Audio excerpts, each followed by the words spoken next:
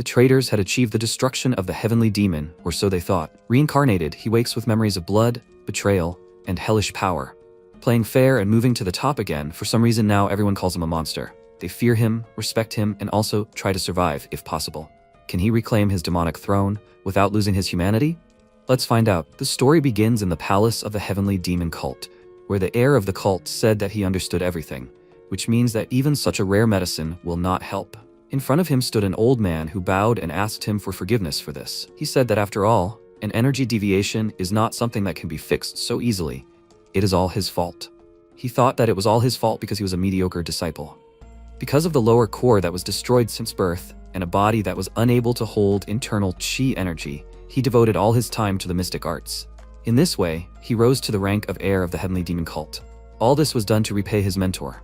He walked down the corridor and said that the rare medicine from Hebei was useless. Where could he find something useful?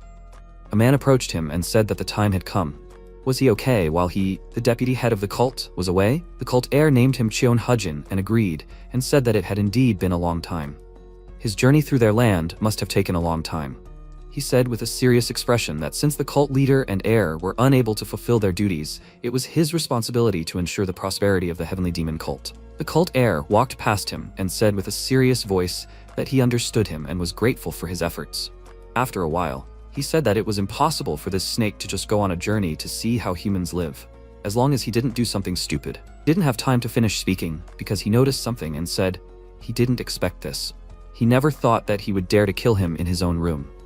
Blood flowed from his mouth, and he said with a smile that now it was clear why this drink tasted so deadly.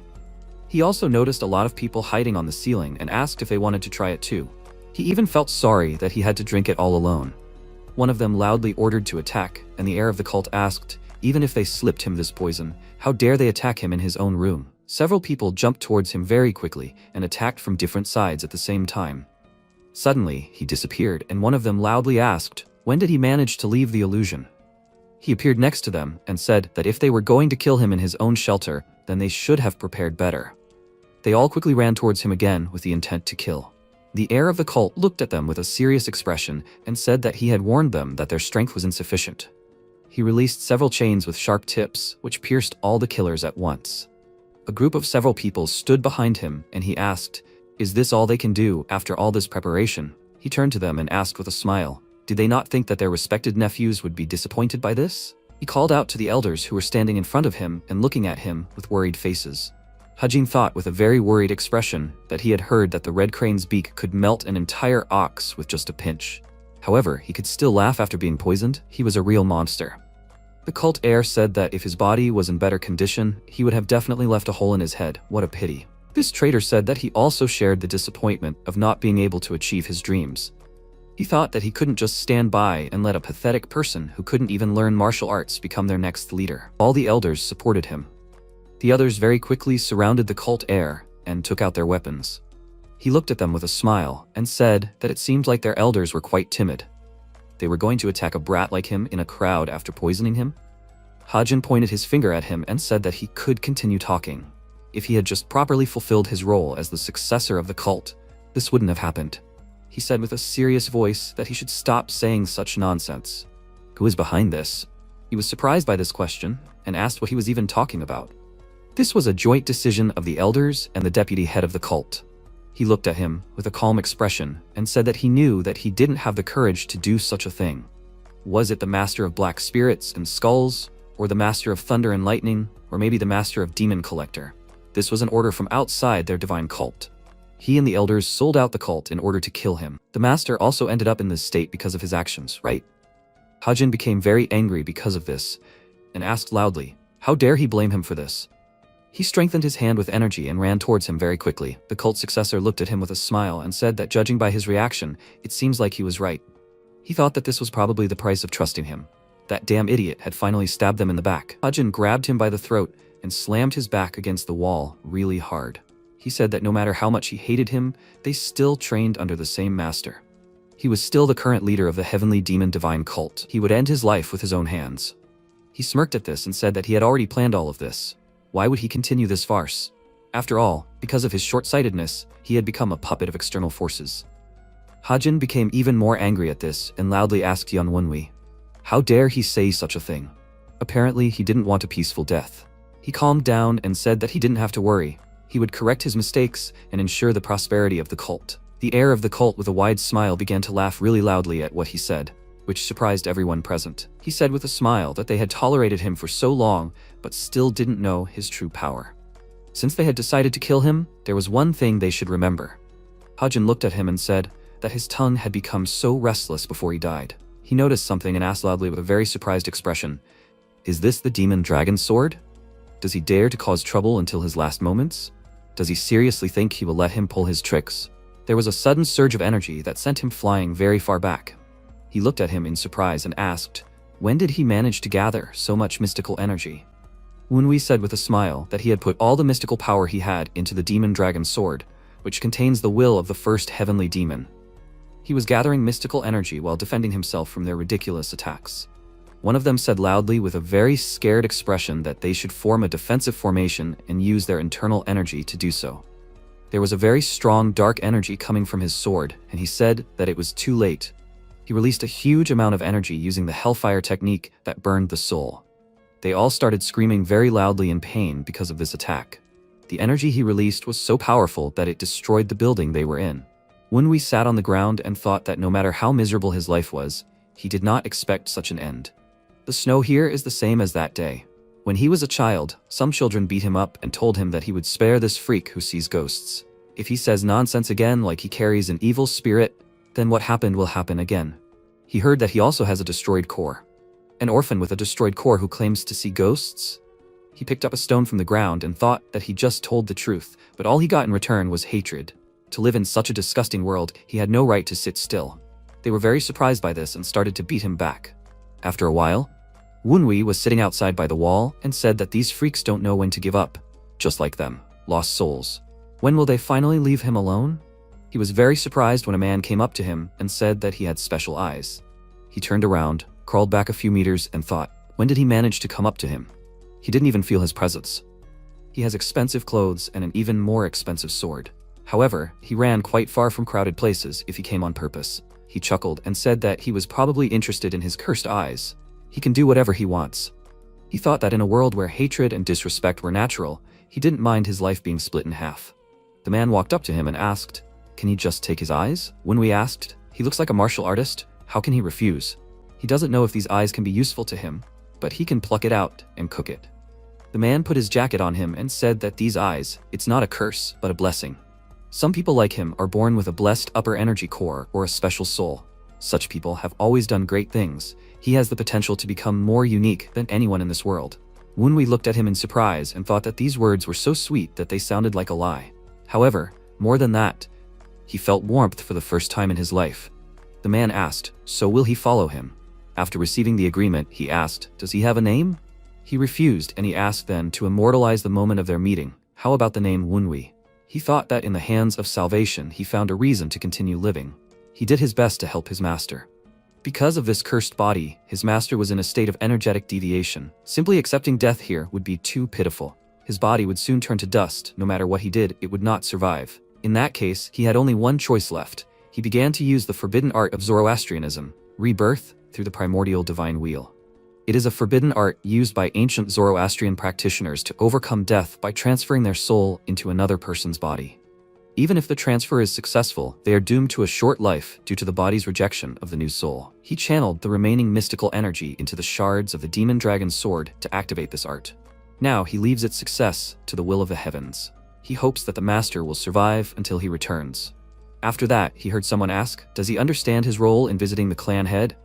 As the son of a concubine, he must continue to keep a low profile. He thought it was very annoying. His entire body was numb and tingling, waking up due to a scream. This is the worst thing that could happen. Wait, did the reincarnation through the primordial divine wheel succeed? There was a woman standing in front of him with a displeased expression on her face, loudly calling him Tak Wunwi and asking, can't he hear her? How long is he going to lie on the floor? He slowly stood up and thought it was so ironic that this body had the same name as his past life. The woman said that she had already put up with this for long enough. She swung her stick and with a very angry expression asked loudly, how dare he ignore her? The protagonist grabbed her hand and with a serious expression said that her breath stinks terribly. So could she please turn her face the other way?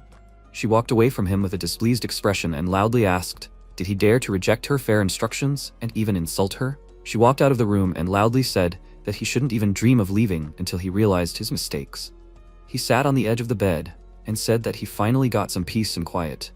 He thought that judging from the remaining memories of this body, this woman was this child's stepmother.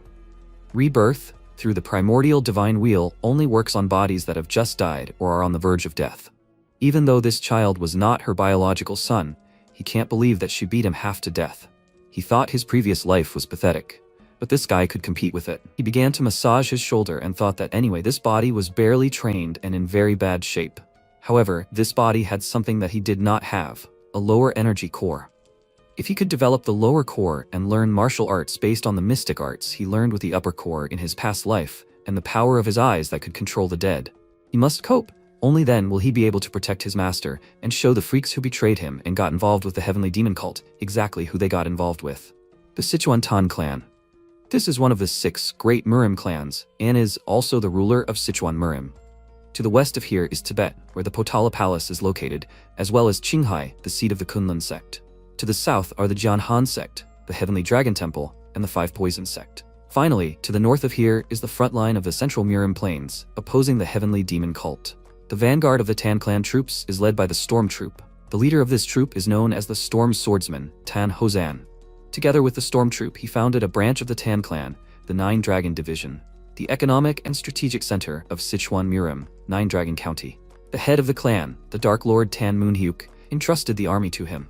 Hosan had 3 heirs. The mother of 2 of them was Namgung Sanyang, his legal wife. They were the first child, Tan Kyujin, and his third child, Tan Yucheng. However, the mother of his second son was a servant, a mistake made while drunk. He was reborn as an illegitimate child of this clan. The rest of the clan treat him badly.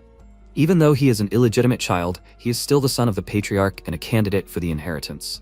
A servant stood in front of him and loudly asked, how dare he say such a thing to the matriarch? He should go and beg for forgiveness. She ordered that no food be delivered to their pavilion. Now they will all starve. MC sighed in displeasure and thought that he could not believe that even the servants looked down on him. The servant said loudly that perhaps the mistress would take pity and give him a lighter punishment. He wanted to say something else, but he didn't have time because he couldn't stand the feeling anymore and threw him back a few meters with a very strong blow.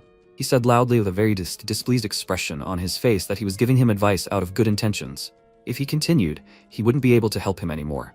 If he touched him even once more, he would be in trouble.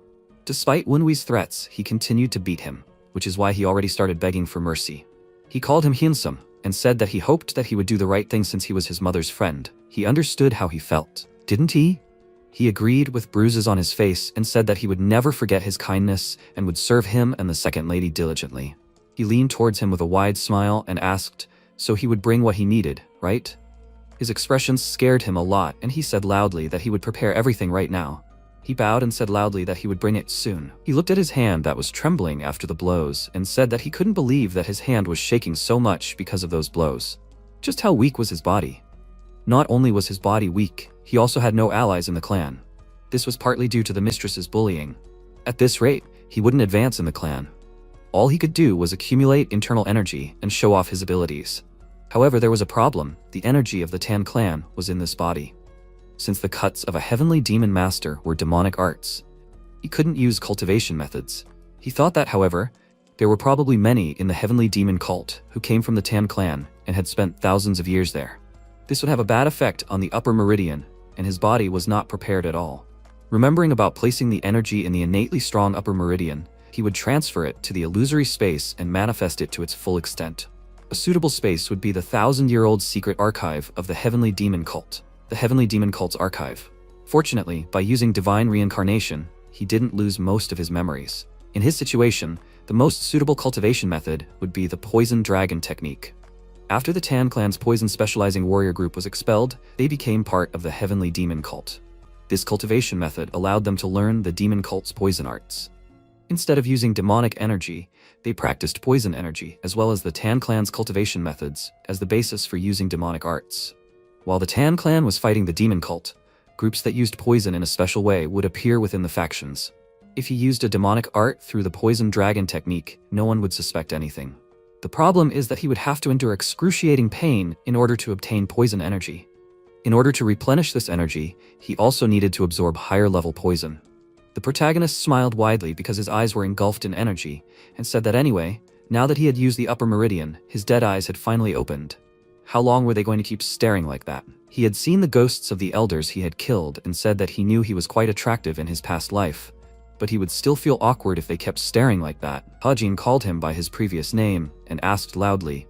People always said that he was crazy, but how dare he talk to him, the vice chief of the great heavenly demon cult, in such a tone? One of the elders grabbed the chain that was on his neck and said loudly that he should release them, because he couldn't handle their anger. He looked at them with a smirk and said that their reaction really made him happy. They asked loudly with a displeased look, how can he be so bad even after death? They declare a rebellion against him. He grabbed one of the chains and said that since they conspired and decided to kill him, they should be prepared for the consequences. Because of this, Hajin fell to the ground and he asked, he already knows what he is capable of, doesn't he? He raised his head, saw a large monster standing behind him and thought that it was the Ghost King. Could this be that power? MC said that if he stays like this, he won't even be able to reincarnate. Don't you think so? He looked at him with a very displeased look and asked loudly, all he wants is information, right? If he wants all the information he has. He refused it and extended his hand to him and said that he has enough people who have this information. He started using his energy, which caused the ghost Hajin to be quickly sucked in somewhere. He turned it into a small ball and told the elders that it was a ghost sphere. It was filled with the grudges of the dead and was much more powerful than most strong poisons. He threw it in his mouth and said that this would now be his lunch. They were all very surprised at what he just did, and he felt a lot of pain because of what he just ate. They looked at him in surprise, not believing what was happening, and asked, is he still able to stand after this?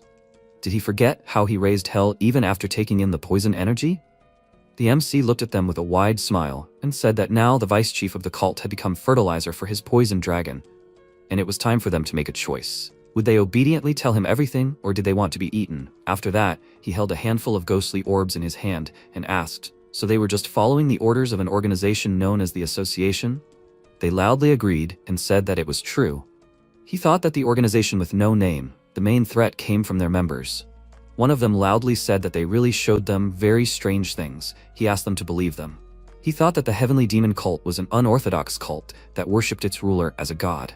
The elders of this cult, who worshipped the heavenly demon, conspired with them and decided to attack him, the heir of the cult. So, compared to the fear of the heavenly demon, the fear of this organization was stronger. He said that he believed that the orthodox or unorthodox faction was controlled by outside forces. He thought that the tower that towered in the sky, the people who surpassed all of humanity and were trying to conquer the tower, were apostates. Extremely powerful demigods capable of mind-boggling things, they were considered natural disasters. This meant that their leader was much more powerful than he imagined. He ate the rest of the orbs and said that the precious time of digesting so much poison and gradually getting used to it, this was something new. 2 months later in the ladies' room, Sanyong smashed her mug against the wall in anger and asked loudly, is he sure that this Suraz didn't get food?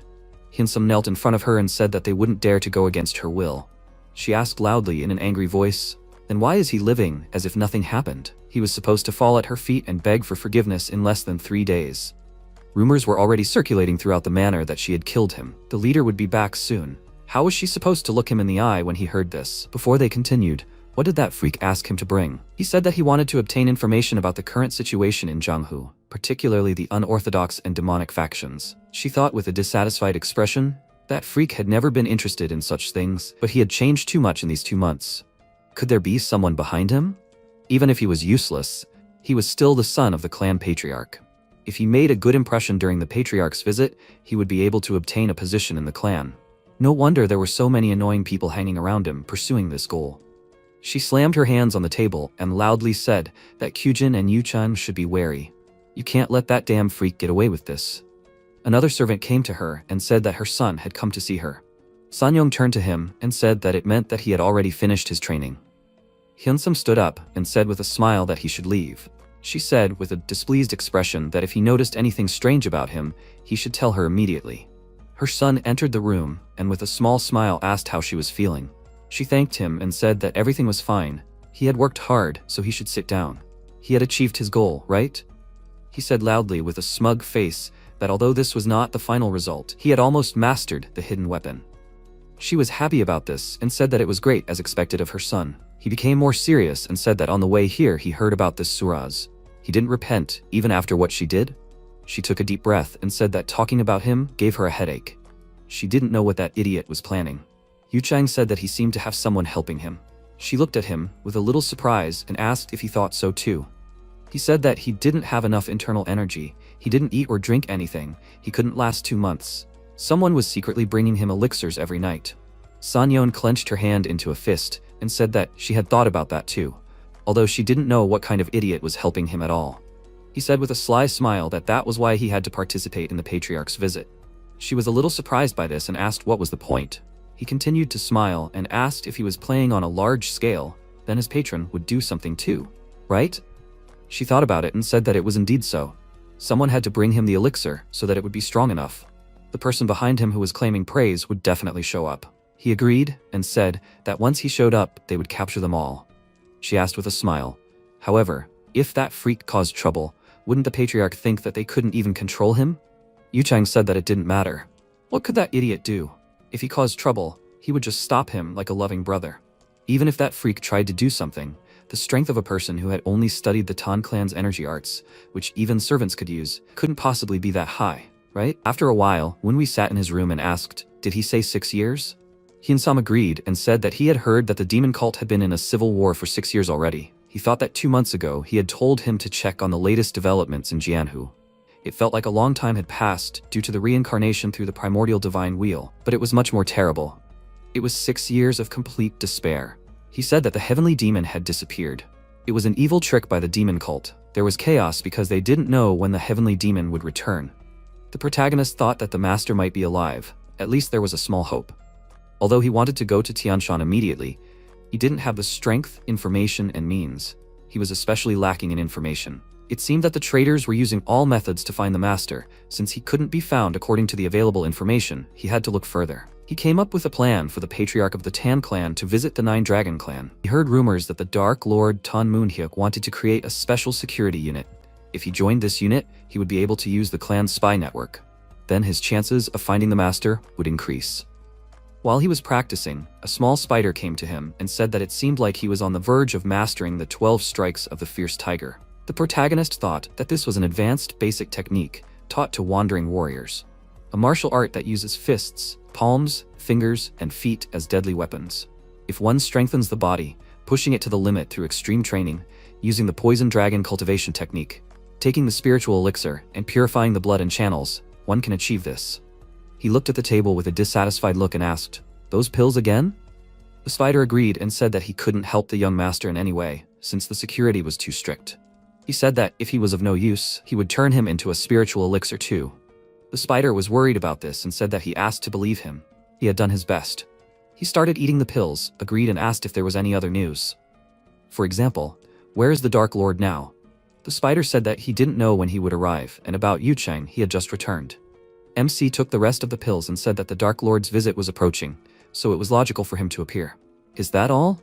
The spider said with a serious look that he had seen him and his mother meeting secretly and discussing him.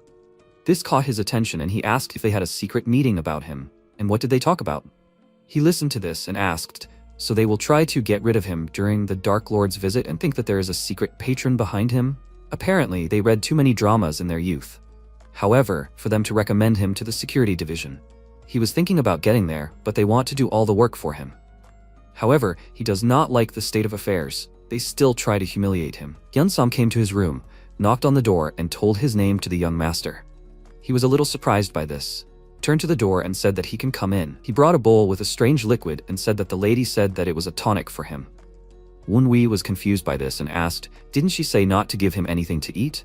He said in a worried voice that she said that he had already finished thinking, and as a reward for his suffering, she gave this to replenish his energy.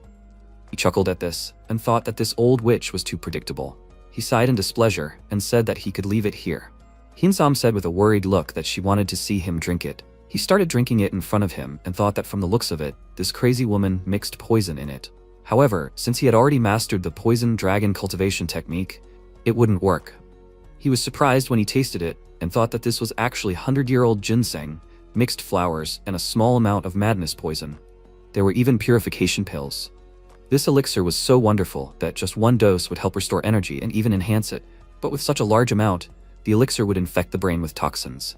As expected, there was poison in it. The ghost was very angry at this and asked loudly, how dare she give the young leader poison?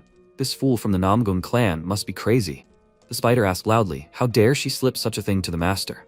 He looked at him with a displeased expression and mentally said that he should follow her and find the sorcerer who helped her. He agreed and immediately jumped out the window to do this task. He put the cup on the table and thought, to drive him crazy with poison and then use magic to turn him into a puppet. Is this her plan? I wonder how strong her sorcerer is. He turned around and asked if he had already drunk it all. Then why was he still here? Hyunsum said with a surprised expression that there was a martial artist waiting outside. He was sent here by the lady. He walked outside and was met by a man who said that his name was Tan Gong, a martial artist assigned to train the young master. Although it was not for long, he hoped that they would get along. The protagonist looked at him and thought that he was known as the warrior of the fierce wind. This is the Storm Squad's most valuable martial artist and one of the 5 strongest martial artists in the 9 Dragon Division. However, he is so lazy that he has long since stopped fulfilling his duties. Why did he suddenly become his martial artist? Gong showed him 4 fingers and said that he was asked to train him for 4 days before the clan leader's visit. He looked at him and thought, so what? He agreed, because he was too lazy to help with the preparations for the festivities. Regardless, this woman amazes him. By appointing him as a martial artist, she made it seem like she really cared about him, all the while wanting to take over his mind in order to humiliate him in front of the clan leader. He wonders what kind of plan she is following. She definitely has something like that. He asked with a serious expression, what will he teach him? Gong calmly said that he was asked to train him for 4 days before the clan leader's visit. He won't show up twice, so he should pay close attention. Immediately after that, he started walking around him at an incredible speed. MC saw it and thought it was a shadow movement technique. He stopped next to him and said that this is a shadow step. He looked at him and asked, is this the technique that Yuchang uses? He agreed and said that this is the basis of the shadow step arts that the young master uses. He sighed in dissatisfaction and wondered, is she going to exalt her son by comparing him to him? Gong said that the shadow step is perfect for using with poisons or hidden weapons. He left footprints on the ground, so he should just follow it. He looked at it and thought that he moved like a shadow while leaving clean footprints on the ground.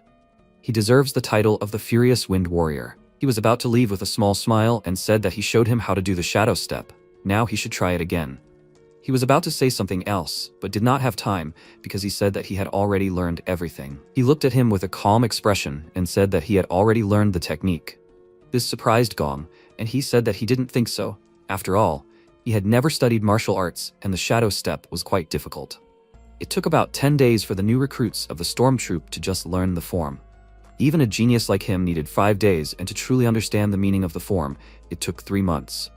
Wunwei chuckled at this and thought, did he just call himself a genius? He said, what do you mean? That's how long it usually takes. Gong started to leave and said that if he understood, he should continue training. He was dissatisfied with his behavior and said that he already said that he learned it. His words also irritated him, and he told the young master that this is not something he can just see once and repeat. He asked if he wanted to bet on it. He bet 30 silver coins that he got the shadow step right. This caught his attention and he asked with a small smile, is he finally interested? As far as he knows, his monthly salary is about 10 coins. He should bet at least 3 months of his work to turn this into a real bet, right? Gong said that shadow step is an invaluable martial art created in the spirit of the Tan clan. He wants to bet money on such a thing? He looked at him with an arrogant smirk and asked this martial artist, is he scared? With these words, he was able to hurt him, then turned around and said that the warrior of fierce wind himself said that it took him 5 days. It's okay. He will continue to train on his own. Gong asked him to stop with a big smile and said that he was pretty good at hurting egos. Alright, he will take the money as payment for disrespecting martial arts. The protagonist looked at him with a smile and asked, so he agreed, right? Now he can't go back on his words, okay? He was about to say something, but at that moment, he used this technique and very quickly appeared behind him. He was very surprised by what happened and turned to him. He held the money bag in his hand with a smile and asked this martial artist, was he going to drink today? Maybe he shouldn't spend it. This surprised him even more and he asked, did he manage to take his coins too? This is simply impossible. He is deceiving him. When did he manage to learn the shadow step? He calmly stood in front of him and said that he had just learned it. Had he ever had the opportunity to learn martial arts before?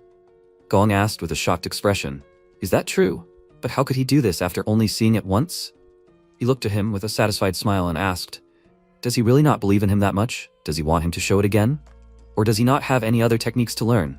It's just that this technique was very boring. He's probably too genius for this, right? Not only are his pockets empty now, but his confidence is also empty. Gong said loudly, with a very dissatisfied look, that he should wait. He will win back the money right now. He knows many more difficult secret arts than Shadow Step. He will see how far he can go. MC said with a smirk that he must be pretty confused, not only because of what he did with Shadow Step, but also because of the stolen wallet. He has never personally studied martial arts, but in his life as the heir to the cult, he has met many famous martial artists. This allowed him to memorize the form of many basic martial arts. The ghost of an elder flew to him and asked the boss, "Was it good, wasn't it?" He agreed and said that no matter how talented he was, it would be impossible to steal his wallet since he was much stronger than him, unless of course the ghost helped him. Was very easy for them. Now it was time to empty his new teacher's wallet and his martial arts. 4 hours later, Wunwei was repeating the new techniques and said loudly, "This is a butterfly chasing the soul. How about the physical arts of the storm or the 12 rotations of the storm?" Gong was very unhappy about this, since he was spending his own money on this, trying to win back his losses. The ghosts looked at this and said that he might be a heretic, but he was still sorry. This was his unfortunate fate, being associated with the heir of a cult. This reminded him of his suffering in life. He asked with a satisfied smile, "Is he ready to continue?" He fell to his knees with a sad expression and said that he could no longer borrow money from the bank. He asked with a smile, "Then what about the last one?" He gritted his teeth with a dissatisfied look and asked, didn't he realize that he had no money left? He pointed to the many bags of money and said that that's why he wanted to propose to go all in, like a real man. He asked with a worried expression, was he going to sell him into slavery? The protagonist said that that wasn't quite true. He had one important martial art that he wouldn't be able to copy so easily. It was the storm dance. He was very surprised by this and called out to the young master. This offended Gong so much that he began to emit a strong aura and said in a serious voice that he could still understand the other techniques, but the storm dance was the soul of the storm squad. Putting this technique up for debate was like disrespecting the squad, which is the core of the 9-Dragon division. He asked him to refrain from mentioning it. MC looked at him and thought that he might seem simple, but he shouldn't forget that the one standing in front of him was a warrior of the fierce wind from the storm squad. He asked if he didn't have the right to learn the storm dance. Gong continued to emit an aura, but he calmed down and said that of course he had the right to do so. Since he was the son of the head of this branch family, he had shown it to both the first daughter and the third son, so it wouldn't be difficult for him to show it as well. He called him by name and said that he wasn't talking about his rights as the heir. He asked if he admitted that he could learn it. This surprised him, and he was about to ask something, but he stopped. He looked at him with a serious expression, called out his name and full title loudly, and asked if he thought he was strong enough to become a storm? Did he have the right to continue the mission of the storm squad? Gong was very surprised by what he asked and began to remember the past. He thought that after that terrible defeat, their squad had fallen into decline. However, they could become a true storm again. It had been 20 years, the storm mission, that he buried in his heart. He never thought that he would hear these words from the young master, the weakest of the heirs. He said that his words about the storm mission had stirred his heart. However, he had just proposed the storm dance on a bet. He couldn't believe that he was actually sincere in his words. Wunwei clutched his chest and said loudly that he was in great pain. 4 hours ago, when he first met him, if he had asked him to teach him the storm dance so that he could continue the storm mission, would he have agreed? He was about to run away after showing him the shadow step once. He turned away from him with a confused look and said that he couldn't deny it. So, he had deliberately mocked him so that he would accept his bet and acknowledge him? Now I see, he had heard rumors that he had changed. However, he also sees that he has actually been hiding his intelligence and strength. The martial arts he showed him, including the shadow step, are martial arts that would be difficult to perform with his body 2 months ago. 2 months is not enough to accumulate enough internal energy, meaning he has been accumulating energy for a long time while hiding it from the lady. It was only just before the Dark Overlord arrived that he decided to reveal his hidden claws. This is truly a devious plan to deceive his family. The protagonist thought he knew that this was considered a compliment in the Tan clan, but it was still strange to hear. The ghosts beside him said that this idiot must have seen the true value of the heir. He can't help but admire the most skillful order in the divine cult. He became angry because of this and wondered if he should turn them all into pills. He asked if he would teach him this technique or not. He was thinking about it, and the ghost said that there was no point in resisting. After all, no one could resist the sweet words of the heir of the cult. This was the reason why he made so many people swear allegiance to him. This made him even more angry. He decided to make pills out of them, turned around and grabbed them. Gong with a serious expression said that he would teach him the true storm dance. He turned to him when he heard this, bowed and with a small smile said that in that case, he, a member of the Tan clan, requests teaching from his master.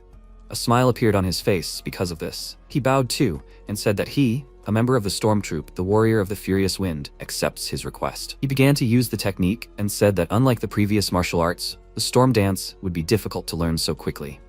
He looked at him with a smile and said that he was offering him a change of bet. He was embarrassed by this and asked, "Are they still arguing?"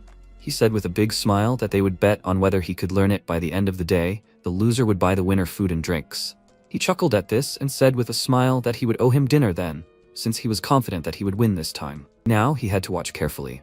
He jumped high into the air, controlled the wind currents, and thought that the former members of the storm squad had promised not to interfere in matters concerning the inheritance of the head of the family. Therefore, even if he continued the storm, he would not be able to support him as the next heir. But for the rest, it would only mean one thing. A new storm would soon appear that could join them on the way, and with whom they could drink. After a while, Gong turned pale from the shock and thought that he didn't care about the lost bet. After all, the greater the young master, the better it would be for everyone. However, this damn guy didn't even share a single drink with him. He looked at the many plates of food that he quickly ate and wondered what kind of dinner this was. The owner of the place came up to him very happily and asked if he needed anything else. He said with a very sad expression that he was asking for another bottle of alcohol. He couldn't watch this while sober. The MC looked at him and asked if he was a drinker. Then they should have gone to the Dragon Tower. Gong got upset about this and asked loudly if he even knew how much it cost. This bar was also quite expensive. It was the most popular restaurant in these parts. He started drinking the alcohol that was brought to him and asked if he was willing to foot the bill even if it was a little expensive. But who knew that he would eat enough to spend his weekly food budget? He thought that going to an expensive place like the Dragon Tower wasn't in his plans either. There must be a lot of people here. He left a small dark mark on the table and thought that he had to hold back for 2 months because of the ban that Sanyang had placed on him. However, he could not postpone his plans any longer. Ghosts with worried faces said that this was a binding spell of the revered demon god Mythos. Did he come to this place to leave such a mark?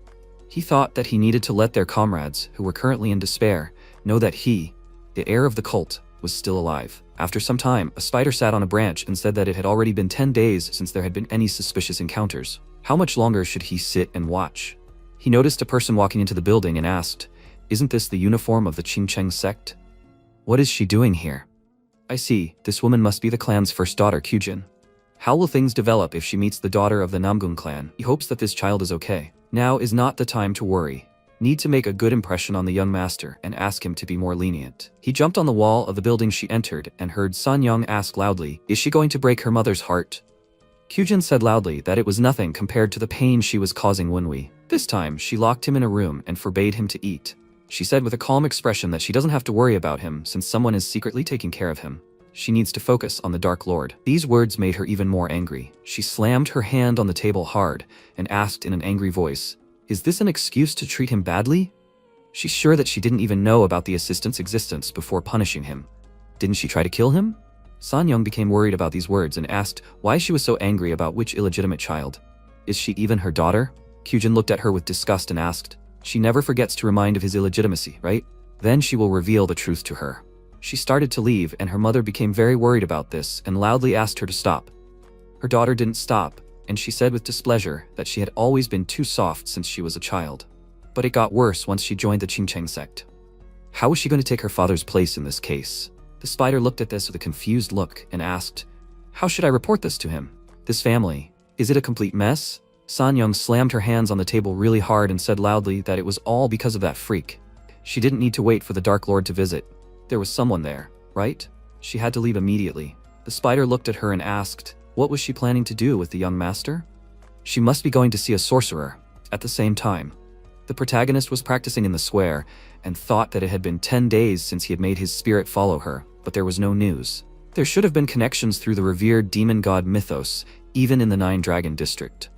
Either those people had left, or they were unable to act due to some kind of restriction. In any case, the situation is clearly not good. He needs to hurry up and become stronger. Gong looked at his practice with a confused expression and said that he was doing well and was doing well with weapons. He looked at him and asked, "Is he still dissatisfied?" He looked at him with a confused expression and asked, "Does the person from the Tan clan teach using weapons instead of stealth techniques and poisons?" That says it all.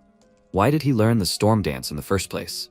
He thought with a slightly worried look that the people from the Tan clan were fixated on one path. He said that this technique of throwing flowers is the tango technique. That's why the movements were so disjointed.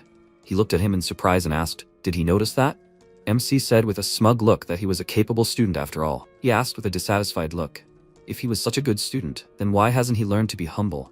He thought that many sects and clans often have very complex movements in their techniques, because they are trying to express the enlightenment of martial arts in a physical form. However, the Tan clan is known for its hidden weapons and poisons. The similarity between the two concepts is that they both use tools. Because of this, the Tan clan's martial arts system ensures that the tool that was used can be recycled and used again in other ways. Even if the martial arts technique is different, although the clan's weapon techniques are not flashy, they are not inferior to others in the least. Of course, these are just the basics for effectively using poisons and hidden weapons. But the 9 heavenly sword he wants to learn is also divided into parts. If he learns the Tan clan's weapon techniques, he is sure that it will help him better master the 9 heavenly demonic sword. Will he be able to more effectively use the sword that was only an unattainable dream in his past life? He is really sorry, but learning poisons and such will come much later. Gong noticed his wide smile and asked worriedly, what is he planning? By the way, Miss Kyujin is back. Wunwei started to remember her and thought that she was the only person in the 9 Dragon Division who treated him like family. She was a relative who was deeply etched in the memory of the previous owner of this body, his sister. He received many letters from her even after he replaced him. Her letters were full of care and affection for him. He really hoped that she would maintain a good relationship with him. However, he was going to become San Young's enemy from now on. Will she take his side when that happens? Gong said that she was going to visit the elders first, so it seemed like she would visit him tomorrow. He said that he had better hurry up then, before his sister arrived. He looked at him and asked, does he want to start today? Then what was he talking about last time? The protagonist said with a big smile that he had already done it. At the same time, Yu Chang asked, so he had lasted 10 days without failing? The servant kneeled in front of him and agreed with it. He praised him for it and threw the bag of coins next to him. The servant thanked him for it and immediately ran out of that room. He remained sitting in his place and called out to Mu Yun. The man in that office asked, does he need to get rid of him? He agreed with a smile and said that he took poison 10 days ago, so he should be completely poisoned. He thought that even if he told him about it now, this freak would not have time to fully recover before the Dark Overlord visited. It seemed that Gong was putting a lot of effort into training him. However, even he needed 8 days to learn just the shadow step forms. No matter how hard this freak tries, he will barely have learned the basic forms by the time the Dark Overlord visits. The problem now is his sister. She had a fight with her mother because of this freak as soon as she returned, so there might be problems with the plan. When she turns 30, she will become the official heir of the 9 Dragon Division. However, his sister is too soft to take on such a role. After all, she joined the Qingcheng sect and didn't learn the martial arts of the Tan clan. She can't be the heir to the 9 Dragon Division, so it's only fair that he take on that position. A servant came to him and told the young master that a letter had arrived from the White Pavilion. Yu Chang turned around and allowed him to enter. Hyun-sam entered the room and said in a worried voice that it was from young master Wunwei. He took the letter from him and saw that it said that this freak should fight him. He became very angry because of this and wondered, has this bastard idiot already gone completely crazy because of the poison? Perhaps this is a trap. A letter that can poison the reader is easy to obtain from the Tan clan. However, it seems he didn't do so. Is this really just a challenge letter? He opened the letter and read that it said that he wanted to redefine their awkward relationship through this duel. He wants to let go of all the grudges through this duel as martial artists. Yu Chang thought that he must be planning something. Either way, he needs to make a puppet out of him. He turned around and said with a smile that he should tell him that he appreciates his offer but will refuse. Hyun-sam bowed to him and agreed. 2 hours later, he received a letter with the inscription, Coward. He clutched the letter in his hand and said that he was sure that he would continue to send such letters, so he should stop accepting letters from the White Pavilion. The next morning, he saw exactly the same inscription on the wall. This angered him, and he told the servants that one of them should immediately go to the White Pavilion and tell him that he would meet him tomorrow at noon in the second training hall. He would personally cut off his head. After that, the servant came back and repeated what he said. The protagonist looked at him and asked why he waited so long if he was going to accept his offer anyway. Gong looked at him in surprise and asked what he had written to provoke him. He thought about it and said that although he could guess, he looked at him with a sly smile and asked how he was going to become the heir if he had so little patience. He wasn't going to stop him, right? He also smiled and laughed and asked why he would do that. It would be incredibly exciting. He smiled even wider and said that he would then fight his brother and beat him half to death. After a while, Kyujin came to Yuchang and loudly asked what kind of fight was he talking about. He turned to her and with a displeased expression said loudly that this freak was the one who started making fun of him first, so she should deal with him first. She was surprised by what she heard and asked if he was the one who started it. For this reason, she very quickly reached the white pavilion and wondered, however, what kind of ghostly energy was that? Now that she is near this place, she can feel it completely. There are these signs everywhere. Traces of death energy and poison residue are clearly visible. It looks like a madman's haven. She felt a person standing behind her, quickly drew her sword and turned around sharply. MC, who approached her, was able to stop the blade of her sword with his hand. She was very surprised by this and called him by his name.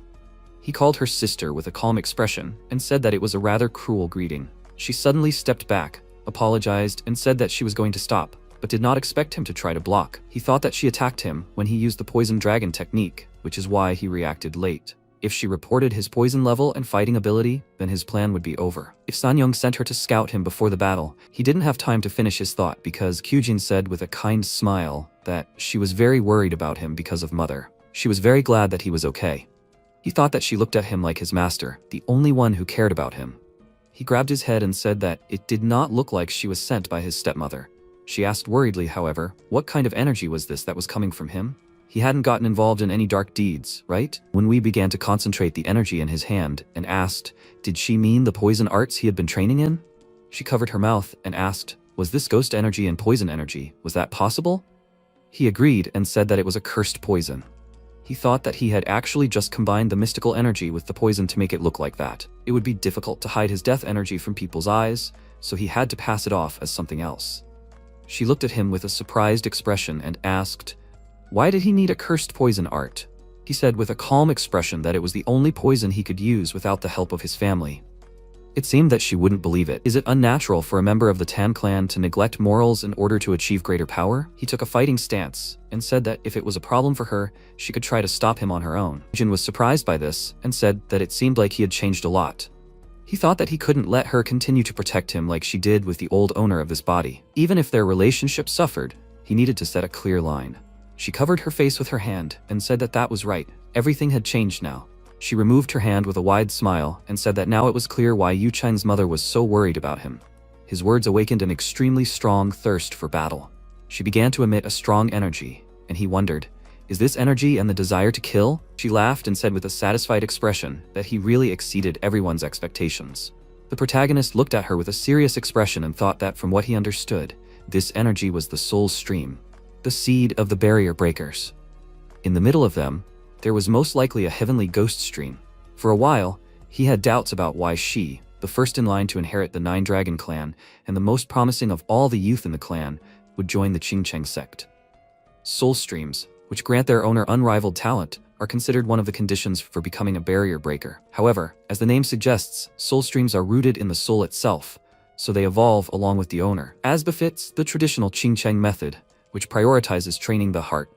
Moreover, the Heavenly Phantom Stream is a stream that requires constant battle. Combined with the Tan clan's teachings of doing everything for the sake of victory, this made her an unstoppable killer. He said that before discussing his energy, she should have told him about hers. This is quite alarming about her. Kyujin sheathed her sword, stopped emitting her energy, and asked for his forgiveness.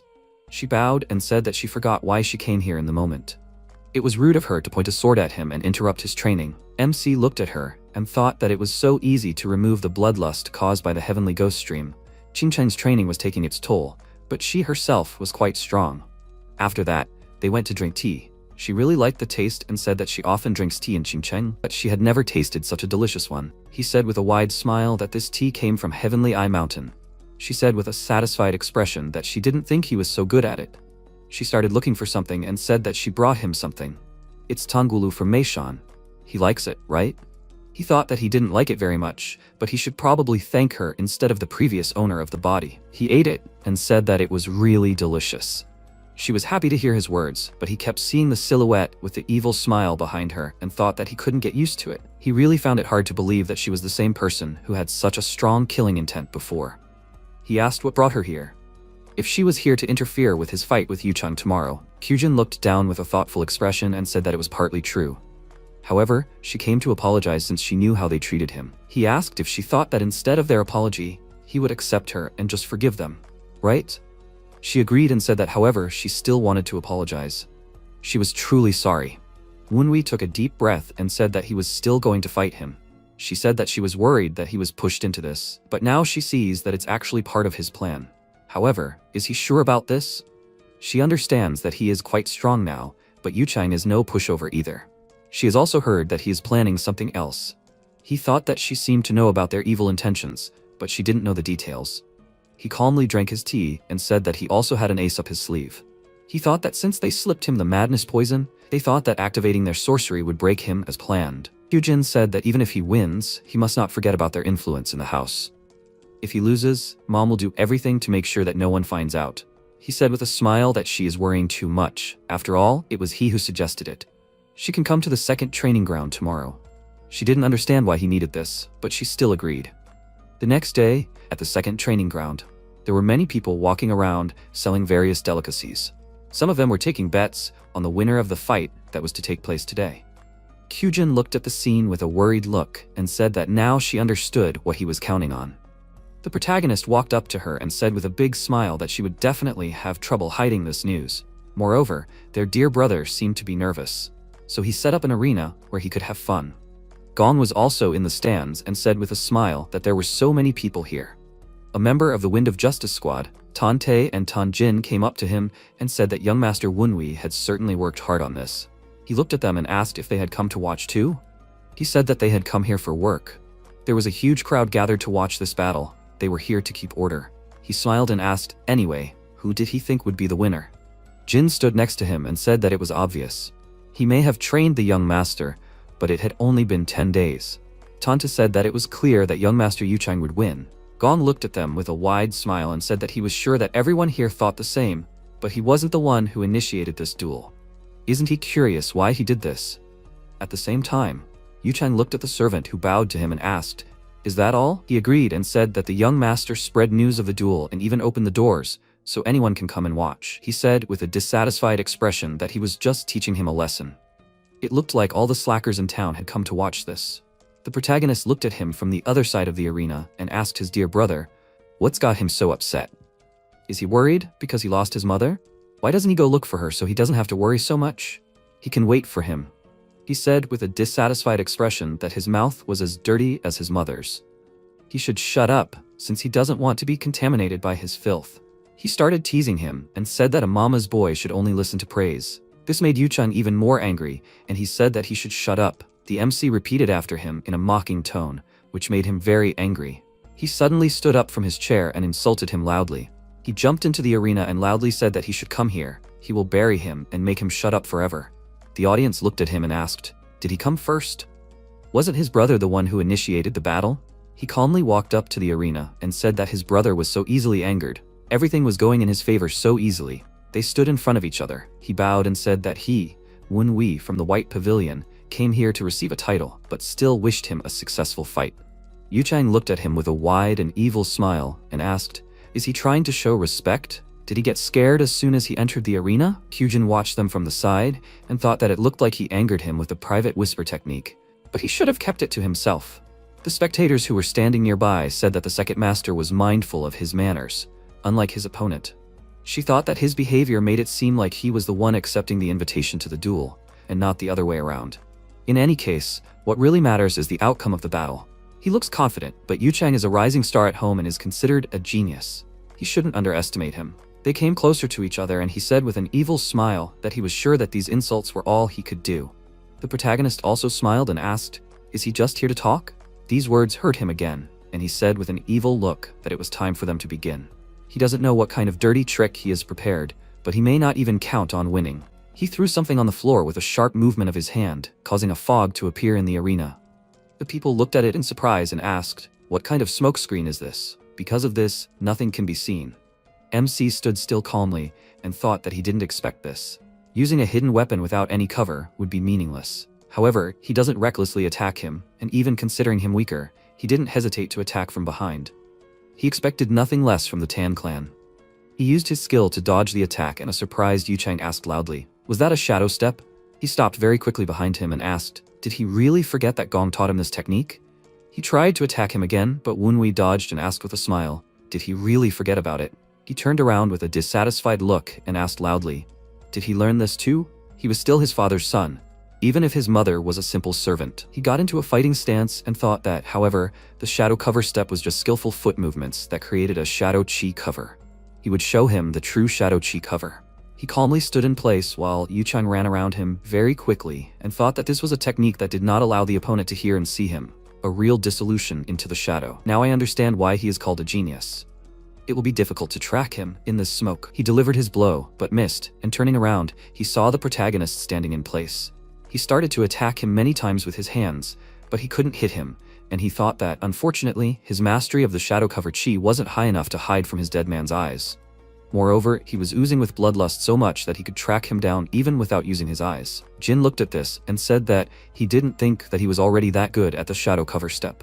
Tante said that he also noticed that Lord Yuchang's shadow cover chi had improved. It seemed that he achieved this through closed training. However, it still seemed more like a game of tag. Could the second son simply avoid his attacks until the smoke cleared? However, even if that happened, it would all be in vain if he couldn't land a good hit. Gong laughed and said that he taught him a move for just such an occasion. They looked at him and asked, "Did he do more than the lady asked?" He looked at them and asked, "Do they think he is that scary?" They laughed at this and said that they know he is the best in this world. Yuchang kept trying to attack him, but he missed and said loudly that he was running away like a rat. He thought with a serious expression that the smoke was clearing, he should put an end to this. He was going to take pity on him and only break his legs, but it was his own fault. He created several clones and thought that even though he avoided his attacks using shadow cover step, he wouldn't be able to avoid this attack. He used the pear blossom needle shower, sky nymph flower scattering technique. Kyujin looked at this with a worried expression and thought, "Is this pear blossom needle shower?" He wants to kill him with this attack. MC said with a big smile that this is rampant. He would have played with him a little more, but it seems like now is the time to end this battle. He created a dome of wind around himself that reflected all the needles that were thrown at him.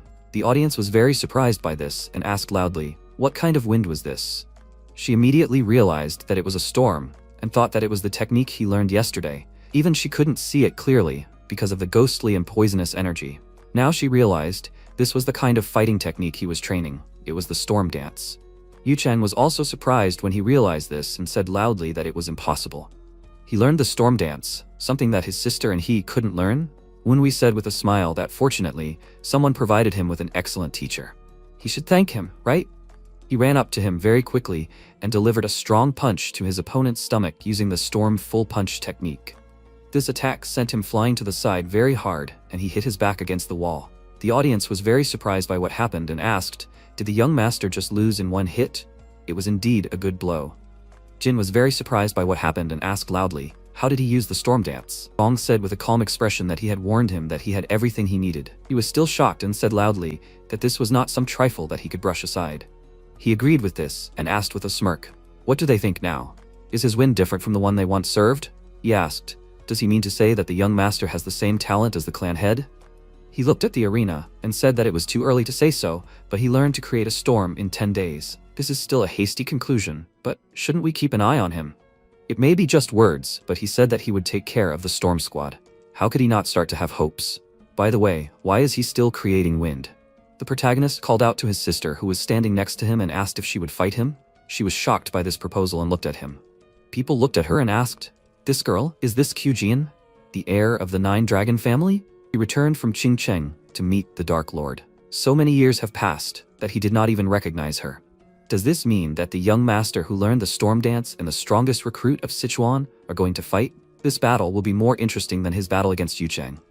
He definitely hit the jackpot today. They have a chance to see the skills of the mistress. They began to actively call her name. Tante said that the situation seemed to be getting out of control. Jin asked, "Do you think he has a chance to win?" Gong, looking a little worried, said that he should not face her face to face. What was he planning? He thought that he showed off the storm, defeated his brother. This would already secure his position in the family. If he defeats her, he can even claim the position of heir. But if he loses, all the attention will go to her. The lady also seems to understand that this is a bad idea. Kyujin stood there with a worried look and wondered what he was planning. If they were alone, she would not have to worry about her reputation.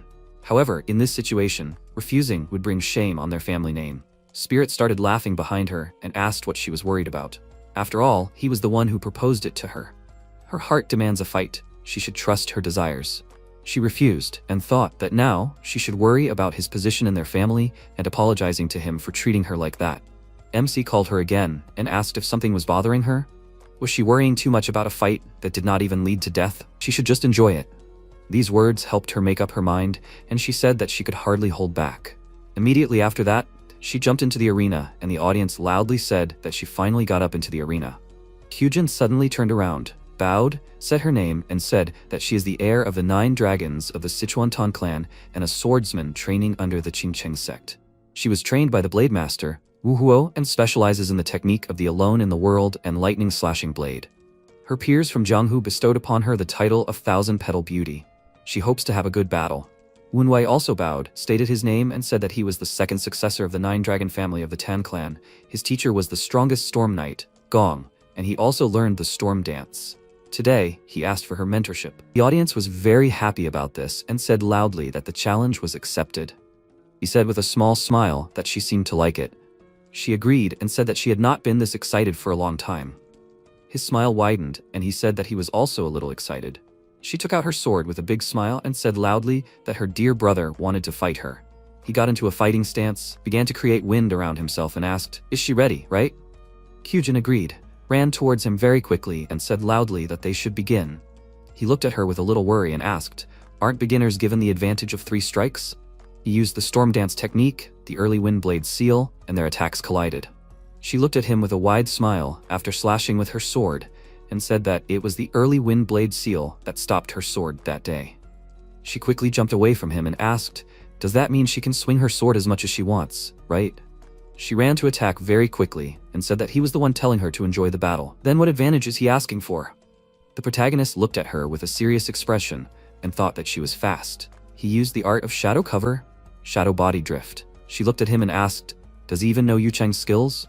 Her performance really exceeded everyone's expectations. She defeated his shadow copies with 1 sword strike and said loudly that, however, he was still not very skilled at it. He blocked her sword strike and was sent flying back several meters. He smiled and asked, "Was Qingcheng's swordsmanship really that strong?" Kyujin looked at him with a wide smile and said that it was not it. After all, he decided to hide the energy she saw yesterday. She also has her secrets. He began to emit light energy and said with a smile that it was excellent. Since she said so, then he should show it to her. A very strong wind appeared around him, and he used the poison dragon technique, Ghost Dragon Release. She looked at him with a happy expression and said that this is exactly it. She ran towards him and said loudly that this is the same poisonous aura and ghost energy. She began to emit her energy and said that this is what she wants to fight. She will allow him to strike, but only once. MC looked at her with a serious expression and thought that her aura had changed beyond belief. All the killing energy emitted by Azul's ghost strike had now merged with the aura of Qingcheng's sword. It's strange. He feels like he's looking at a demon who's dressed as a beautiful angel. However, if he's the one being offered the first strike, why not accept? He ran towards her and thought that with 1 strike, he could take control of the battle. He missed with the first strike, and Kyujin said that his storm that he used to defeat Yu Chang was now much stronger. She abruptly slashed with her sword, which he dodged, and she said that, however, it was too obvious. She began to slash quickly with her sword and said that the movements of the storm dance were too wide. When he faced someone stronger, he needed to be careful. He stopped, thanked her for her advice, and thought that the explosive speed of the storm dance, mixed with the short and precise secret arts of the Tan clan, created a killer technique. However, it only worked against equal opponents. Against a stronger opponent, it would be risky. Then he needs to use a technique suitable for multiple attacks, the 12 strikes of the Fierce Tiger, and combine it with the storm dance. Kyujin looked at him and asked, "Did he also learn the 12 strikes of the Fierce Tiger?" Wunwei ran up to her very quickly and started to attack, and thought that the strength of the storm dance was in its speed. He could use the momentum to speed up the rotations used in the 12 strikes of the Fierce Tiger. Kyujin happily slashed with her sword, but he jumped up, and she missed. He somersaulted very quickly and was about to attack her with his foot. She dodged the strike, but he ran after her and thought that he needed to be even faster. She asked, did she understand that he was trying to maintain the flow of his attacks? But by giving the opponent distance, shouldn't he expect a counterattack? She began to throw many quick strikes and used the Qingcheng sword technique, an incredibly fast blade. He got into a blocking stance and used his hands to block her strikes. He stared at her and thought, was he too hasty in his attack? This was his chance to break through. She was surprised because he dodged her attack and ran towards her. She continued to slash her sword with a wide smile and said that this is what she understood. This is what makes a fight worthwhile. They continued to slash quickly, and she said that he should continue to entertain her. The crowd of spectators cheered as they fought, but one of them turned around and looked back. Yuchan recovered from his defeat and asked, "What was going on here?" The man who noticed him asked loudly, "Has the young master recovered?" He stood up, looked at the arena and asked, "Not only did this freak knock him out, but he is now fighting on equal terms with his sister? Mother hasn't returned?" His servant said that she hasn't returned yet. He thought that his sister would definitely lose, but the longer this dragged on, the higher this freak's position would rise. One of the spectators next to him said loudly in a surprised voice that the young master still didn't give up. He thought with a worried look that it was impossible, but he couldn't let his sister lose. They continued to fight at this time, and the protagonist thought that he had created an opening. Now he needed to continue the offensive. Unexpectedly for him, Kyujin kneed him in the chin and asked, "Is he too focused on the sword? Isn't he?" He thought with a serious expression, "Is she attacking without a weapon?" This flow is different from the Ching-Cheng style. She looked at him with a wide smile and asked, "Is he surprised by this, right?" She is learning the Ching-Cheng techniques now, but 5 years ago, she was studying the arts of the Tan clan. He continued to attack and thought that Ching-Cheng's straight sword and the Tan clan's 100 strikes method that aimed to expose the enemy's weaknesses. These two opposing martial arts perfectly merged and were used in an attack. This was the power of Azul's Ghost Strike. He tried to kick her, but she used Shadow Step to appear behind him and delivered a surprise sword strike. He managed to dodge this attack and jumped to the side. He was breathing heavily due to fatigue and thought that he could taste bile, and with every beat of his heart, his body was becoming more and more numb. Now he understood what it was like to fight using martial arts. She looked at him with a calm expression and said that he was indeed different. His attacks were not like the standard ones like other beginners. However, in reading the enemy and dodging, he was like an experienced warrior who had fought in hundreds of battles. He laughed because of this and thought that he understood the basic movements. In his past life, when he had no fighting energy, reading his opponent and predicting their moves. This was his main fighting style, developed from the desire to survive because he was against martial artists who were capable of killing in one move. However, having martial arts, he forgot one important thing. When he uses mystic arts, he does not use it strictly according to the rules, and martial arts are no exception. Kyujin looked at him with a wide smile and asked why he started smiling. He has such a beautiful smile. It seems like he has something in mind. She started to attack and said loudly that she wonders what her dear brother will do now. She wants to find out quickly. MC put his hand in front of him and thought that she was not aiming for vital organs. The principle of Azul's Phantom Strike is to drag out the fight. Combined with her concern for him, it led to the appearance of weakness.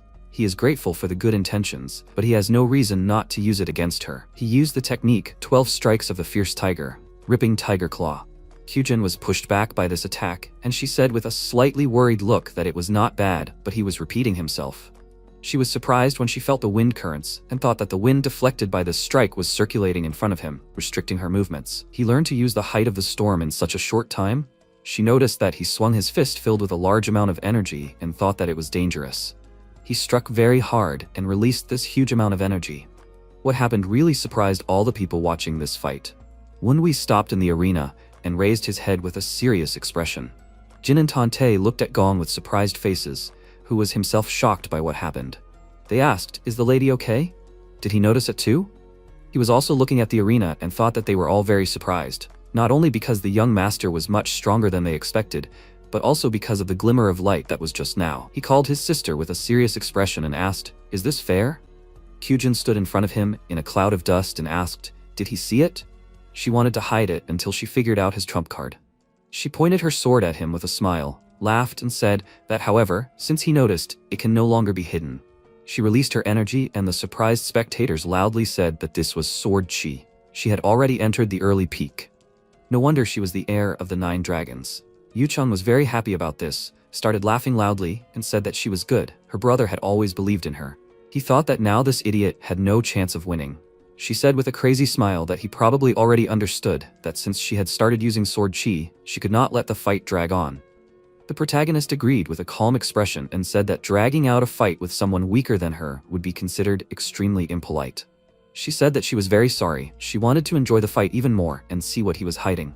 He looked at her with a serious expression and thought that, as she said, the fight would end in the next moments.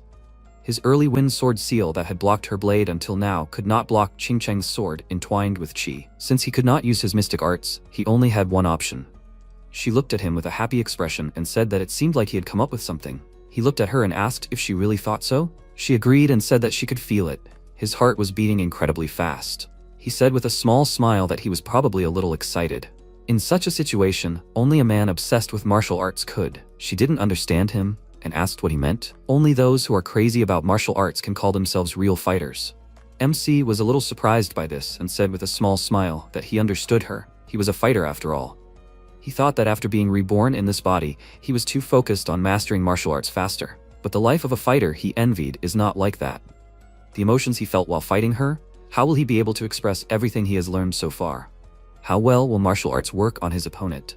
The excitement and fighting spirit, which is exactly why he wanted to become a fighter, to feel all this. Kyujin asked with a smile, "Can they continue their fight?" Judging from his breathing, he was fine. He agreed with a calm expression and said that she could continue. Immediately after that, they ran towards each other very quickly. She immediately raised her sword above her head and looked at him with a wide smile. Wunwei began to concentrate energy in his hand and thought that, as expected, she was aiming to finish everything with one blow. That meant he would have to use his most powerful attack in the form of Storm Dance. He would combine it with spectral energy and then compress it. He used the Storm Dance, Thunder Wind, Cannon Shot techniques. They attacked each other at the same time, putting a large amount of energy into their strikes. He felt a strong pressure and wondered, isn't this enough to fight an early peak-level martial artist? He shouldn't think about all sorts of nonsense. Either his plan would work, or it wouldn't. Their attacks caused a very strong gust of wind to rise up. Yu Chang looked at the arena with a wide smile and said that it was disappointing that the gap between him and his sister had widened, but that freak wouldn't be able to get up after such a blow. He noticed a glow that could be seen through the smoke, and doubts began to form. The protagonist continued to emit strong dark energy and thought that he had been waiting for this moment, the second during which the chi left her sword. The moment during which it turned into an ordinary sword. He was able to break her sword into many pieces, looked at his trembling hand, and thought that he couldn't even move his hand.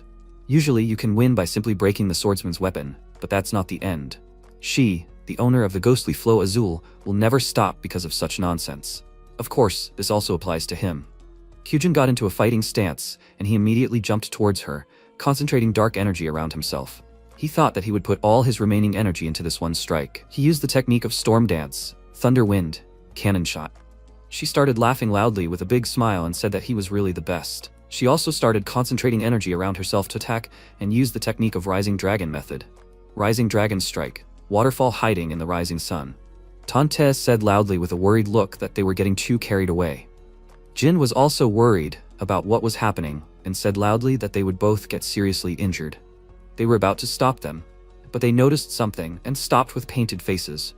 They were both about to attack each other, but someone came between them and said that it seemed like the two of them had played enough. They both stopped using their energy, and the man who stopped them asked if they were going to meet the clan head in the hospital bed. Hyujin immediately bowed and said that she welcomed the head of the 9 dragons. MC looked at him and thought, so this man is the leader of the 9 dragons and his father, Tan Hosen? He also bowed and greeted him. Ghosts appeared next to him and recognized him and said that he should be careful. He thought that after the decline of the storm he would stop cultivating, but he had become much stronger. He turned around with a serious expression and thought that now he understood even if this organization was strong, they were still a small special squad of the Tan clan. It seemed to him that the squad leader would be about as strong as an elder in the Heavenly Demon sect. However, this man was so strong that he couldn't even guarantee victory against him in his past life. Gosan looked at him and asked, is he dissatisfied with something? Does he have something to say to him? Wunwei started shaking his head in denial and wondered, was he really staring at him that hard? He looked to the other side and said that he was just wondering what he was doing here. He asked with a calm expression if there was a place in the 9 dragons that he couldn't enter. He said calmly that he was just worried that seeing him with such a weak martial arts skills would offend him. What he said shocked everyone present, and he felt it. Kyujin, like everyone else, was very worried about it and quietly asked him to stop.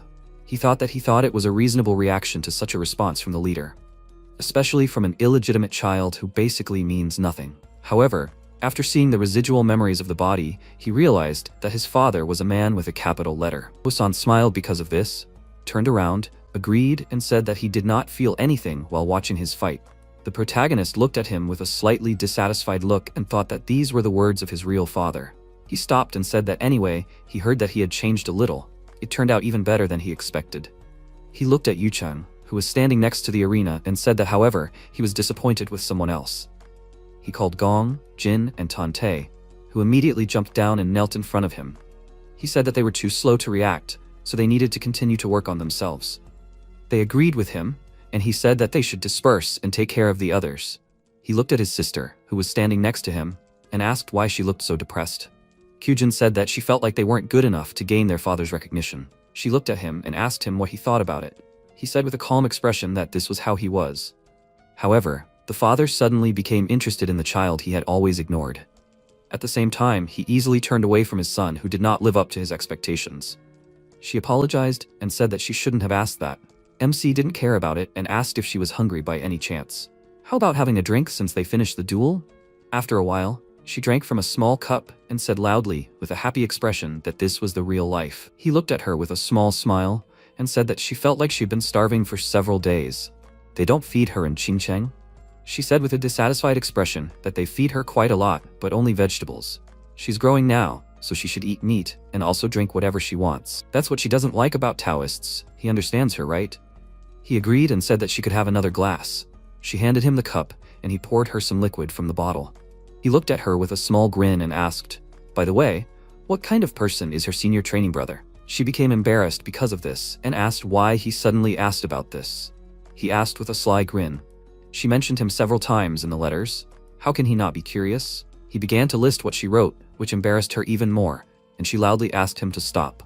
Wenwei did not listen to her and said that she did not mention that he was going to visit the head. Now he needs to know more about him, because they will have to meet, don't you think? Kyujin said with a displeased look that he was infected with the bad energy of the Tan clan. He calmed down and thought that the fact that Li Chulsun, a disciple of the Qingcheng sect, was coming was out of caution.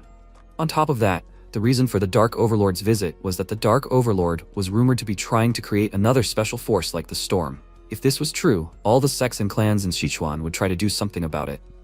The same goes for the Qingcheng sect, which the Tan clan has close ties with. They probably sent him here because they can't blindly trust her. Or maybe it's something more important than they think. He noticed someone, waved his hand, and said that they were here. Kyujin turned around and asked, "Is this the friend he was going to invite?" She was very surprised when she noticed Gong, who said that he should have been gentler in the training hall. They took a long time to clean up after him. He was surprised that she was able to manifest a sword aura. She immediately bowed to him, called him uncle, and thanked him. She worriedly called out to the protagonist quietly and asked why he didn't tell her he was coming. He also said with a wide smile that she didn't ask him about that. She worriedly put down a chair and said that he could sit here. He thanked her, sat on the chair, and said that they obviously ordered a lot of food. He hoped that all of this wouldn't be at his expense. They hit their glasses, and he said that he should try something like that. He calmly asked, did he hit his head somewhere? She was very surprised by this and cautiously asked quietly why he was acting so informally with him. Doesn't he know what kind of person he is? He was basically his father's martial brother. His uncle saved him from danger during the Battle of Qingcheng and even received an honorary title from the clan leader. He was surprised by what he heard and called him uncle in a worried voice. Gong looked at him and asked if something had happened to him. He bowed to him and said loudly that he didn't know about his relationship with his father and was very rude. He apologizes to him for that. Hyujin quietly praised him with a small smile and said that she was sure he would understand if he apologized properly. He was very disappointed by that and turned to her and said loudly with a displeased look that they had ruined his entire appetite.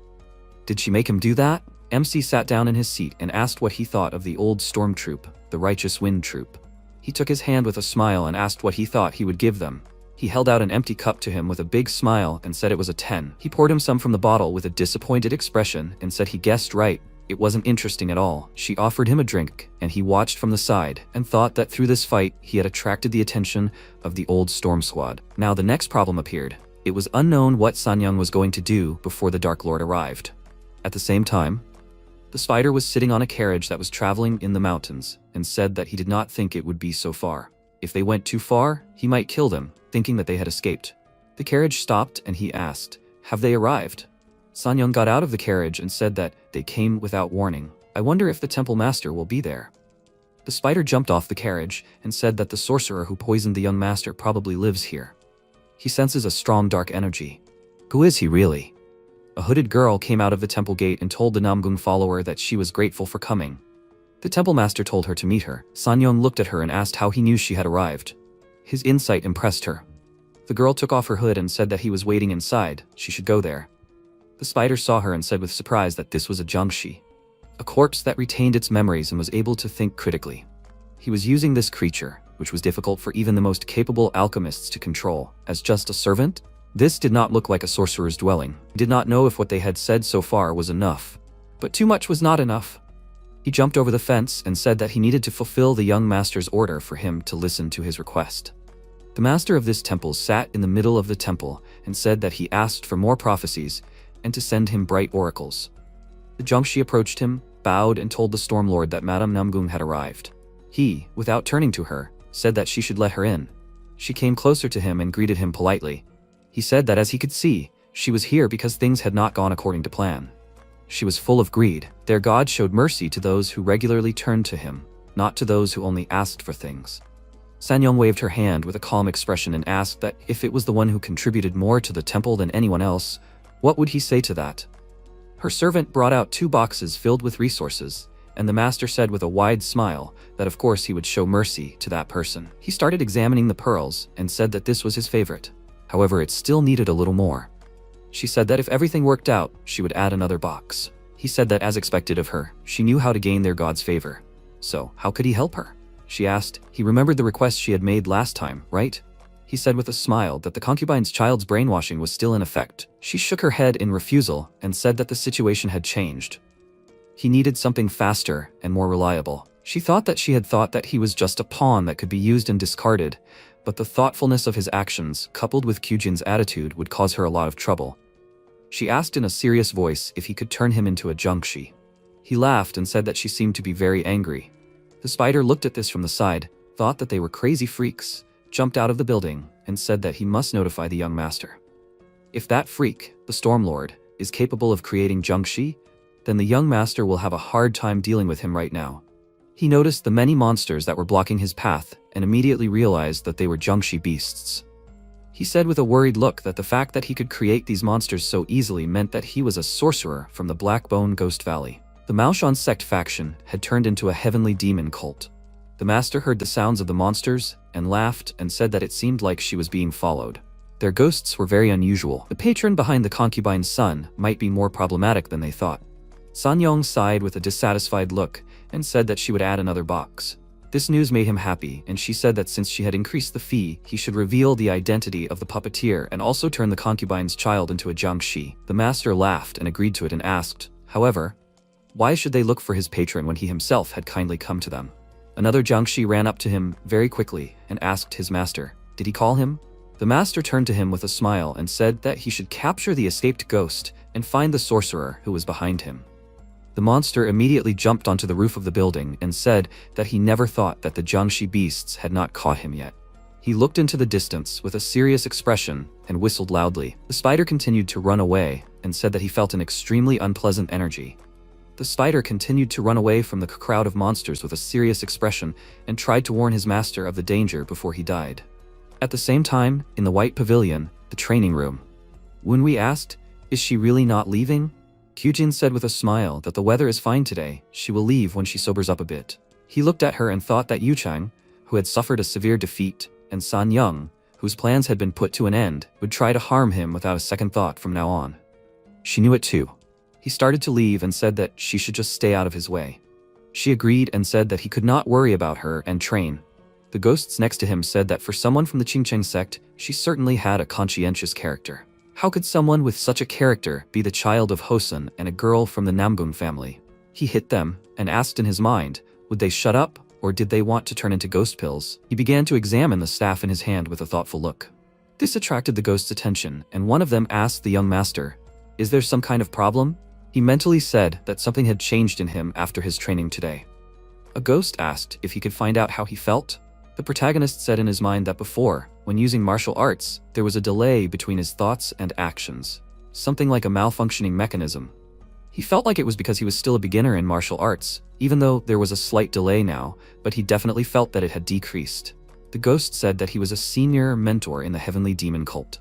Could he inspect his body? After receiving permission, he began to inspect his body from different angles. After that, he asked, had he ever heard of accumulated merit? He looked at him and asked in his mind, this is not internal energy, right? The ghost said that they are different things. Usually, increasing internal energy involves habitual training, but enlightenment, family influence, the increase of the practitioner mainly depends on him. He will grow as he receives merit. The MC calmly asked in his mind, in other words, accumulated merit depends on reputation, right? The ghost agreed and said that this was why, even when using techniques that absorbed the internal energy of others, he was not actually increasing his own internal energy that much. Although he was a special case, and there was no clear research, it seemed to him that the merits accumulated over the 17 years of his life of this body, and the new merits accumulated by him were very different. And perhaps the lag he was experiencing was a result of this. With a calm expression on his face, he mentally said that it seemed to him that the very fact of the lag was decreasing. He did not have time to finish because the ghost said that this meant that the accumulated merits of the young master and the new body were beginning to harmonize. Wunwi thought that he meant that he had come to understand and accept the personality of the previous owner of this body, so his accumulated merits were beginning to harmonize with his merits. Since he could not consciously live as the previous owner of the body, even though he considered this body to be his own, subconsciously, he thought of his body as the body of another person. After the duel, his thoughts changed from he is using martial arts in someone else's body to him being the one using martial arts. The feelings he experienced after meeting Kyujin and Hosan, who did not take him seriously, slowly eroded his subconscious barrier. He mentally asked how much these merits were now connected. The ghost next to him said that it was about 40% connected. If the similarity continues to grow, he will be able to easily achieve success in martial arts. The protagonist mentally said that this is great, this is all he needs. He began to practice with the staff, and thought that in order to perfect the mystic art, harmony between the body and soul is necessary. He is confident that the higher the connection between the body and his soul grows, the faster he will achieve the same level of mystic arts as in his past life. Kyujin looked at him and thought that a lot had changed. She could not imagine that he would practice martial arts so confidently and enthusiastically. Although she felt sad and guilty for making him change, he started building his own castle. From now on, his walls would only grow higher, but Mom wouldn't wait for his castle to be finished. Spirit appeared next to her and said with a smile that something was approaching. Hearing this, she thought with a serious expression that everything was as she expected. The ghosts also sensed something strange and warned MC, and he said that it was a ghost fog. He said with a big smile that because of the cinnabar poison-making style, he already knew that they were using ghost witchcraft. It looks like they finally got hooked. Now he'll see how big the fish is. Jiangxi stood on the roof nearby and said that the trail led him here. According to the Lord's guess, the patron behind the concubine's son uses a special kind of ghost witchcraft. Such a person is likely to use a unique magic tool. Since the trail ends here, it means the sorcerer is somewhere nearby. He can't wait to meet him. The fog has risen quite high. The ghost fog has the property of blocking consciousness, and if he restricts it to forming a thorny ghost fog, no matter what happens inside this fog, no one from the outside will notice. Where is his prey now? He noticed a thread of energy that leads to Wunwi, and it caught his attention.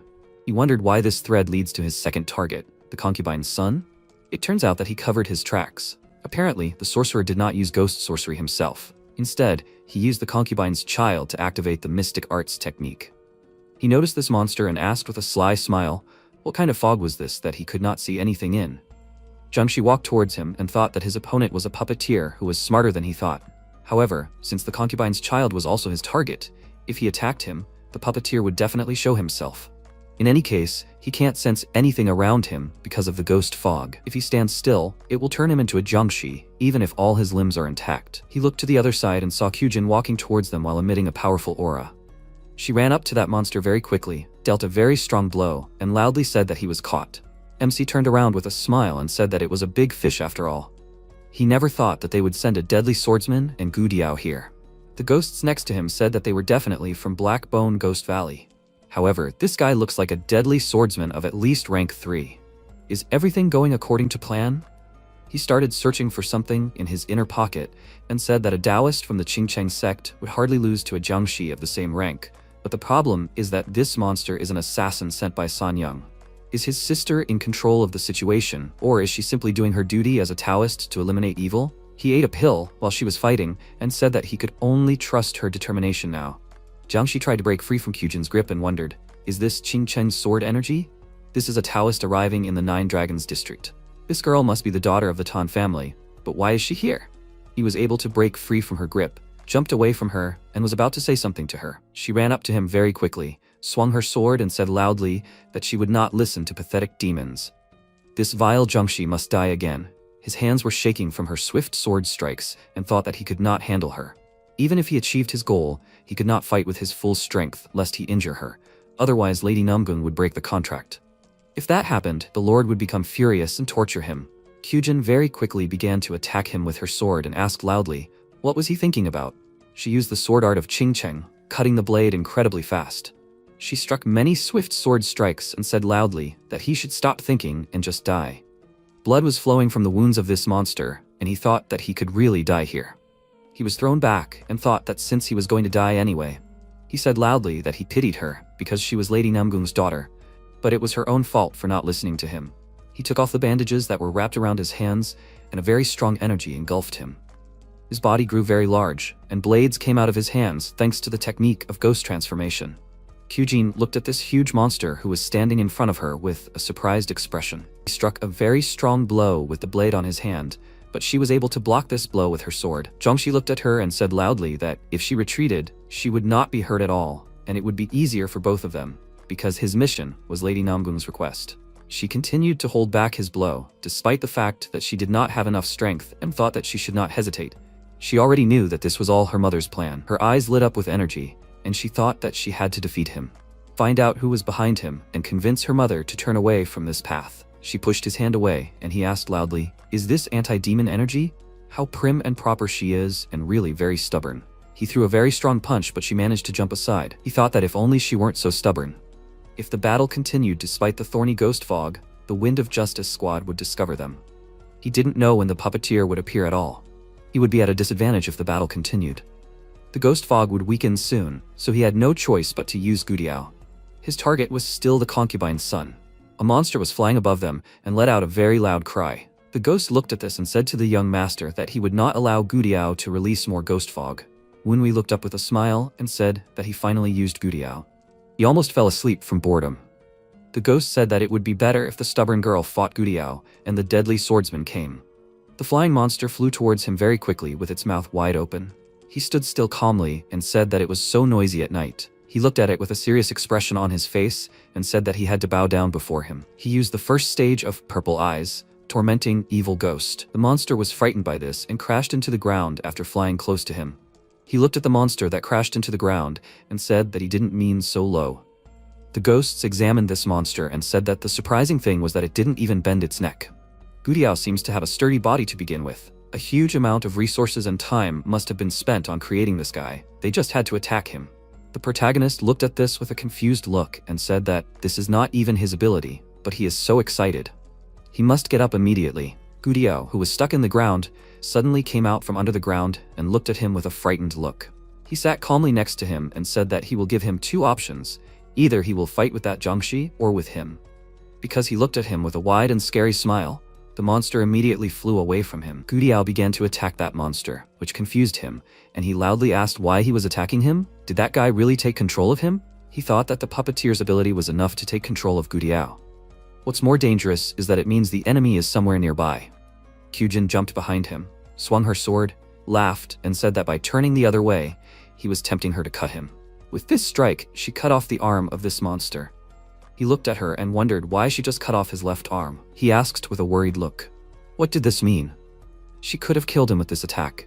She shouldn't tell him that she decided to retreat because of Lady Namgung. She said with a big smile that of course that wasn't the case. She planned to cut him into pieces to make him repent of his mistakes.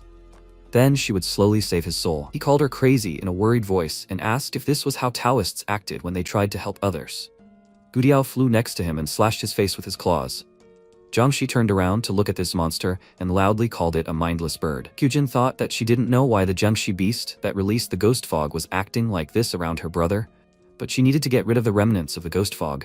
She used the hermit style, evil destruction crushing strike, and began to make many quick sword strikes. The Zhangxi stood still and thought that the ghost transformation technique was dissipating. He needed to find an opportunity to escape from here while there were still remnants of the ghost fog. He gathered energy in his palm, slammed the ground, and pushed it back a few meters. Immediately after, he jumped and tried to grab his severed arm. Gudiao flew towards him, as did Kyujin, who loudly asked, "Where is he going?" He used the explosion skill, causing his arm to emit powerful energy. That arm exploded, causing her to be unable to catch up with him and block it. Immediately after that, she ran towards him very quickly to strike him again with her sword. The Jiangshi managed to take out the pill he used and disappeared at the moment of her attack. She turned around and said that everything was going according to his plan. He should be careful. Someone was using demonic arts. MC sat next to her and asked if she could help him. He started telling her his plan and she asked if he meant that they should not kill the Jiangshi who intended to attack them. He agreed and said that they needed to gather enchantment first. Although the escapee belonged to a side branch of the clan, he was still able to infiltrate the main manor and spread the ghost mist. The enemy must be strong enough to use enchantment. If he feels threatened, he will simply use the return talisman to escape. Right now, he is not strong enough to defeat such a Jiangshi in the place he cast enchantment on. However, if she could dispel this, then he would reveal the identity of the person behind this monster that dared to attack the Nine Dragon County. Kyujin said that if he was telling the truth, then the Jiangshi they were dealing with was sent by her mother. What would he do if she decided to submit to her mother's will? Wunwei stood up and said with a small smile that in that case, he would just end up being a loser in this game of scheming. Isn't this what it means to be part of the Tan clan? She was a little surprised by this and thought that to him, who had been through so much hardship, the Tan clan was just a bunch of lying and deceitful people. However, she was sure that he would understand that not everyone was like this. It would take a little more effort. Gudiao landed next to them. She looked at it and said that he was that beast after all. She looked at it with a cruel smile and asked, "Does he want more?" This scared the monster very much, while the Jiangshi they injured ran to safety with incredible speed. He said with a worried look that he couldn't believe that he was running away after a failed mission. Even if he reattached his arm, after losing Gudiao and increasing the security in the Nine Dragon District, the master would never forgive him. All of this happened because of that damn woman. The protagonist caught up with him and said that if he was going to rest here, he should have gone further away. Did he seriously just leave the mansion? The monster jumped back with a frightened look and wondered, have they already tracked him down? He looked at him and wondered, is this the concubine's son? What is he doing here, and how was he able to track him down? Could it be that the puppeteer is pulling the strings? They should have tracked down the source of the thorny ghost fog spell, since they were able to take control of Gudiao. It doesn't matter. He has to use this chance. If he catches him, he can reveal the identity of the puppeteer and bring back Gudiao. He noticed the ghostly energy emanating from him, and thought that it seemed like the patron had assigned some wandering ghost to him. However, this form looked familiar. He looked at the monster in front of him with a grin, and said that he knew that Sanyang was completely desperate, but he never thought that someone from the Namgun clan was an ally of the Blackbone Ghost Valley. Jiangshi was very surprised by this, and loudly asked how he knew about this. He looked at him with a smile, began to emit energy and asked, who knows? This energy finally engulfed his body, and the monster said loudly in a very surprised voice that this is the battle robe of an evil ghost. MC said that it turns out that he knows what it is, which means he is old enough. Jiangshi thought about the evil ghost's battle attire. 10 years ago, everyone in Blackbone Ghost Valley knew about it. This was a witchcraft weapon that the young heavenly demon used whenever he created chaos. So this ghost energy, is it an evil ghost? He asked loudly. Why does he of all people have such a thing? He looked at him with a serious expression and asked, does he really think he will answer? He has a lot of questions for him. Jingshi looked at him and asked loudly, does he really think he will answer these questions? Wunwei raised his hand and said that of course not right now. They need to talk after he is dead. The monster was worried about this and thought that if he really was the heir to the cult, he would kill him with one blow. He saw the very powerful energy that he began to emit and thought that he was advancing. Is he using mystic arts or the Ghost King? The protagonist ran up to him very quickly and swung his fist to punch him. He punched the monster really hard and he wondered, was that martial arts?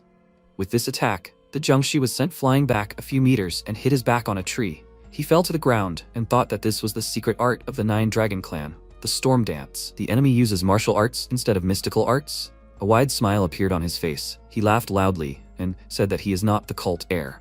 The cult heir cannot use martial arts, and he is a monster that can destroy a dead swordsman like him with one finger. He doesn't know where he saw the ability of the cult heir, learning to imitate it. He attacked the monster with his dark energy, but it managed to dodge and screamed loudly in surprise. He looked at this attack in surprise and asked loudly, is that a single binding chain? He thought that this was a weapon created by the clan heir. He looked at it with a shocked look and wondered, is this really the cult heir? However, how does he use martial arts then? More precisely, how is he still alive? MC looked at him from the side and asked, this puzzled him, didn't it? Is he the person he knows or not? Does he have time to think about such things? Jiangshi thought with a worried look. He was right. If he continued to drag it out, the Wind of Justice Squad, or the girl who screamed loudly, would come to his aid. As long as he knew their identities, he couldn't escape. There was a way to silence him. However, if he really was the heir to the cult, he couldn't finish his thought because he asked, he still hadn't moved? Was someone being promoted to the rank of dead swordsman at this time? He means, looking at how he carried Gudiao around with him everywhere, one can conclude that he wouldn't be able to handle even one person. Maybe he should just go back? He needed some information, but a guy like him definitely wouldn't be trusted with it. This made Jiangxi very angry and said loudly that he would make him regret those words even if it cost him his life. He ran towards him very quickly and swung his hand to attack him. He was about to grab his hand, and when we asked, he finally decided to move, right? He thought that he seemed to be trying to buy time by leading them away from the estate. However, this would only hinder him if that idiot got scared and decided to run away. He needed to try everything he couldn't use in the fight with Kyujin. He slammed his back into the wall really hard and said that he got too carried away, and now he needed to deal with the corpse. At least his talk reminded him of the cult heir.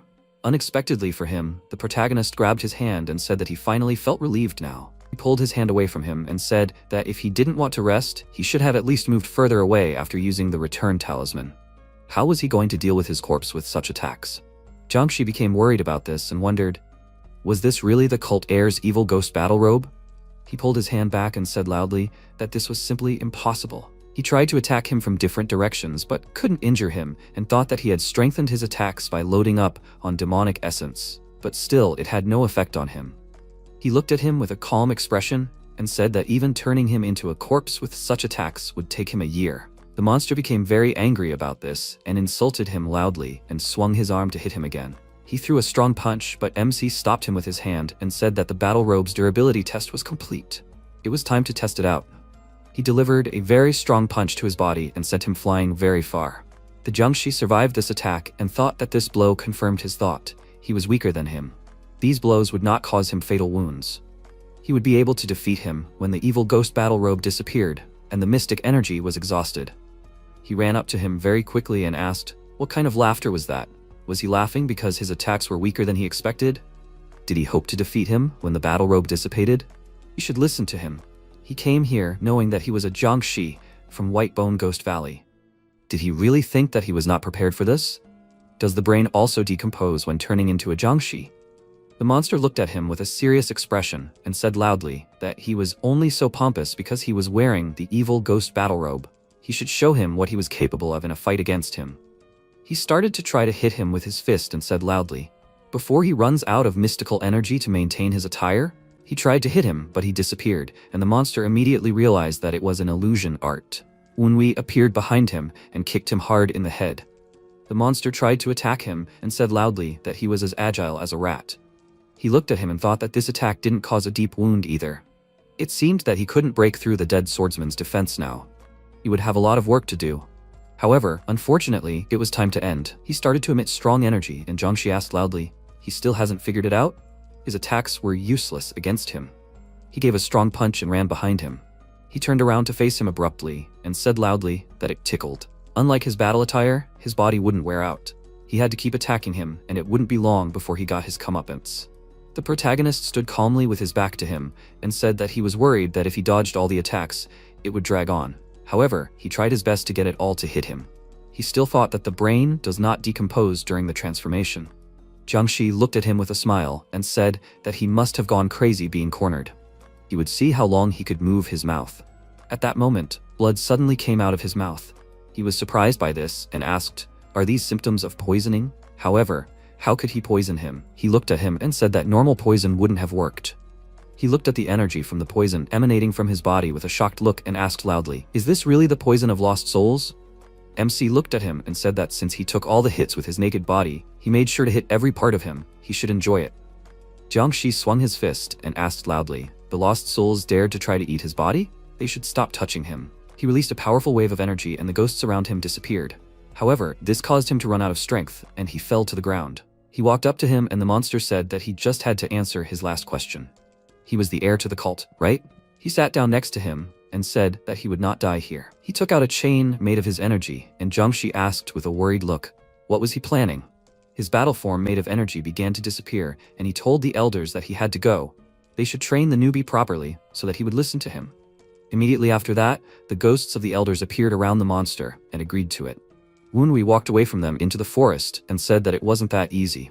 Maybe it's because he's not yet able to do it on a subconscious level, but he's having trouble with witchcraft and mystic fields that take a long time to prepare. He needs to practice martial arts more and improve his mystic art skills. He needs to work even harder. His face became serious and he thought that someone was watching him. Did they see everything? Who was it, and where were they hiding? Was it Hozan? He asked calmly, even though he was the scariest member of the clan. He really didn't move, even though he saw everything? He became worried and said that maybe because of the great distance he didn't see what exactly he was doing, but he must have realized who he was fighting. How arrogant is he? Kyujin came out to meet him, dragging Gudiao along with her, and he asked, "Did she come all this way?" She asked, "He's not hurt, right? And what happened?" He looked at her with a confused look and said that he was okay. He was about to say something else, but she understood him and said that she thought they could do something about it. She wanted to cut off his wings so that he couldn't escape, but that turned out to be harder than she thought. So instead, she just beat him up. He thought with a slightly worried look that from now on he wouldn't contradict her. The protagonist bowed to her and said that he had let it slip. She gave him an opportunity, but he failed and apologized for that. She looked confused and said that he didn't have to worry because the main thing was that he was okay. She could just beat up that Jiangxi until they figured out where they were hiding. Gudiao broke free from her grip and quickly ran behind him. She was surprised by this and asked, "Can he still move?" The monster looked at him with a pitiful expression and let out a frightened cry. He sat down next to him and said that it would be difficult to bring a Jiangxi of this size into the house. Gudiao used his energy and shrank a lot in size. He was a little surprised by this and asked, "Can he use mystic arts?" Something strange caught his attention, and he said that he would keep it in the white pavilion. She must be tired. They need to rest for a while. Kyujin was thinking about everything that was happening, but she still smiled and said that he was right. The intruder was finished, so it was time for her to go. She turned away from him and began to leave with a serious expression. After a while, the MC in his room asked, "So his master is the cursed white bone mentor?" The ghost Jiangxi kneeled in front of him, agreed, and said that it was him. He said in a calm voice that it had been a long time since he had seen this old man. He raised his head and said that he must be familiar with the white bone mentor. He agreed with this and thought that this old man had taught him the art of death, and he had mastered it in just a month. Anyway, besides him, there is the blue bone merchant, the red bone horror, and the green bone indestructible. The four from the black bone ghost valley are near the 9-dragon county, and are plotting something? The 4 elders from the black bone ghost valley are near the 9-dragon county. There is only one reason why they would show interest at such a time: the grand welcome of the Dark Overlord.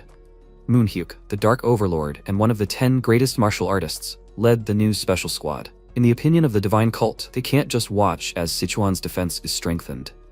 Usually they would plant traitors in the squad or try to thin their numbers, but they wouldn't need the elders from Blackbone Ghost Valley if they just wanted to weaken the squad. Especially considering that San Young, the mistress of the 9-dragon clan, also belongs to the Namgun clan and is related to it. They are plotting something much bigger. A group of barrier breakers that controls the heavenly demon cult, a community. If they have the cult's secret support, plans that would have seemed crazy before may suddenly become feasible. This was a laughable act in the past. He asked with a serious expression, "Are they trying to assassinate the Dark Overlord?" The ghosts asked the foolish Jiangxi loudly with dissatisfied expressions. Does he really think that the 4 elders from Blackbone Ghost Valley can defeat the Dark Overlord? Even the 9 demon ancestors couldn't. The Dark Overlord, one of the 10 greatest martial artists. Wunwei asked with a dissatisfied look, "So these guys are scouts, right?" The ghost monster said that he didn't know the details, but he heard that the support was coming from Tianshan. He was surprised by this and wondered, aren't they from the community? He called him number 15 and the Jiangxi immediately responded to it. He asked if he knew anything about the community. He worriedly said that he was too stupid to understand what kind of community he was talking about. He said with a thoughtful expression that it was good that he didn't know about it. He thought that the dead swordsman from the Blackbone Ghost Valley didn't seem to know about it. In order to get more information about the community, he needed to capture that old freak, the damned Whitebone mentor. The problem was that with his current strength, he couldn't even break through his magic barrier, let alone defeat him. He stood up and said that other than that, this was all he could get out of number 15. Suddenly, Gong burst into his room and loudly asked the young master if he was okay. The clan leader ordered him to bring him to him, but what happened in their courtyard? He didn't understand what he meant, and the ghost said that he seemed to be talking about the traces left after his fight with his sister. The protagonist said that he should calm down, he would explain everything on the way. He thought that with the help of the Wind of Justice squad and him, everything would be much easier. However, there is a bigger problem. He must start from how much this person knows, and what his next move will be. He came to the clan leader of the 9 dragons, gave his name, and said that he was greeting the clan leader from the White Pavilion. Hosan looked at him and asked if he understood why he kept his distance in public places, like the training grounds, but he spoke formally, even in private. He apologized and said that it had been a long time since they had spoken in private. Gong was very surprised by this and quietly asked, "Is he crazy?" They barely gained his favor, but he decided to ruin it all himself. MC turned to him with a smirk and quietly asked, "So his mentor was praising him?" He became angry at this and quietly asked, "How can he joke about such a thing?" He calmly said that he should continue to just observe. He turned around and said that if he was going to reward him for defeating the enemy infiltrating the 9-dragon pavilion, shouldn't it be treated as a public matter? He thought that he didn't call him over to talk like a father and son. They were both testing how much each of them knew about the situation. Hosan said that he seemed to understand why he called him. He said with a serious expression that he looked like he had figured out the identity of the attacker and how exactly his wife was related to him. He listened to him, and it was primarily due to the arrival of the clan patriarch. Wunwei looked at him with a serious expression and thought that, as expected, he knew about the assassination plan. He said with a serious expression that, judging by his reaction, he must have already realized it. He had heard that he had changed, but this was too much. His inner energy, his resourcefulness, his vision of the situation, this was not a level that could be achieved in a few years. He had been waiting for his opportunity in this deep pit. He never thought that he had been deceived by him for so long. His vileness was truly befitting of the Tan clan.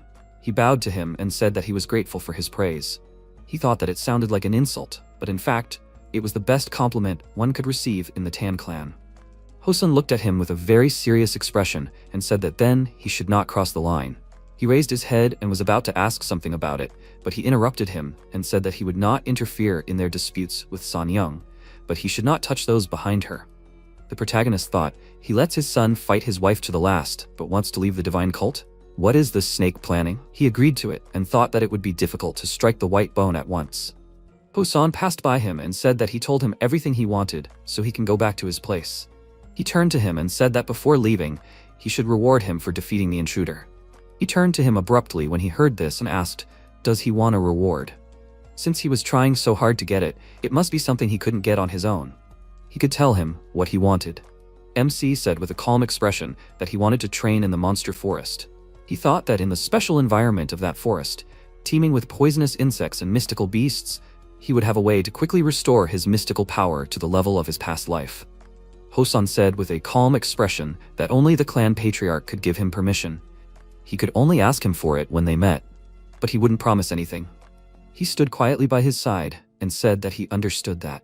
He was a little dissatisfied with this and thought that it seemed like it was out of the question for now. Took out a small butterfly from his inside pocket and asked him, in return, would he like to try taking it? Gong was very surprised when he saw the insect he had just taken out and was about to say something, but he turned to him and said that he should calm down. Wunwei looked a little worried and wondered what was going on. Was this some kind of rare artifact that even he was confused about? To him, it looked like just a decoration. Hosan looked at it and asked if he didn't like it. He said in a confused voice that he didn't. He tried to approach it and thought that the energy around it was preventing him from getting closer. Did this mean that he wanted him to take it in another way? He looked back and quietly told ghost number 15 that he should go. He agreed to it and immediately flew towards the butterfly. It sensed it and started to fly away, which surprised Gong even more. The insect flew in and landed in the protagonist's hands. Hosan looked at it calmly, walked away and said that it belonged to him now. He looked at Gong, called his name, and said that it was time for them to go. He looked at them with a shocked expression and agreed with him. They left together, and he looked at the butterfly in his hand and asked what was this. The ghosts next to him said that it looked like an expensive item. However, knowing these people, it might be a hidden weapon. He grabbed them with a very dissatisfied expression and asked, who asked them anyway? They should leave here. They all started to fly away and worriedly agreed with him. At the same time, Gong was walking down the street and asked the master, is he sure about this? This artifact was very valuable to him. Hosan looked up and said that it used to be like that, but it had been 20 years since the storm troop disbanded and the 9-Dragon clan was founded. Most importantly, his son said that he wanted to inherit the legacy of the storm troop. He said with a confused look that this was why he passed the blood butterfly to the young master. Thought that maybe he still regretted not achieving the goals he set for himself with the storm troop. Hosan calmly said that he had shown this artifact to his other 2 children as well, but they showed no interest in it. However, he somehow got hold of the blood butterfly. If he could, then maybe he is able to unravel the secrets of the blood butterfly. After a while, MC sat in his room and asked, "Did he really say that?" "He didn't say." "What is it?" The ghost said that he didn't say anything, but from their speech, it seems like it is something valuable.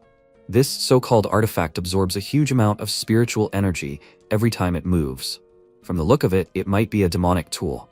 He looked at it with a slightly interested look and asked, "Is this a demonic tool?" He swatted the ghost away with his hand and said that he should move away so he could take a look. He began to channel his energy into the artifact and said that after all, it is an item from the Tan clan, so spiritual energy can't be its main feature. It can't absorb that much spiritual energy.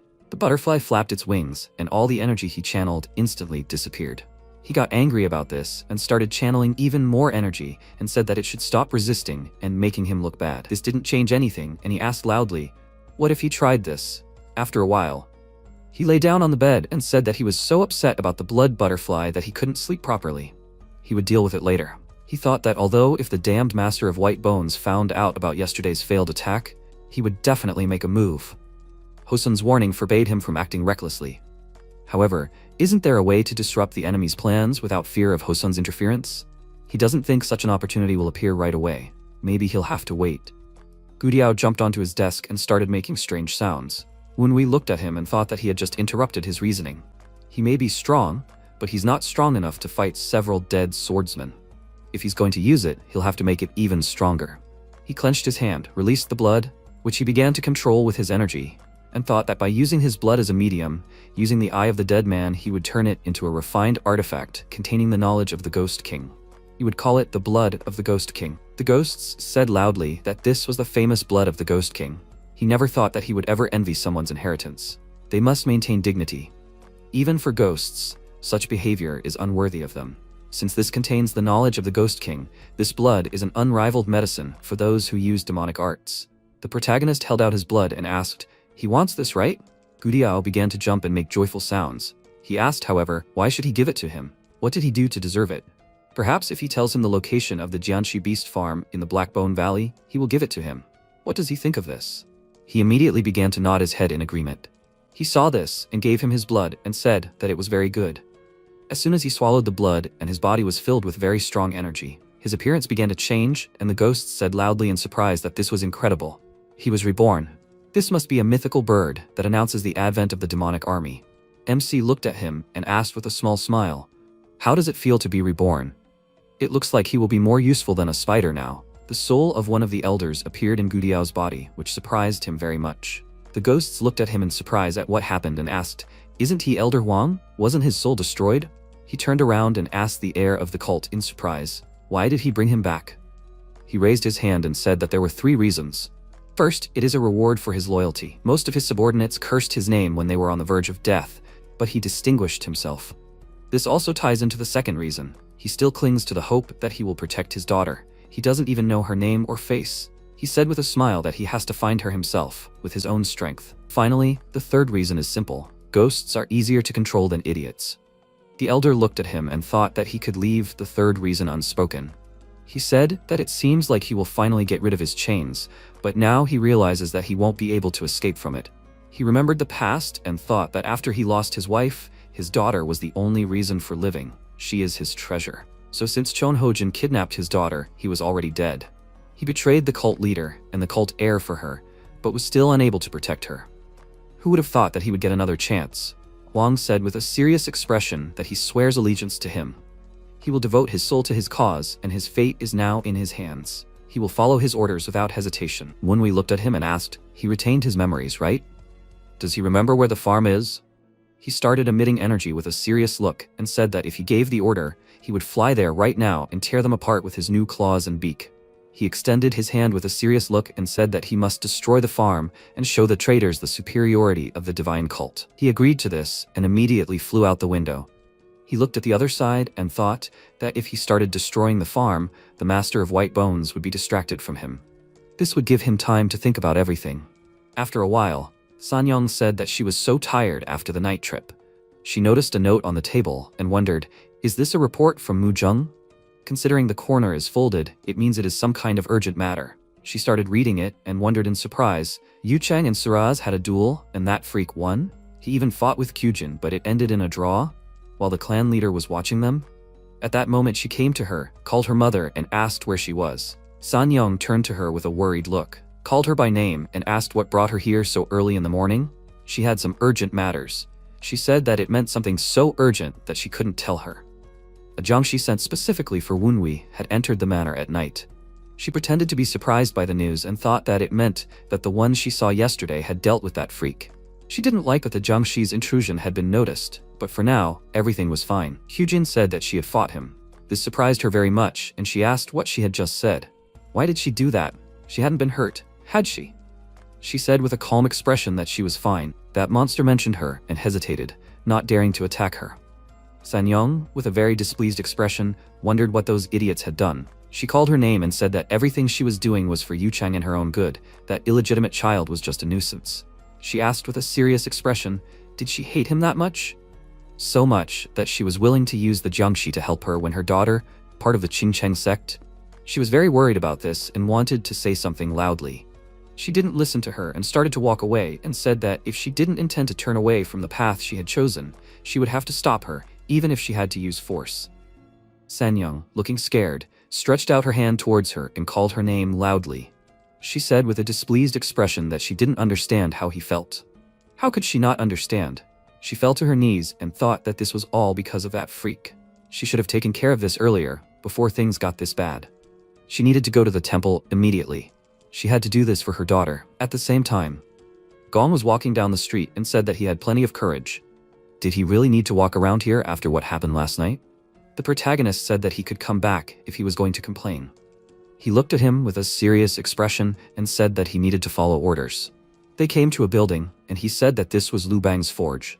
He looked at it and thought that the god of crafts and Taoist techniques, using the name of a legendary figure, was quite presumptuous. They went inside, and Gong asked, "Is the owner inside?" The worker looked at him, called him by his title, and agreed with it. The man came out of the room and asked, "Is that loser here?" He said that he should let him introduce them. "This is the owner of the forge, Tan Chuk Yung." The MC bowed to him and said that it was a pleasure to meet him. He was about to give his name, but he interrupted him and asked, "Is he the second son of that cold freak?" He agreed with it and gave his name. He thought that he had heard that he knew their family from the time of the Storm Squad, but he didn't realize that they were close enough to call Hosen so disrespectfully. He turned around and asked why they came, just to meet each other. Gong smiled and said that he had something to do. He sighed in displeasure and said that there was already a lot of work to do here. He guessed that he came here because he was not happy with what he was given in the Nine Dragon Clan. He would do whatever he wanted. He just needed to leave the drawing here and leave. Wunwei thought that he already had a long list of things to do. It made sense. After all, everyone wanted to make sure their weapons were in good condition before the Dark Lord showed up. He wouldn't have walked through the door if Gong hadn't been with him. He took out the drawing and said that this drawing was quite complicated, so it seemed like he would need an explanation. Chuk Yung asked with a serious expression, did he even know who he was talking to? He would do everything perfectly, even if the drawing for the hidden weapon was really bad. He didn't have to worry. He said with a small smile that he didn't want the hidden weapon, but the sword. He asked, is he going to become a Qingcheng Taoist like his sister? Gong immediately grabbed it and asked loudly, did he come here with it for the sword and not the hidden weapon? Why and what for? Does he need it at all? The protagonist said that he asked him to find a blacksmith, but did not say anything about the hidden weapon. He agreed with this, turned around and thought with a sad face that he was embarrassed now. Chuk Yung said that he probably had high hopes for him. He went to another room and said that he should show his drawing. He followed him, opened his drawing and said that he wanted to use this dark sword to modify this. The blacksmith looked at it and asked, does he want to do this? Gong came over to take a look and asked, isn't this a metal fan? The blacksmith with a serious expression said that he was wrong. It was definitely a sword. This caught MC's attention and he thought that it was really good, immediately understood the intention of the drawing. He chuckled and said that it was an interesting, or rather, even ingenious weapon. He said with a smile that he was grateful to him for such words. Chuk Yung looked at him and said that he did not need his sycophancy. It would be better if he told them about this strange sword. They started discussing all this, and the ghosts looked at them and asked, the young master also understands this, right? He does not understand what they are talking about. He said that it is a sword, but this one is clearly shaped like a fan. He heard the word gunpowder, but why is there gunpowder in a sword? Is this some kind of secret of the Tan clan? He does not think so. It seems that this guy does not understand what is going on either. Chuk Yung continued to look at the drawing and asked, he is a little greedy, right? MC said with a smile that it would be more correct to say that he is quite ambitious. He said with a serious expression that he will have to do it himself. Gong was very surprised by what he heard and asked if he wanted to do it himself. He agreed and said that this design for the sword was not for his disciples. Wenwei's eyes lit up and he thought that this was his chance. He knelt down and said loudly that he wanted to show the sword he had made when the clan patriarch visited. It would be a great honor for him. He was a little surprised by this and said that there were only 20 days left until his visit. He looked up at him and asked if it was impossible. Chukyung asked if he did understand that he had his own schedule, right? He responded by saying that he understood, so it would be too difficult for him. It seemed that his request was too difficult for him. He apologized to him for this. This made him very angry and he said loudly that it could be done even in 15 days. This caused a wide smile to appear on his face and he said that he knew he was amazing. Gong looked at him with a regretful expression and thought that another victim had been caught. After that, the protagonist went outside and thought that he was glad that he had the best blacksmith. It exceeded his expectations. He was sure that the Jiangxi farm had already been dealt with, so there was only one thing left. His attention was caught by Kyujin, who called his name. He looked at her and asked what happened. She seriously said that she wanted to ask him something. He looked at her and thought that Azula's murderous energy, the spectral traces that were leaking out, meant that she was unable to control her emotions so much that it was impossible to hide with the solo world style. It seemed that this was the reason. She asked, this might be unexpected, but what does he think about the past? She means if he holds grudges or something like that. She wants to know what he thinks. He began to manipulate the air around his hand and asked if she could catch the wind. It can be caught for a second, but she can't hold it in her hand. If she could stop it, he wouldn't be the wind anymore. What does the past matter? There are so many things he wants to do and needs to do now. The future is more important to him. She was very surprised by this and said with a happy smile that she made a decision thanks to him. She has to do a few things so he doesn't have to wait for her for a while. Right after that, she passed by him and jumped forward very quickly. The ghosts around him said that such a kind girl turned out to be angry. Her killer energy came from the style of the single world. With a swipe of his finger, MC threw them aside and said that they should stop talking. Better keep an eye on her. They agreed, flew away, and he thought that if she was so excited, she must have had a fight with her mother. It doesn't seem like this woman would just sit back after a fight with her daughter. He walked in and said with a smile that he better get ready to meet the guest. After a while, the servant called the clan leader and said that the second son asked for a meeting with him. Gong, who was in the study, turned around at the voice and asked, "Does the young master want to meet?" Hosan looked at the document in his hand with a calm expression and said that they could let him in so he could wait there. He went out to meet him and quietly asked the young master what he was doing here. Wenwei quietly said that he wanted to pay tribute to his father as his son. He quietly said that if he was going to talk such nonsense, he had better leave here quickly. He asked with a sly grin, "He is still the young master of the Nine Dragon clan. Isn't this kind of treatment too cruel?" Gong asked, "How about doing something to make him treat him better first?" They entered the office and Hosan asked, "So why did he come?" He said with a calm expression that he came to discuss the matter they discussed the night before. He wants to make a deal. He looked at him with a serious expression and called out to Gong, who was standing next to him. He immediately understood everything, and the protagonist noticed that he instantly disappeared. When the two of them were left alone, he said that by interfering in this matter again, he risked hindering the progress of the Tan clan's plans. He hoped that he had a good reason for doing so. He thought that he had understood this back in the training field, but this was not the energy that a branch clan leader should have. He agreed to it and thought that he said the Tan clan's plans, so they were planning something. Hosen said that if he wanted to make a deal, they both had to benefit. What could he offer him? He said that he didn't have anything he could give him right now, but he could promise to hand over something. He would protect Kyujin's elder sister. He knew very well who the lady had gotten involved with. His father thought about it and quietly said that he could continue. MC thought, did he use sound telepathy? So there were still people left here after all. He used the same technique and said that if the connection between the lady and the demonic cult was exposed, Kyujin and even Yucheng wouldn't be able to escape the consequences. He was well aware of how the children of the demonic cult's spy would be treated in Jianhu. His sister and brother would never be able to set foot in Jianhu again. Hosan said that he was the person who led the Furious Wind Squad as the vanguard to stop the demonic leader. Who would dare to put such a label on his children? Wenwei said that, of course, they wouldn't say that in front of him, but the world isn't that simple. So he would try to make sure that Kyujin wouldn't be branded that way. His father said normally that they would put aside how exactly he was going to fulfill such a promise. What did he want in exchange? He said that since his part in this matter would by no means be small, he wanted to take an active part in their plans. Hosen asked if he thought he was capable enough to be included in his plans. He said with a serious expression and a smirk that he would prove to him that he was capable. He would bring him the head of the demon leader. At the same time, Sanyong entered the temple and loudly asked how he could fail like that. Does he even realize how much she's done for him? Does he know what her daughter told her? That he couldn't handle one freak. The master loudly called out to her to stop talking loudly. When she fell silent, he calmly said that he knew his judgment was wrong since things turned out like this. He had also lost a disciple, so he would not stand by. She need not worry, he would come out himself. Zhengxi came in and called him loudly. He looked at her and asked why she was making such a fuss. She said with a serious expression that it was an emergency. He took a deep breath, called the mistress, and said that she should sit down and wait for a while. Sanyong agreed to this, sat down and thought that she did not like being humiliated, but the skills of the temple master were worth it. Since the temple master said that he would come out himself, it meant that he would definitely be destroyed. Hearing the news from Jiangxi, he loudly asked what she said. He thought with a very dissatisfied expression, was the Jiangxi beast farm attacked?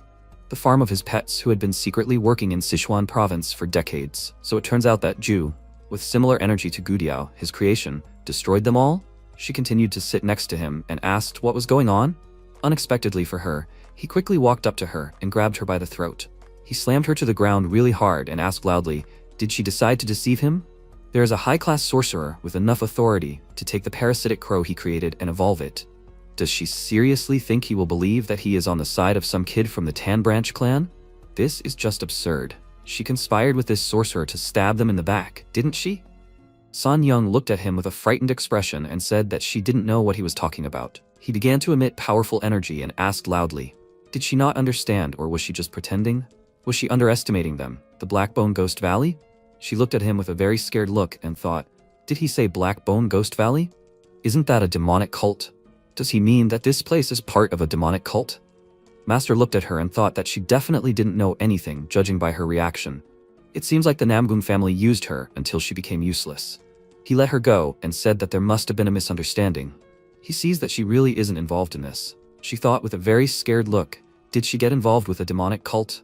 It means that her family dragged her into this. That means the Namgung clan is collaborating with a demonic cult. He called her and asked, the second son in her house is called Wunwei, right?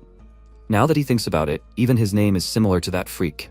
She doesn't even have to ask. Now he has a reason to kill him, along with the sorcerers who are behind him. Can he ask for her help? After a while, Sanyong said with a serious expression that she was wrong. If she needed to apologize for something, then she apologized. The protagonist said with a smile that this was quite unexpected. She really wanted to apologize? She hid her dissatisfaction and thought that she didn't want to, but that was the deal. She remembered that the master had said earlier that they needed to gain the second son's favor. He had to like her.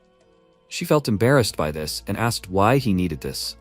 He looked at her with a wide smile and said that if she didn't want to do this, then he would make her a Jiangxi to make sure the task was completed. She was very scared because of this and said loudly that she would do anything. At this time, she thought that she needed to use manipulation to find a clue. It wouldn't be easy, but she had to do it. He said that she had always acted as if she didn't care about anyone. He used sound telepathy with a wide and sly smile and said that she seemed afraid that the clan leader would find out that she had gotten involved with a demonic cult. Sanyan was very surprised by what she heard and wondered, how did this guy know? He wasn't just saying that, he was completely sure of it. She just found out yesterday that this temple belonged to a demonic cult. Then, how did he know about it? He looked at her with a very angry expression and said with a wide smile that she looked very confused. She thought that she felt like the puppeteer he had been with for the past few months was controlling him. But those eyes didn't belong to someone under someone's control. She didn't know if his patron was helping him, but he figured it out on his own. However, if he still only had a superficial understanding of everything, she said that she didn't understand what he was talking about. MC asked with a smile, then she wouldn't mind if he told the clan leader about it, right? He used the technique again and said that if he dragged Righteous Wind into the investigation, the information about the strange temples she often visited would come to light. Plus, when the items from the Namgung clan were discovered in their storage, it seemed like it would be very interesting. Who knew what her clan would say about all of this then? Sanyong, with a very worried expression, thought that they would frame her as the culprit, claim that they themselves didn't know about her connections with the cult, and humiliate her. That's exactly what her clan would do. She lowered her head, trembling out of fear, and said that she was the wife of the head of the Nine Dragons branch clan. There was no way she could be disposed of so easily. He looked at her with an arrogant smile and said that she herself didn't even believe it. It seemed like she couldn't be honest with herself. She still looked at him and asked what he wanted.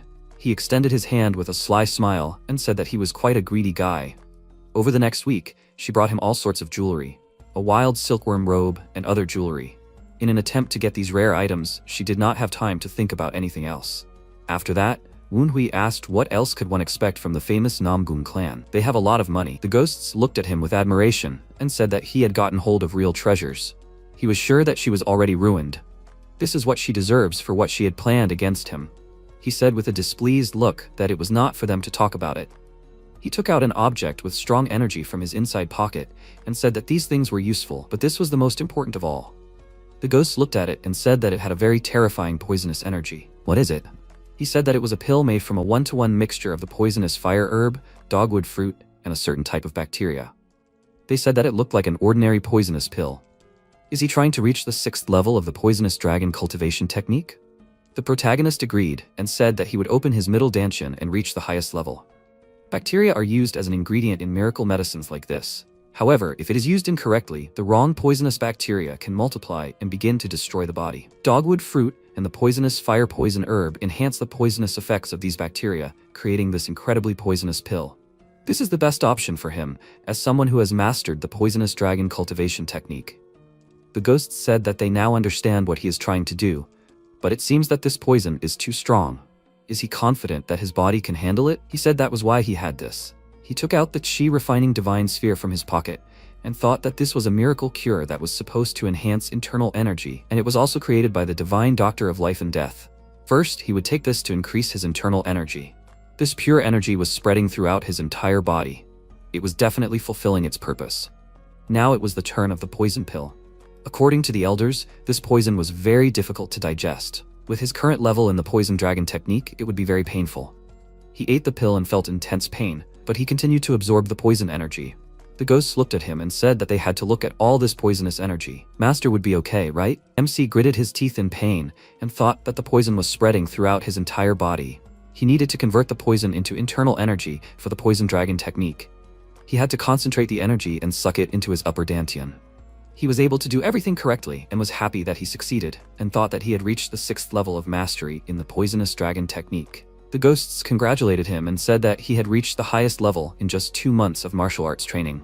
He was cultivating faster than everyone else. He thought it was a small thing, but he could feel the pure essence in his middle dantian. The peak of dragon mastery. This is the highest level. Gong ran up to him and said that he heard a loud noise and ran here thinking that they had intruders, but now he saw this energy. He looked at him with a smile and asked what he was doing here. Woonhui looked at him and smiled and said that he had received the miracle medicine that Lady Namgung had given him. He jumped down to him and said that he didn't know what it was, but he couldn't even imagine how much she had spent on it. Threw him a wooden staff and asked, anyway, doesn't he want to experience how much stronger he has become? Or is he not interested in testing his strength? He caught it and immediately got into a fighting stance and said that he was indeed an excellent teacher. He jumped towards him, swung his weapon and said loudly that he would give it his all. Gong looked at him in surprise and asked, is he already using internal energy on his weapon? He has amazing talent. He responded to his blow and said with a big smile that he had a heavy blow. Then he should try to reflect it. The protagonist stared at him and thought that he could see his movements now. In addition, he could control his body much more freely. They started exchanging many fast blows, and he wondered, is this what it was like to be at this level of martial arts? He could now see what he saw. If he could use internal energy to control his weapon. He started emitting strong energy with a very serious expression and was about to attack. Gong was surprised when he noticed it, asked him to wait and asked loudly, does he want to use the 12 strikes of the fierce tiger with a spear? He didn't say anything and started throwing a lot of fast punches, which he started blocking. He was thrown back a few meters and said that now he would really have to work hard in duels with him. MC pointed his weapon at him and said that he did say that he would make him work until he was exhausted. When they finished the duel, he asked if there had been some rumors going around lately. Did he know about them? This caught his attention and he asked what rumor he was talking about. Gong said that people were saying that he and Mrs. Sanyang had made peace. They also said that he was so touched by her efforts that he even gave up his position as the heir. Does he even understand what peace means? He assumes that these rumors are because of the gifts she gives him. However, he knows for sure that it is all a lie. He said with a smile that he can't say that he agrees. He used a telepathy technique and said that he needed her to act like this in order to gain an advantage in the fight against the cursed White Skull Master. He also used the technique and asked, who is he talking about? Wait, did he say the cursed White Skull Master? Is he talking about the head of the Blackbone Valley? Wunwei was surprised by his reaction and said that he thought he had heard about him from the clan head before. He didn't participate at all during the meeting, right? Gong thought about it and said that it made sense. He found out about her being related to them. He thought that his mood changed so much when they talked about the demonic cult. He said that he was talking about fighting him, but the magicians of the Blackbone Valley are very serious about their safety. He looked at him and asked, "Is he talking about the demonic magic sect?" He said with a displeased expression. He already knew about it. Their Jiangshi are getting stronger in that sect. To be honest, he wasn't confident that he could kill their leader even if he tried his best.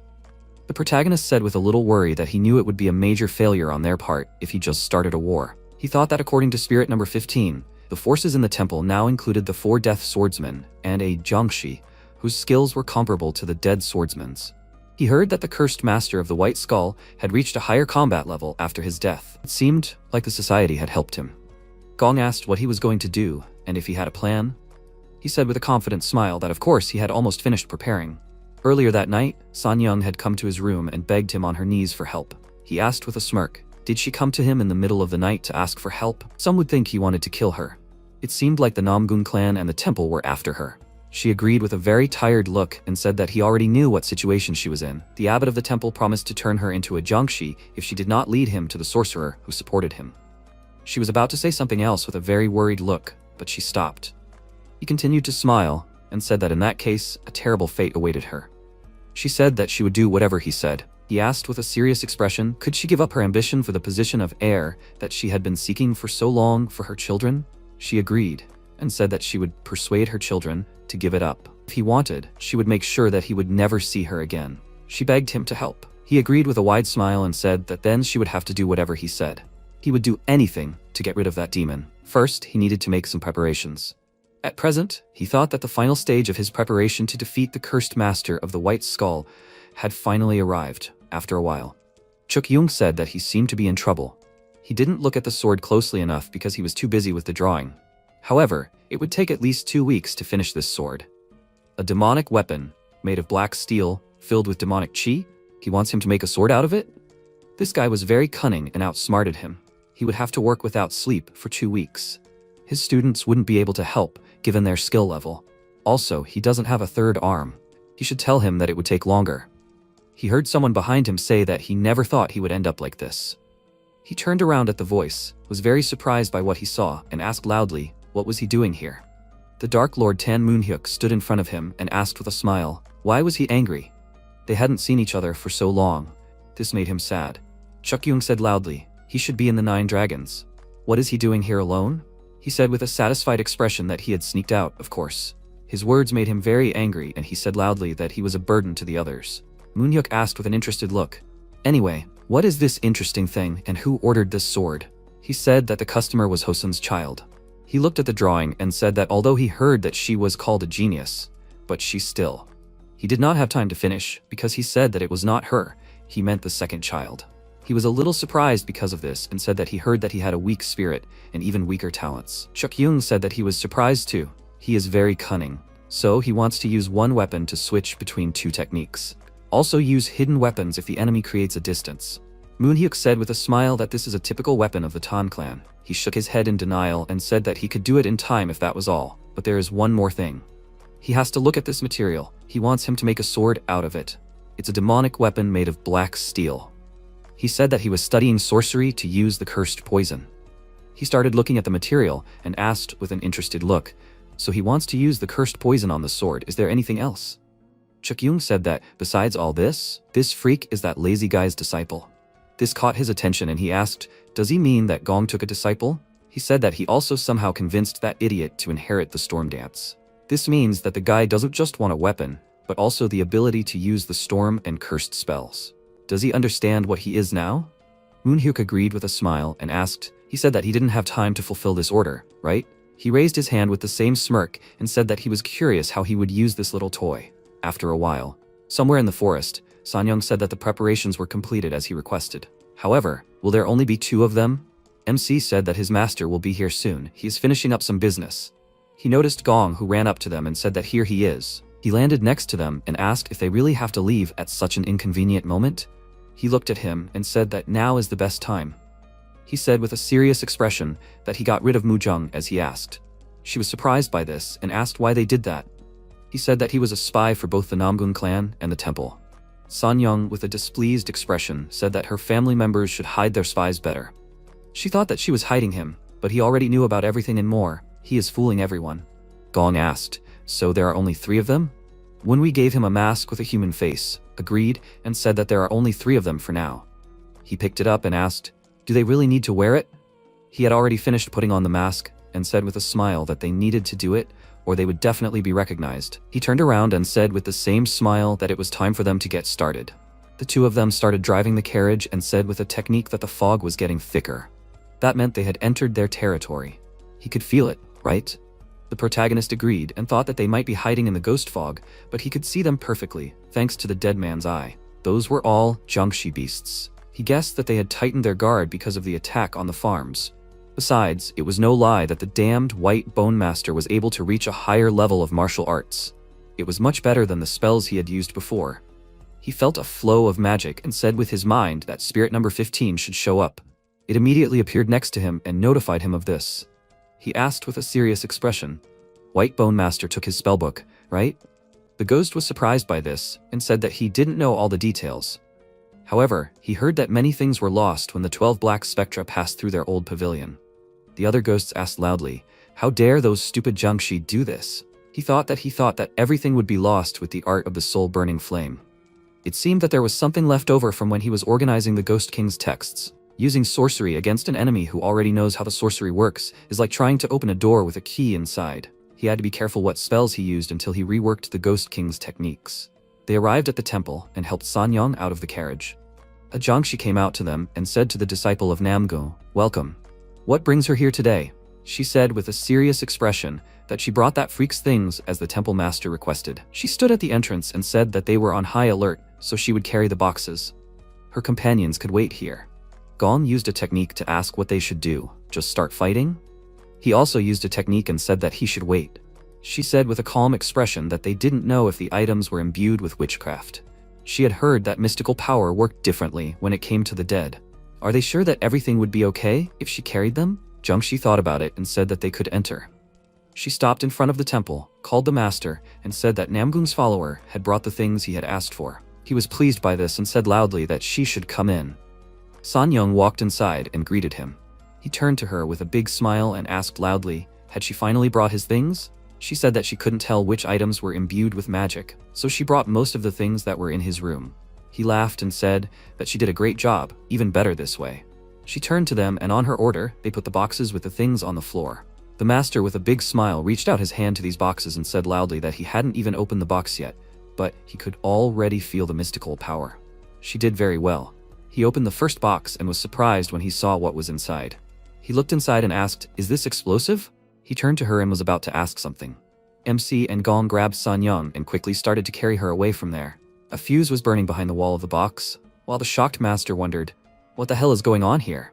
The next second, there was a huge explosion. Everyone grabbed their heads, trying to hide from the flying debris. Gong looked ahead and said that it was to neutralize the demonic magic.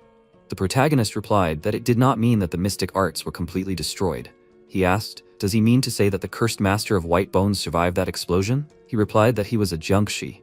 He walked to the edge of the cliff and, putting his hand on his waist, added that he saw him activate his mystic energy before the explosion, so the sorcerer may have lost a few limbs, but he definitely survived. Moreover, this applies to them too.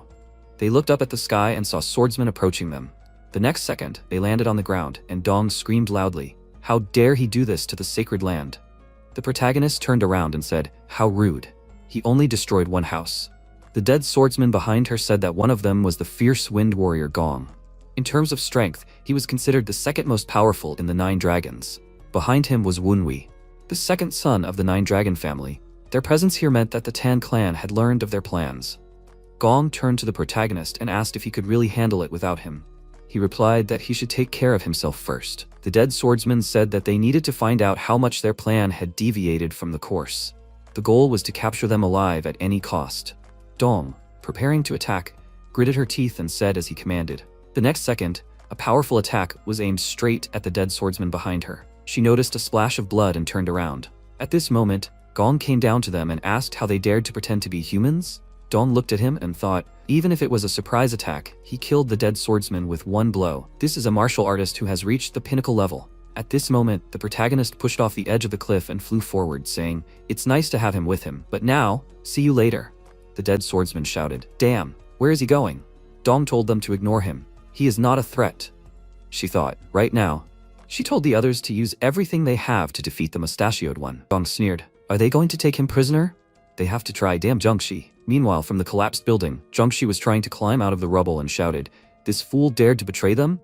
Damn." His recovery has slowed down. The explosion has distorted the foundations of his demonic magic circle. He needs to quickly decide, restore the arrow with demonic magic or destroy the evidence and escape. At this moment, Wenwei appeared from the smoke and said that he came here for him, and he was going to run away. He added with a smile, "Hospitality is apparently not customary there." He replied, "This person, he is a bastard from the Tan clan." This plan seemed to be the business of the head of the family. MC, smiling, said that they have not seen each other for a long time. Old man. The last time they met face to face was when he learned the magic art from him. He was surprised. What is he talking about?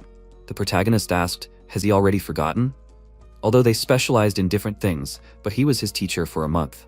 He repeated in surprise, learned from him for a month. Wait, this style of speech, it can't be.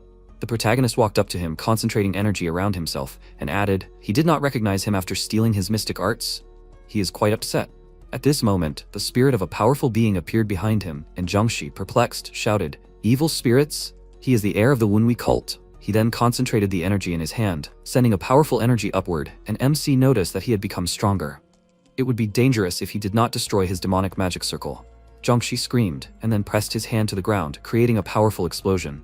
The protagonist, with his arms crossed, asked, "What is this? It does not look like the activation of a mystic art. What is he planning?" He thought that in any case, if he sees it with his dead man's gaze. But suddenly he was surprised. In front of him was an empty hole in the ground, and he asked, "What? Where did the old fool go?" He nervously looked from side to side and said, "He is not very good at stealth, and since he does not sense mystic energy, it means it is not an illusion." Spirits appeared next to him, and one of them said, "The heir of the cult, the master of white bones, he is over there." When we asked, "What?" He looked up at the sky and asked, "What is he doing there?" "Really?" Spirit replied, "It seemed like he had escaped." The protagonist added in disappointment that he didn't know whether to call him a coward or praise him for making the right choice. But of all the directions he could have escaped, he was just unlucky. The bird-like creature was either holding Zhengxi with its claws or flying forward, and he was screaming, "The heir of a cult? How the hell did he survive?" No, it didn't matter. Since he showed himself to him, that meant he had a way to get rid of him. What an idiot Wenwei was. He needed to retreat and gather his strength. At that moment, the protagonist said that he sensed anti-demon energy. Kyujin. She appeared next to them and sent a powerful energy upward, hitting Zhengxi directly and thus shattering the bird-like creature into bone fragments. The next second, the old man fell to the ground. The protagonist, approaching him, put his hand on the tree and said, "This is his retribution for running away with his heels flashing." Then he turned around with a smile and said, "Welcome, sister." She asked in surprise, "What is he doing here?" He replied that he was purging cultists with her mother. She was surprised. With her mother? What does he mean? He replied that Jiangxi she knocked down from the sky. He is from a demon cult. He is here to capture him. Kyujin lowered her gaze and explained that she came because she heard that her mother was plotting something with the master hiding in these mountains. But, a demon cult? MC averted his gaze and thought that he understood her confusion. But he needed to send her back before the old man pulled another trick and ran away. Then he said that he would handle him himself. After that, he pointed his finger at the mountain where the fire was visible in part, and he asked if she could help Gong. He protects mother, fighting alone against many enemies. She cried out in confusion. What? What, the three of them? He replied that it was a secret operation, and she came too, actually. He thought that she was probably worried. Then she looked ahead and said, it seemed like the situation was at a stalemate, so she would save the questions for later. He should run if it became dangerous. He replied, of course. She turned to him and said, see you later. After that, she kicked off the ground and ran forward at a rapid pace, and Wenwei said that he thought he had had enough rest while he was talking to his sister. Why doesn't he get up, old man? He knows that the Zhengxi with the demon wheel should have no problem recovering. The next second, the Zhengxi's hand rose from the ground. He asked, was he trying to make him let his guard down? Then Zhengxi stood up completely and spread his arms out to the sides, shouting, his damn mouth is as vile as before. He pointed his finger at him and added, but he died. How the hell did he resurrect? The protagonist concentrated energy in his hand and replied that he knew it was hard to believe. After all, immortality and reincarnation are every sorcerer's dream. Maybe this is enough as proof? The next second, his body began to be covered in energy, and Jingxi, perplexed, shouted, "The battle attire of an evil ghost. How did he overcome death, you idiot?" The heir of the Wunwei cult. He replied that he needed to ask him something. He shouldn't run away like a fool. He needed to sort it out on the spot. He began to approach, and Jiangxi, concentrating energy in his hand, said that his chatter was still annoying. Okay. He would tear his mouth into pieces. Then he sent a burst of energy forward. It flew further, hitting the corners, and then several different monsters appeared, flying straight at the protagonist. But he put his hand forward and used Storm Dance and Storm Rage, destroying the monsters in front of him. He moved forward, and after a few moments, he was very close to Jiangxi. He shouted in confusion, "Is this martial arts?" But before he could finish speaking, the protagonist punched him in the face, causing his tooth to fly off, and he himself flew back. The protagonist ran after him. He thought, he is so fast. According to reports, he has not yet reached the peak level. Then MC threw him down, hitting the ground, and he thought, so the bastard increased his strength in such a short time?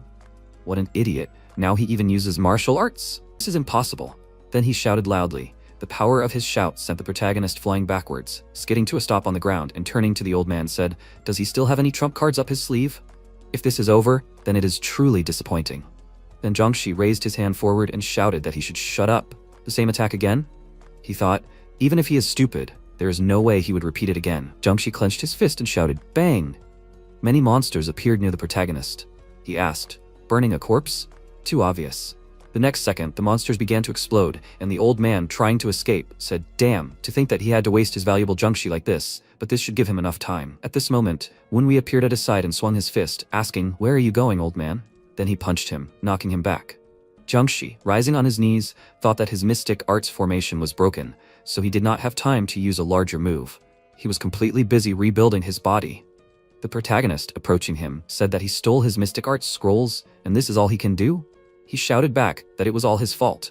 He destroyed his demonic magic circle. The protagonist, stretching his neck joints, noticed that it was true, but to think that it weakened him to the point that he was running away like a coward. Sad. He thought that he could do more by becoming stronger. Pathetic. Jiangxi, gritting his teeth in anger, concentrated energy in his hand and jumped at him, shouting, "The heir of the cult." MC thought, even with his provocations, this is all he can do. There is nothing more for him to see here.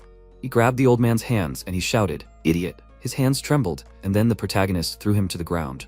The old man rose again, and MC said, "And the Jiangxi of the demon wheel is quite strong and tough." The next second, Jiangxi shouted that he gives up. He will tell him everything he knows, so he should spare him. Wunwei kicked him in the face and asked, "Old man, has he already got dementia? He has single binding chains. Why would he leave him alive?" He suggested to simplify things and meet after his death. He grabbed him by the neck and swung his other hand, and Jiangxi was perplexed, thought he was really going to die. He shouted that he couldn't die like this. The next second, the protagonist said in surprise, "Oh, so he was hiding something." He appeared on the seashore and said, "Soul restraining art." Well, this is unexpected. To think that he is capable of such a thing. Spirits appeared next to him. One of them said, "Cult heir, this is quite an advanced mystical art." Another spirit added, on a completely different level compared to the usual capabilities of the Black Bone Ghost Valley. The protagonist looked at his hand and said, "Really? Even for him this is too much." He thought that he definitely has connections with the association. Then he heard Jiangxi's voice, who said, "Cult heir." He locked him in the soul prison. He replied, "Oh, old man." He continued, "He cast this spell at the cost of his life. Even he won't be able to escape. Damn it, how dare he force him to take such a drastic step?" MC wondered why he was mad at him. It was his own fault for not having a backup plan if his demonic magic circle was destroyed. He told him to shut up. The protagonist smirked. Look at him getting mad. Spirit said, "The heir to the cult. Maybe they should find a solution first before pissing him off." The old man shouted that he would drown his soul in his own and steal everything he had, making it his own. The next second, the protagonist was underwater, and Spirit added, the ground they were standing on had disappeared. It was hard to believe that his master, or rather former master, had such a mystical art. MC noticed that he was in the middle of the ocean. This mystical art was so advanced that it could create a very realistic space. Finding the gate of life would not be easy. The question is, can he figure out the structure of it before he drowns? He thought, it might look the same, but he can determine the structure by observing the flow of mystic energy moving along the current. If that wave from earlier was called the blocking gate, then this oceanic flow is the gate of enclosure. If he follows the gate of enclosure, he should reach the gate of peace, where he can observe the entire structure of the mystic art. But even here, he can't see the gate of death or the gate of life. The old man used his life to cast this spell. Considering his words and personality, as well as how much he values his life, The purpose of this spell is probably an attempt to seize his body, not steal it. If that's true, then the gate of death in this mystic art is his drowning. He looked at his hand and thought, so this is the gate of life. He then thrust his hand into his chest. The spirits, perplexed, shouted, "Air, what is he doing?" Ended his life, but why? The protagonist, releasing drops of blood from his mouth, turned to them and told them not to fuss. Death by anything other than drowning is the gate of life of this spell. Isn't that right, old man? He held the heart with eyes in his hand, and Jiangshi shouted, "Damned cult air!" Meanwhile, Gong dealt powerful blows, killing the cursed swordsman in his path. Dong shouted indignantly, "Damn!" The dead swordsman turned to her and shouted that they won't be able to hold out for long alone. He keeps releasing his blades. She replied that she knows, but she needs an opening to attack. How can a person be so strong? Gong swung his weapon again and smirked, and before that they had more than enough self-confidence. How long are they going to delay the inevitable? He aimed his attack forward. Dong, covered with her hands, jumped back, shouted that she was different from them. He was surprised, right? How about this? He used the cry of 100 victories, crying flower. The multiple cutting attack headed straight for Dong, and she, covering with her hands, thought even she, a sole swordsman, was barely keeping up. The other dead swordsmen could not take it anymore. At this rate, they would all die at his hands. Then she turned to the swordsman and said that she would sacrifice the 3 of them to destroy him. All the dead swordsmen, they must give her their lives. They called out to her indignantly, and Gong, perplexed, asked what was wrong with them. They were acting strangely. Then the dead swordsman charged at him. He swung his weapon, shouted, "Do they think they can take him with a simultaneous attack?" He easily repelled the attacks of the first one and then was surprised, but he cut off his limbs. The swordsman was right next to him, and he thought, shit. Dong had already appeared in front of him, swinging her hand. He thought, when did she appear here? Was she waiting for the moment when the dead Jiangshi blocked his view? Shit, even if he tried to dodge, he would have to sacrifice his hand. Dong had already aimed her hand at his face at this moment, but the next second, a powerful beam of energy pierced her hand, and the sword that flew past was stabbed into the ground. Gong thought, this sword. Dong shouted in confusion, anti-demon energy? She thought, someone from Qingcheng, Kyujin. She ran towards them and shouted, Gong, is he okay? Dong said, shit. And at this moment, Gong attacked the last 2 swordsmen and said, thanks to her, Miss Kyujin. He then rushed towards Dong, who said in fear, Master. She flew back, hitting the ground, and Kyujin asked in confusion, Gong, did he eliminate them all? He replied, that's right, everyone was eliminated successfully. He then turned around and asked, but why is she here, Miss Kyujin? She looked down in confusion and replied, the important thing is, don't they need to help Wunwi? He replied that he told him to leave once they were eliminated, and that he would defeat their leader himself. He seemed pretty confident, so it would be fine. Meanwhile, the protagonist was in the water, and Jiangshi screamed, the heir to a cult, he's a crazy idiot. He pulled out his own heart? Does he have multiple lives? He replied that this is the gate of life. If he drowned, he would have taken over his body. Jiangshi screamed, and yet, how could he do such a thing so easily? He's an idiot, for real. Before he could finish speaking, if Wunwi clutched the heart in his hand, a bright flash of light illuminated the space, and he asked, did he change the space? Looking around, he noticed that it was now a jungle. The old man shouted, there are all kinds of poisonous creatures roaming here. You can't wait to see him writhing in pain. The protagonist leaned over to the plants and asked, first water and now poison? Is this all he can do with such an advanced mystic art? He then punched a tree and grabbed a lizard in his hand. He told him to stop acting so terrible, old man. Jiangshi shouted, damn. A bright flash of light illuminated his space, and the MC looked around and noticed that they were now in the sky. That meant the old man should be right there. He sent a powerful energy into the eye that opened, and the old man shouted in confusion, what? How did he find him so quickly? What about now? They found themselves in a deserted place. He shouted, what about it? They found themselves in an icy space. Then they were near an erupting volcano, and he shouted, he should try it on his teeth. After that, the protagonist asked, are they back to the very beginning? Has he run out of ideas? He indignantly shouted, what tricks is he using? How can he detect the gate of life so easily? The protagonist spread his arms out and asked, is it because he is a genius? Catch the soul and immerse it in the fantasy world. Compress the fantasy to contain the soul. Jiangshi was perplexed and shouted, what? He recognized the name?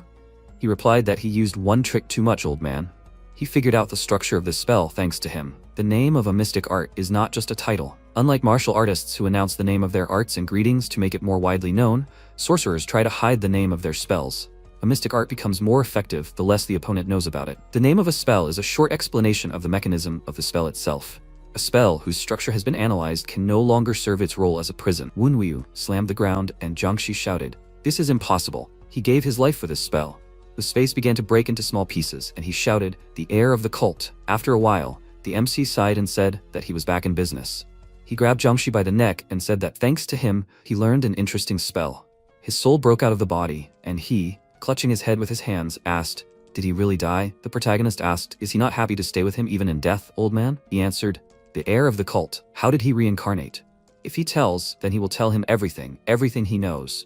The protagonist grabbed his face and pressing him to the ground said, "He seems to have not fully understood everything because of his politeness. And now he dares to bargain with him?" He asks questions, he answers, "Understand?" He replied that he understood, and then the protagonist sat down on a rock nearby and added, 6 years ago he died at the top of the sealed heavens. What happened on Tianshan then? He had to answer without missing a single detail. 6 years ago, the peak of the sealed heaven. After he died, and took many elders with him, the heavenly cult was mired in internal squabbles. The fist demon of the beast mythology, the true demon of the negative mythology, the blade demon of the North Sea mythology, the killing demon of the ghost mythology, and the wind demon of the void mythology. 5 of the 9 demon mythologies united and rebelled. They defeated the group of the ancient demon of the heaven mythology, who was protecting the gallery of the cult leader, and invaded the main palace of the venerable demon of the god mythology in order to capture his master. If they had also gotten their hands on the master after getting rid of him, then it would have been true that only the venerable demon group would have been able to resist them. The rest would have had no choice but to follow them in order to maintain power. But civil strife broke out. According to rumors, they were unable to capture the master. Then the MC looked up at Jiangxi and asked what happened to his teacher then. The old man thought in fear, those eyes, could a human possess something like that? Yes, this idiot has absurd abilities. Commanding the dead, although he himself is a living ghost king. Now that he has become a spirit, he feels this uncontrollable sense of horror. Since he cannot disobey, he must avoid disembodiment. Then he said, "Cult leader."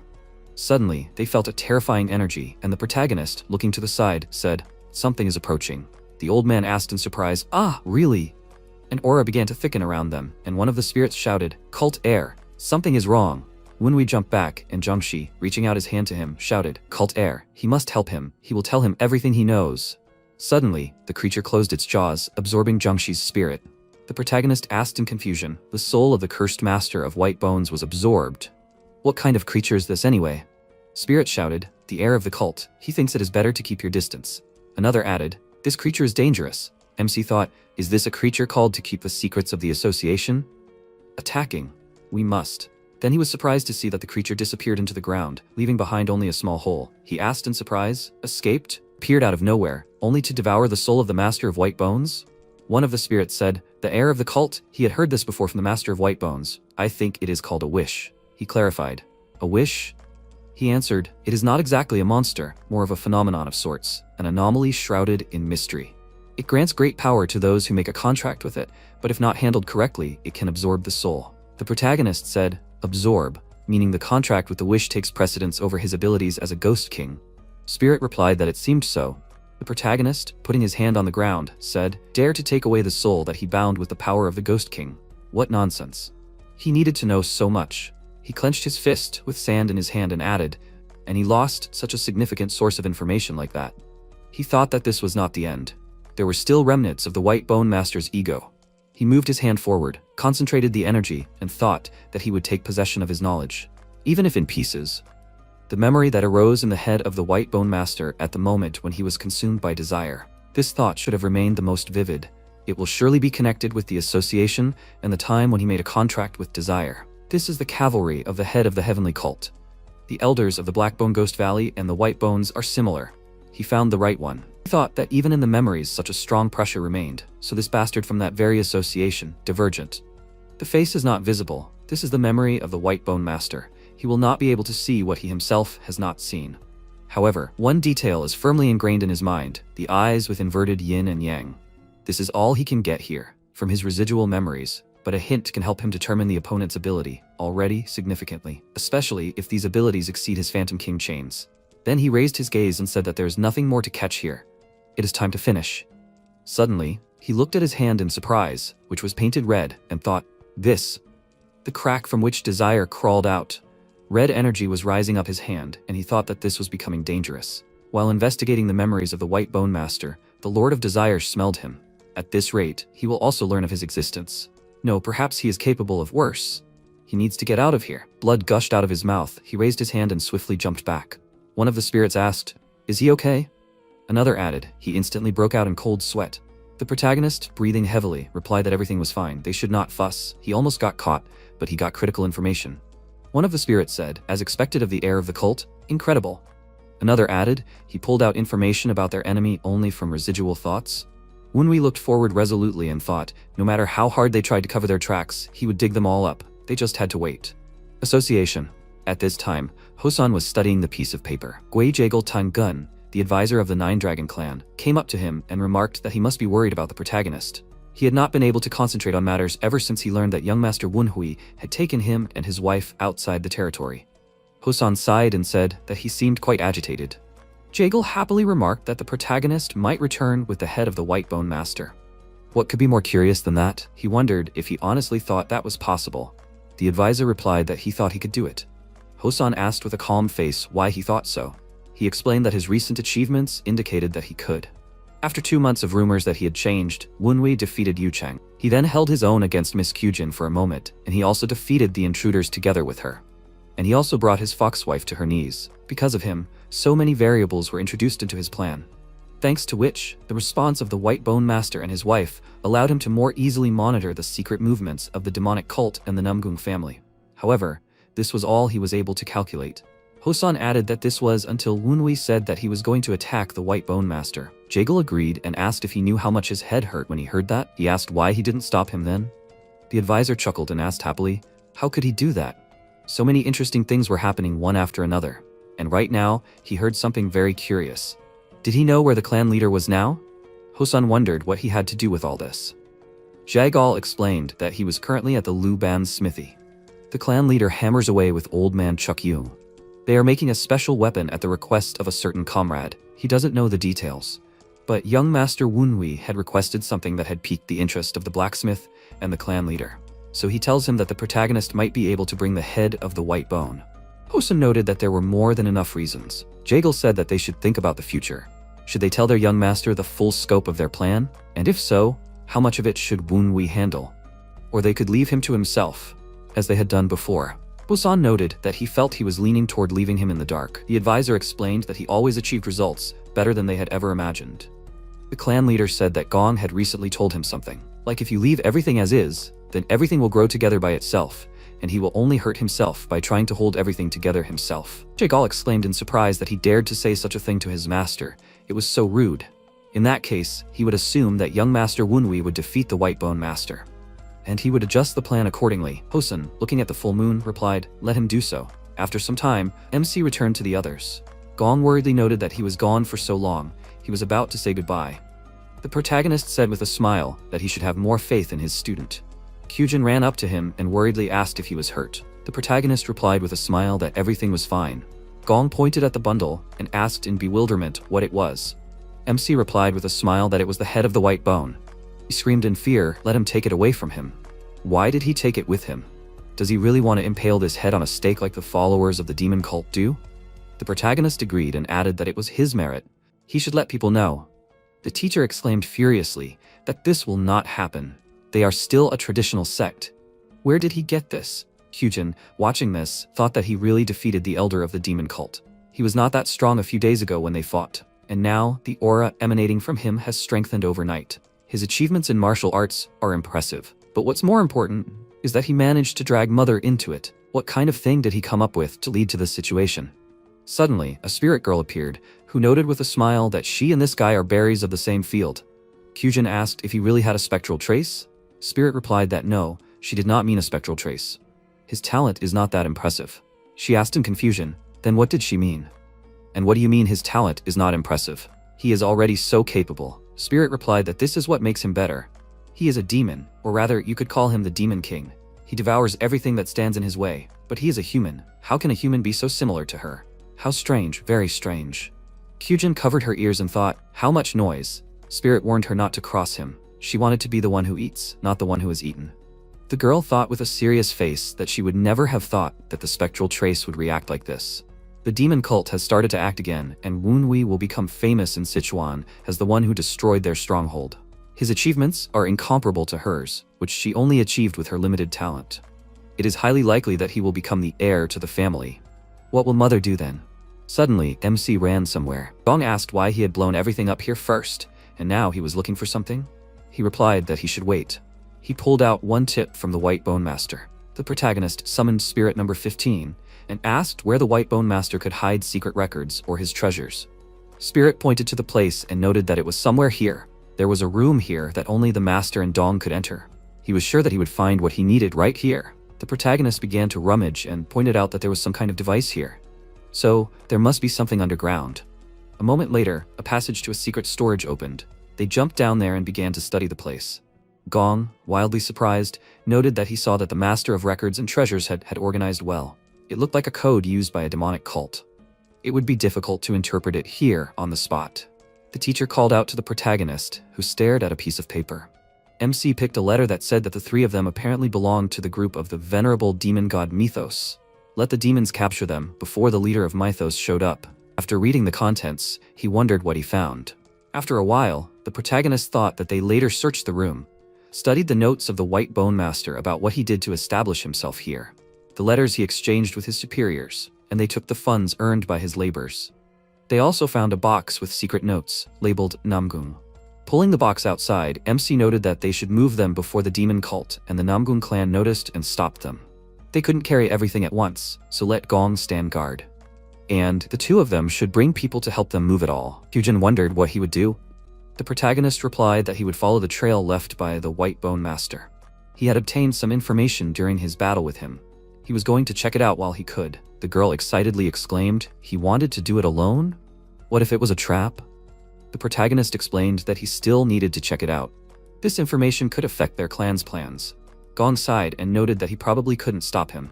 One of the other 12 black ghosts might appear, so he would go with it. MC thought that, as he said, the other black ghosts would not be as easy to deal with as the White Bone Master, but it would be a hassle if he had someone else with him while he searched for the people of the venerable demon god Mythos. He noted that he needed to guard this place. It would be a great loss for the Tang clan if they did not save these things. Gong grumpily agreed to stay in this place. The protagonist called out to his sister and said that the only one who could accurately convey the information about the incident was her.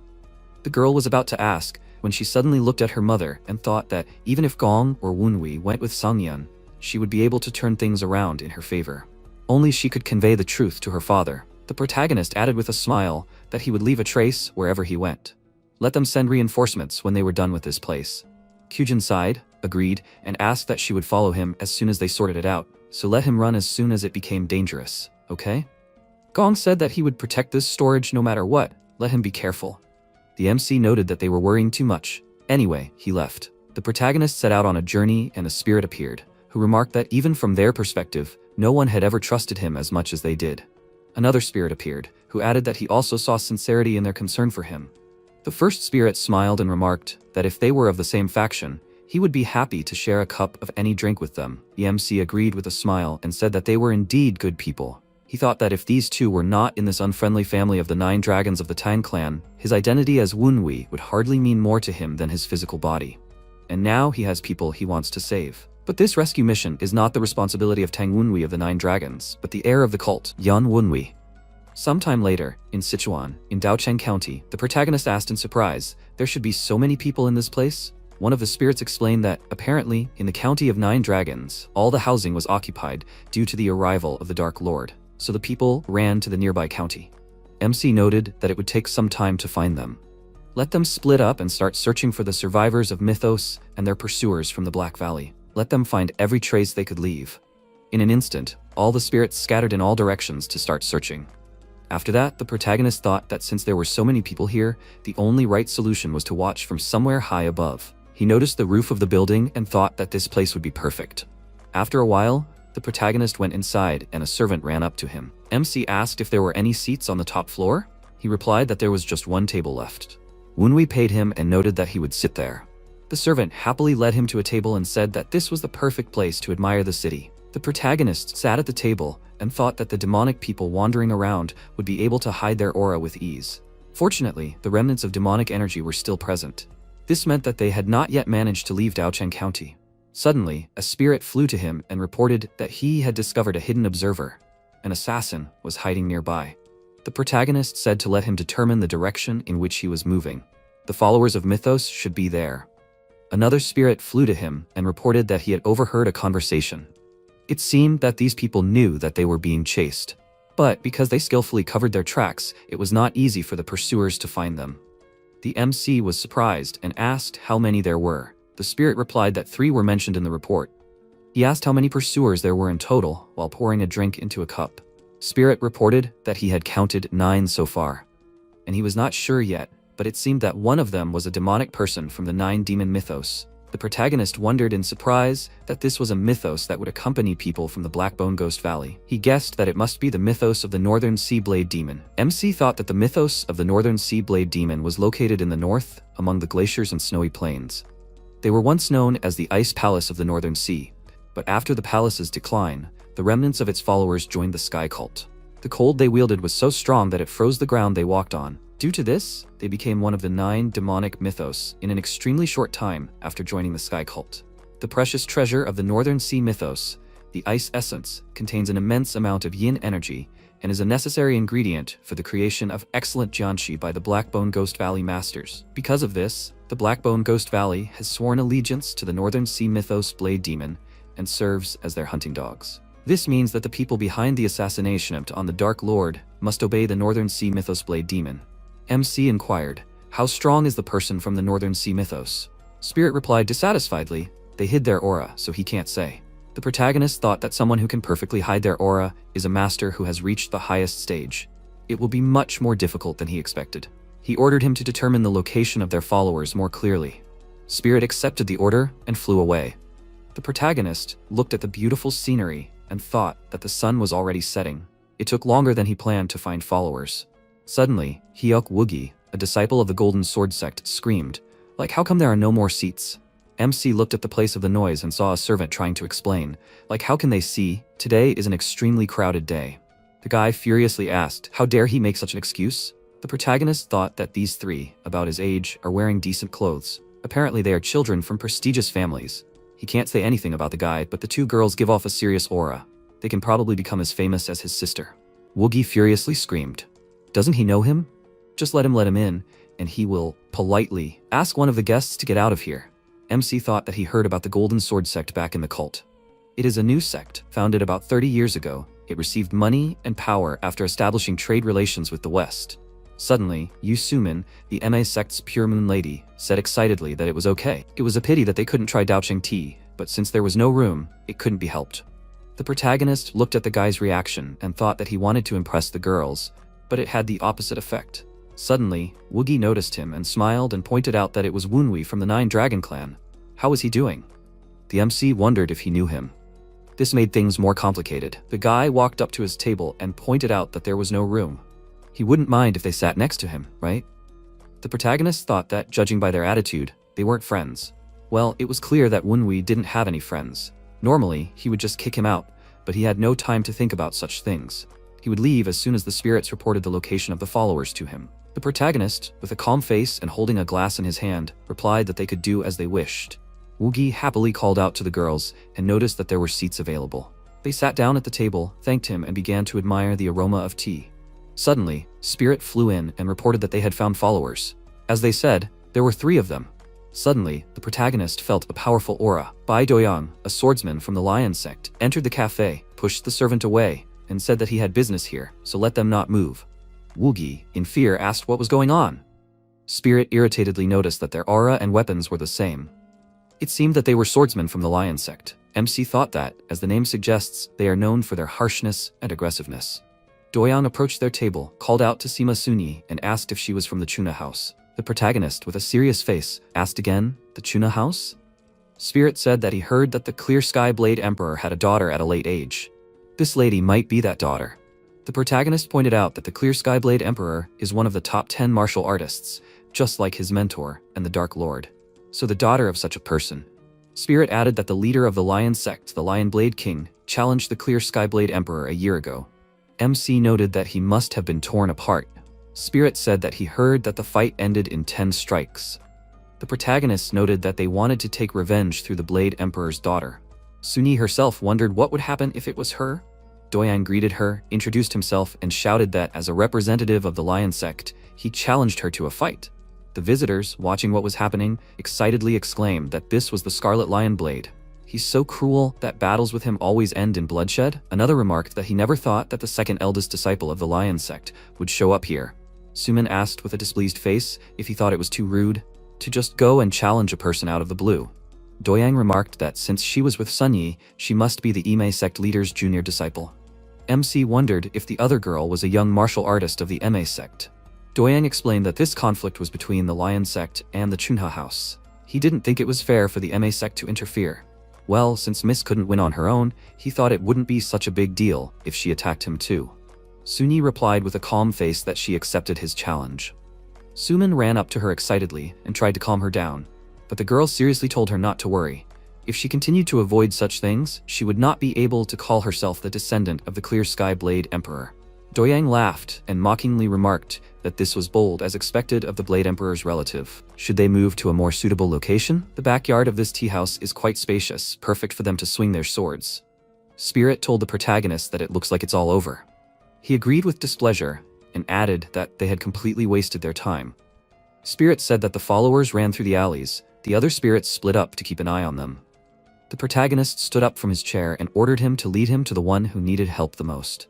He was stopped by swordsmen from the lion sect. One of them said that until their duel was over, he should stay in his place. Doyang solemnly announced that all the guests of this establishment must witness their duel.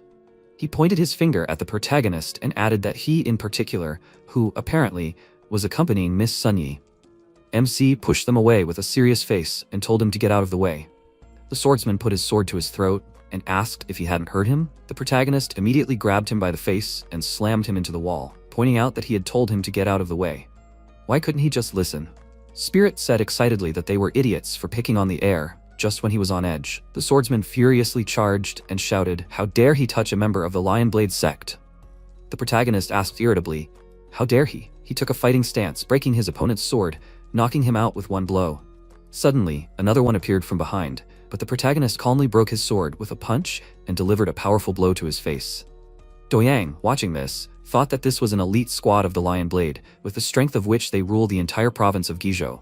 But he defeated two of this squad with such ease. He armed himself and said that he was expecting a duel, so he was not going to interfere. But now he would have to show him why he was called the Scarlet Blade. Doyang rushed to attack with furious cries. MC, dodging the attacks, thought that usually he would just disarm them, but they really were at the wrong time. He furiously shouted that he at least knows how to dodge. But it is worth his blade to reach him at least once. The protagonist deftly dodged once again and Doyang screamed, "Does he really only know how to run away? Let him stand and fight." He swung his sword to deliver a finishing blow. The protagonist calmly announced that he was bored. He stopped his sword with one movement of his hand and asked, "So he hit, and what will he do now?" Doyang in wild shock said that this cannot be. MC delivered a powerful blow, from which his head got stuck in the ceiling.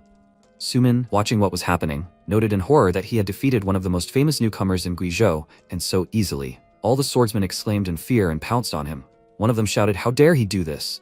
The protagonist, with a calm face, noted that they really liked the word dare. After some time, he destroyed every opponent and there was only one left. The swordsman, in wild horror, exclaimed that he was a monster. MC approached him and said that they were the first to attack him, and now he was calling him a monster. He hysterically shouted that he was asking for forgiveness. Let him forgive him. This will definitely never happen again. The protagonist grabbed him by the hair and, agreeing, added that in return he must convey messages to the guys he knocked out. For today, he will stop there. But if they get under his feet again, they will find out what true hell looks like. He promises. The swordsman fainted from such a strong fright. After that, the protagonist calmly left the establishment. Sumin, in complete shock, noted that he seriously up and left after all that he had done. It seemed that this was not the right time for tea. Sunyi agreed and thought in surprise that a new talent of their age had appeared. I think his name was Wunwei, right? After some time, the demon with the callsign owl caught up with the bird from the Kunlun sect and, having stabbed him in the back, happily noted that he had finally gotten him. And he would make sure that the rest of their scum would suffer the same fate. The guys screamed in fear. Let this filthy heretic shut his mouth. Owl laughed and said that he could not wait for him to start crying, begging for mercy. He tried to contact his accomplices and said that the target was detained. Let them come and pick him up. Hearing nothing in response, he asked in confusion why no one was answering. This is Phelan speaking. Let someone answer. Why the hell is everyone silent? He thought that this was strange. It couldn't be that there was absolutely no answer, even if they decided to do nothing.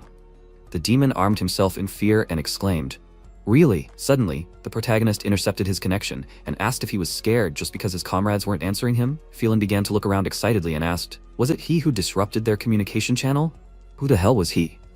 MC noted that he couldn't believe that they were still using spirit communication. He wondered in fear, what did he know about spirit communication? Why did this manner of speech seem so familiar? At that moment, the protagonist sat down on the roof right above him and said that he was thinking too slowly. The rest of his friends noticed him much faster. Phelan turned around and asked in fear, when did he manage to appear? He looked at its appearance and exclaimed, this is the battle attire of an evil ghost. Purple eyes? This appearance? It can't be. The MC went down to the ground and remarked that, judging by what he saw, the pursuit of a member of the mythos of the demon god excited him no end. He grabbed it in lightning speed and remarked that it was not his people who should be hunted, but these traitors. After a while, Gu Mingche, the second son of the head of the Northern Sea, met with his assistant Baeksan and asked if they were finished. He replied that it would take more time to avoid all possible witnesses. He apologized for the delay. The guy remarked that it was okay. The longer he waited, the longer Wenwei's servants would scream in agony. The assistant called out to him with an excited face. Mingche added that he knew that what he had done was cowardly, but he could still clearly see that bastard's expression in his mind, back when he was fighting for the inheritance as one of the 10 pillars of the demon mythos. He remembered how the protagonist had approached him and asked what that weakling was doing here. Mingche stood up and pointed out with a serious face that he didn't even know martial arts, and he could do such a thing with just a chain. What kind of creature was he? MC told him to shut his mouth. What if his weakness was contagious? There was no need to fight him, he was so weak.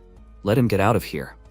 Mingche thought that he, the second inheritor of the demon mythos of the Northern Sea and one of the candidates to inherit the heavenly demon cult, had lost everything in one defeat.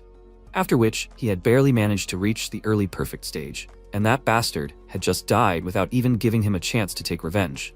However, he hadn't lost anything.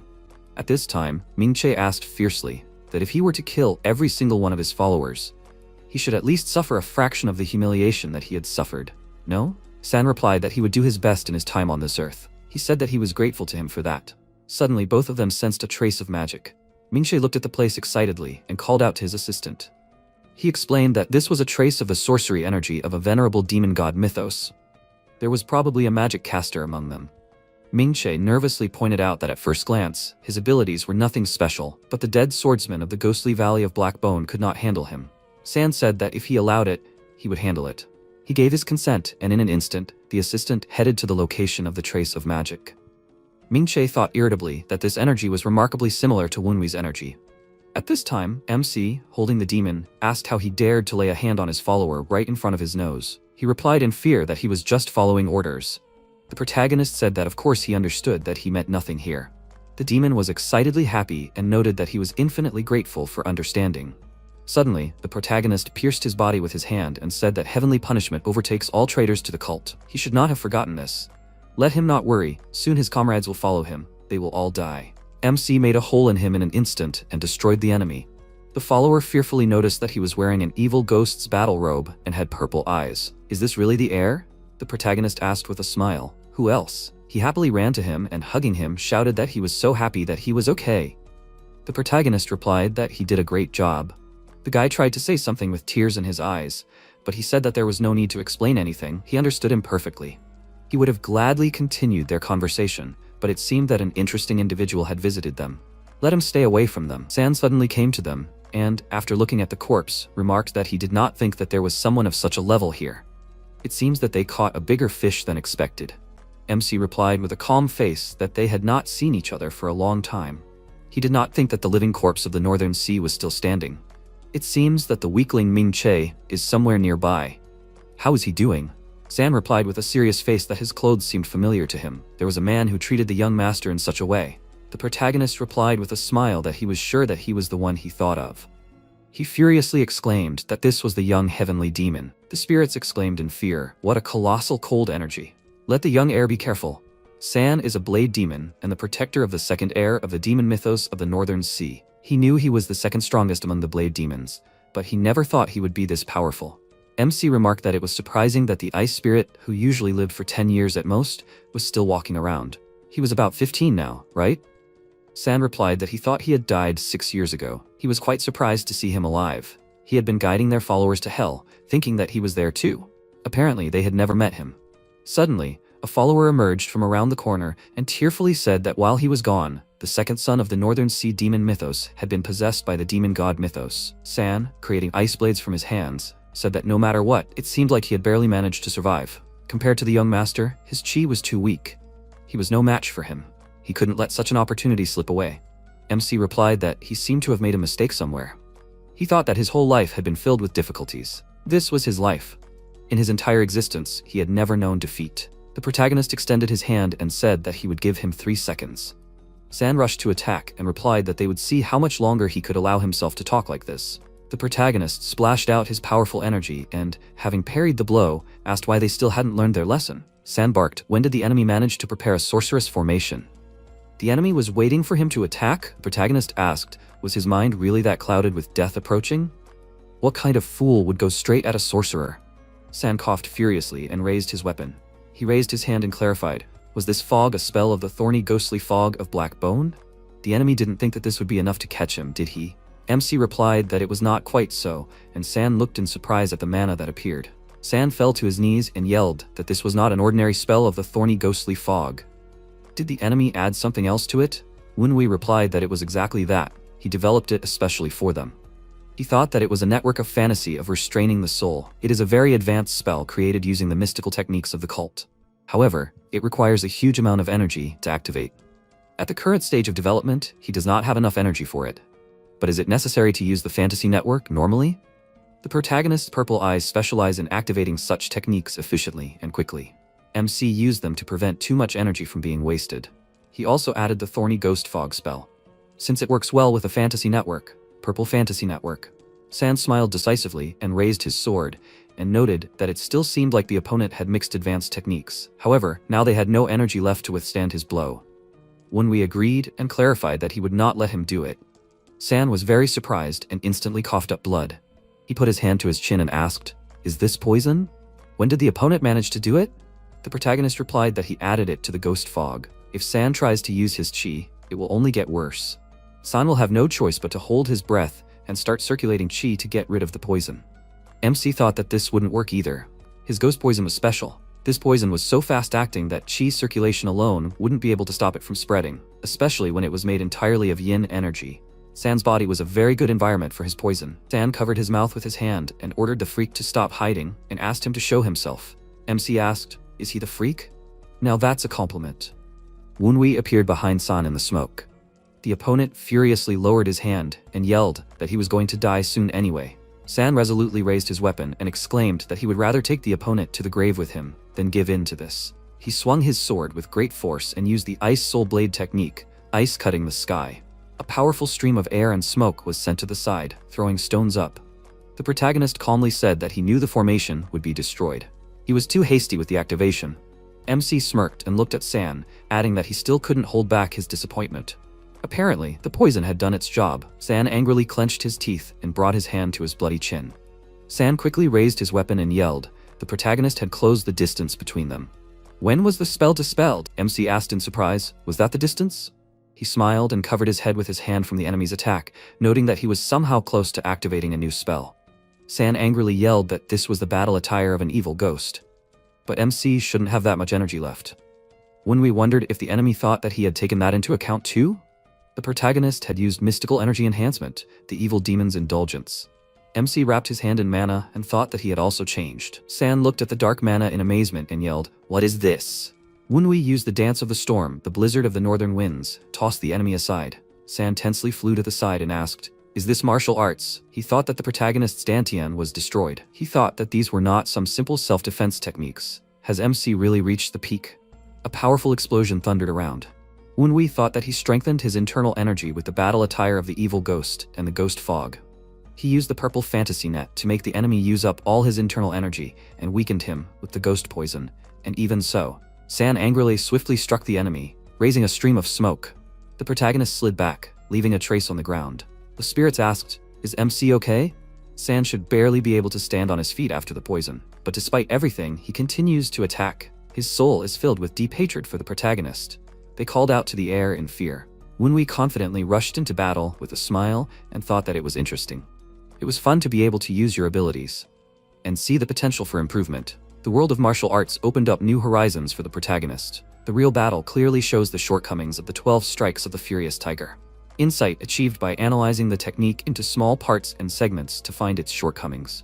Martial arts are only a tool with which MC expresses and develops himself. The most important part is the vessel that performs the actions. Wunwi. Instead of imitating other people's techniques, he is forced to transform them into his own. He has too little information on how to do this. Reworking martial arts to suit your own needs. And here is an example standing in front of the protagonist. The Ice Soul Blade technique. The movements are slightly different from the original. The expression of San's Ice Soul Blade technique is like a blizzard. It is surprisingly fast and sharp. The enemy who cannot pass through will be buried under the snow, and as a result will freeze. This is San's personal blade technique, only based on the Ice Soul technique. MC will copy his sword's trajectory, breathing, steps, and everything visible. When we stop the opponent's weapon with his hand, San asked in surprise, "Is this the Ice Soul Blade technique?" How did the protagonist imitate it after just one look at his performance? MC waved his weapon and thought that he would pick up the moves that suited him. Then he will use the 12 strikes of the Furious Tiger. Wunwi decisively raised his hand, enveloping himself in mana. He quickly ran towards the enemy using the 12 lunges of the Snow Tiger. The mana rays instantly left wounds on San's body. He roared in surprise. The protagonist combined his technique with his and adapted the blade technique? San called the enemy a monster with great fear. MC raised his hand with a grin and said that he could not understand why they all called him that. Wunwi swung his hand and struck the enemy, and San screamed in pain. The protagonist noted that the enemy could call him a genius in a good way. San clenched his teeth in rage and said that losing here would be a shame, after which he would not be able to look the young master in the eyes. San raised his hand with great anger and used the divine palm of the Ice Soul. The protagonist calmly looked at the ice mana emanating from the enemy's hand. He quickly flew back. San lowered his head down and laughed and noticed that MC had let his guard down. He raised his head with a mad look and screamed. How does the protagonist taste their ice poison? The spirit screamed angrily. What kind of demon is this? He is not going to give up easily at all. At this rate, the protagonist's dreams will be frozen. Wunwi put his hand to the frozen part of the body and said that it is different from the old ice poison. San smiled sarcastically and laughed. Did the protagonist notice? It's called ice poison that corrodes the heart. The poison consumes the victim's heart until they die, and there is no antidote for it. This poison was originally developed without it. MC raised his head and thought that he was wondering why they were targeting the Tang clan, probably because of that. Wunwi wondered if this is what they got from the association. San tensed up and asked if the protagonist already knows about the association. Less was expected from the enemy. It turned out convenient that he would get rid of MC now. Wunwi clarified, who told him that? He raised his hand with 5 balls and thought that he killed 5 dead black bone swordsmen on the way here. The protagonist quickly shoved the balls into his mouth and the spirit screamed, "Really, so many ghost spheres at once? This is very dangerous." MC's body was enveloped in mana streams and he coughed in pain. San laughed madly and yelled that it was useless to resist. Didn't the opponent hear him? There is no antidote for the ice poison that corrodes the heart. Wunwi thought that as the opponent said, the ice poison cannot be neutralized. However, he is not trying to neutralize it now. With the energy from the ghost spheres, the protagonist will resume the circulation of blood in his frozen streams. In this way, he will absorb the ice poison. This heart poison is definitely a very good weapon. But all this powerful yin energy and poison is just a very good dinner for MC. San asked in amazement, did the opponent just convert the energy of the ice poison that corrodes the heart into internal energy? Wunwi smirked and clarified, San wanted to kill him, the Ghost King, with ice poison? Even though he was full of yin energy? The opponent must really be losing his common sense. San knelt down and exclaimed, Ice Soul Blade technique and now ice poison. He yelled with great rage. Was the young master mocking him all this time? San instantly fell silent and fell to the ground. Wunwi smiled and remarked that it was a meaningless death for a person of San's level.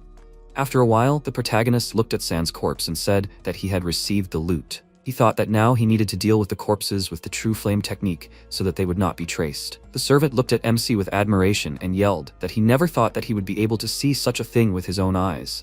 He remarked that it was an honor and instantly fell silent upon hearing something. The servant turned his attention to the flying eagle and exclaimed, This energy. He pointed his finger at the sky in fear and called out to the young master, yelling that this was the energy of the Blackbone Ghost Valley. There were new enemies there. Wunwi asked the servant not to worry about him. Elder Wong flew up to the protagonist and MC clarified that the bird was on their side. Elder Wong turned to the young heir and exclaimed that he had returned after fulfilling his order. The spirits flew up to him and noted that they had not seen each other for a long time. How many freaks did Elder Huang absorb? He looks much better than when he left them. The protagonist waved his hand, asking the spirits to be quiet, and asked if Elder Huang had destroyed all the farms. Elder Huang confidently confirmed this and added that there was something else he had to report. Elder Huang squeezed the crystal in his beak and said that he had found this while on a mission.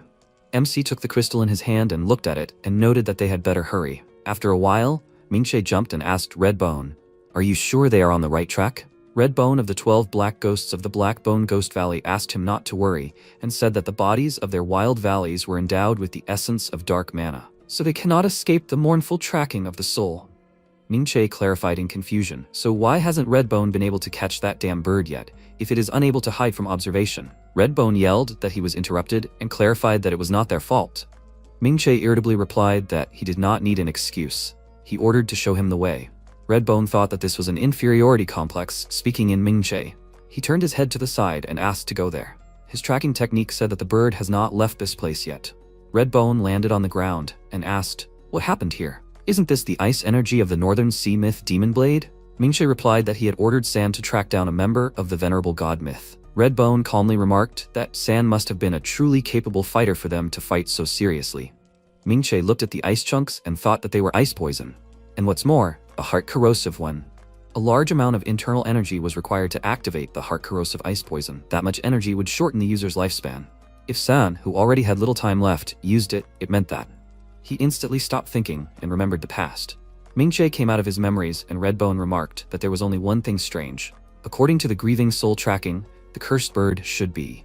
Mingche grabbed him by the throat with force and Redbone coughed out a cough. Redbone yelled, "What was this for?" Mingche replied furiously that he had followed him here on the orders of the myth leader to kill the cursed bird that had destroyed their farms. And not only is there no one here, there are also traces of a battle left. Redbone should have tracked it down, but there was no sign of anyone having been here, even though the ice poison that corrodes the heart was used. Mingche took out his sword from its sheath and added that the owner of the cursed bird and the surviving members of the Venerable God's myths. He must understand the connection between them. It is better for Redbone to tell him everything Redbone knows about the owner of this bird. If Redbone does not want to know how well his life-devouring blade can deal with him. Redbone shouted while breathing heavily that the protagonist is from the Nine Dragon family. Chasing, whom they were following, was created from the cursed bird that they sent to kill the son of the Nine Dragon family. Mingche thought that the Nine Dragon family was a branch of the Tang clan, and that their manor was planning to kill the Dark Lord. He ordered him to continue, and Redbone said that they were trying to lure the headman's wife over to their side in order to infiltrate the Nine Dragon family. The woman demanded that the second heir be killed in exchange. But the dead swordsman they sent on this mission went missing. And for some unknown reason, the bird mutated into Jew and started attacking their farms. Mingche let him go and asked, for some reason, they are useless pieces of trash. Redbone clasped his hands around his neck and agreed, clarifying that the cursed master Whitebone would investigate the problem. But as far as Mingche knows, they haven't infiltrated the family yet. Mingche pointed out that everyone knows how closed off the Tan clan freaks are. Redbone stuck out his tongue and exclaimed that it will take longer than expected. The problem is, they don't even know what kind of organization is behind this bastard. Just a few months ago, this freak was not considered human. And then he suddenly changed and started to interfere with their plans. Mingche noticed that it was suspicious and asked what his name was. Redbone replied that it was Wunwei. Mingche gritted his teeth in anger and thought that it was the sorcerer of the myth of the revered god who killed San. Sorcerer powerful enough to stop and neutralize the black bone ghost monster. A sorcerer covering for the guy who was stopping them. And his name was Wunwei. After some time, the servant yelled that they were the three birds of the Kunlun sect. They bowed and greeted the heir of the cult. The protagonist thanked them with a smile for holding out for so long. But what about the head of the cult? Is he even okay? The three birds got scared and MC sternly clarified. Did something really happen to the head? The servant cried with great fear and replied in disagreement that they thought that since the protagonist was alive, the leader would be with them. Wunwei was surprised and thought, is the teacher not with them? He asked them to tell him what happened. The protagonist thought that when the five myths rebelled after the bloody massacre in his chambers, the teacher and his guards were no longer there. After losing both leaders, the myth of the venerable demon god was expelled from Tianshan and scattered throughout the country. The followers of the myth scattered to every country they could reach in order to find the leader of the cult, while avoiding the attention of the association. And after 6 years, they finally found his mark in that inn. The three birds were sent here to confirm its authenticity. The MC looked at his hand sadly and said that a leader must stick with his followers, even in bad times. He apologized to them for his weakness. The three birds cried and asked the heir not to say such things. They are extremely grateful to the heavens for his return. Wunwei clarified that as they could tell, Their leader was not with him. He turned his back to them and added that he had not even recovered to the level he was 6 years ago. Protagonist thought that the demon squad that protected the teacher might have disappeared along with him, but they were confronting the association and the 5 demon myths. If everything was fine with the teacher, it was impossible that the teacher would not have taken these followers with him. MC mentally asked the teacher, what should he do now? The servant wondered what the heir would order. Wunwei turned his head to the side and thought that for him, only a few months had passed, but for them, 6 years had passed. The protagonist must keep one thing in mind.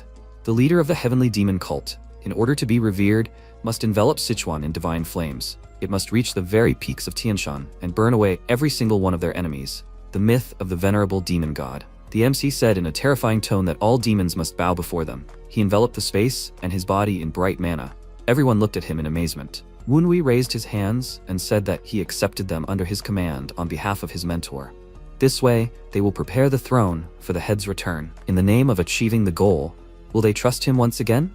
The 3 birds bowed to him and exclaimed that they begged him and asked for guidance. The protagonist thanked them for this and thought that first, he needed to gather the followers that were scattered across this land. The MC asked who currently ran the organization.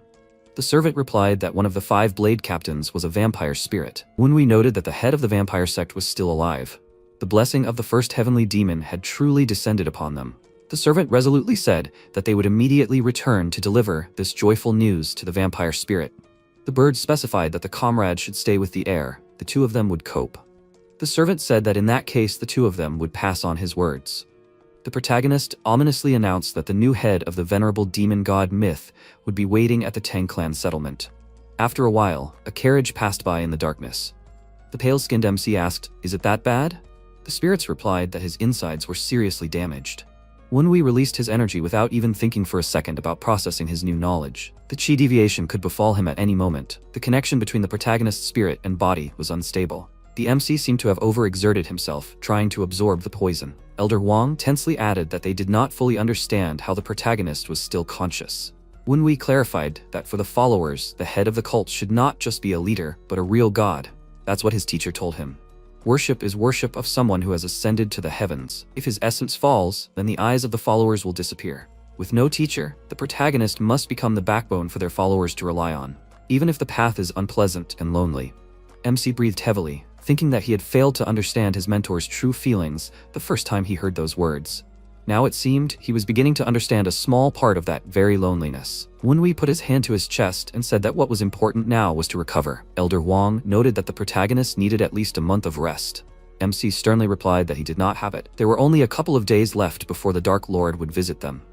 Elder Wang clarified that in that case, Wunwei needed to purify the yin energy and correlate his new insight with the abilities of this body. The protagonist crossed his legs and noted that this meant that this was the only option. Nothing could be done. The spirit screamed. Did the heir decide to circulate chi in a shaking carriage? MC closed his eyes tightly and said that he needed to figure this out before the yin energy made things worse. Wunwei thought that the reason for the internal damage was because he was trying to replenish it, before his understanding could lead to stable results. All the energies within him were unable to find balance and instead became clumped. The protagonist needed to untangle them, eliminate the excess, and then properly transform them. All of this to form a new yin essence, free of unnecessary impurities personally his, which MC would then place into his central meridian. Streams of energy flowed out of Wunwei's body. Elder Wang exclaimed in admiration that the protagonist had separated the energies one from another and then purified each of them. The thought of this was already amazing. What amazing concentration. Only an heir could do such a thing. The yin energy was stabilizing. He must be finished. The protagonist opened his eyes and the spirits surrounding him congratulated MC on his advancement in skill. Just think, he figured out a new cultivation method using his central meridian. Wunwei is really amazing. The protagonist asked irritably, what are they talking about? Created a new cultivation method? Elder Wang asked in surprise.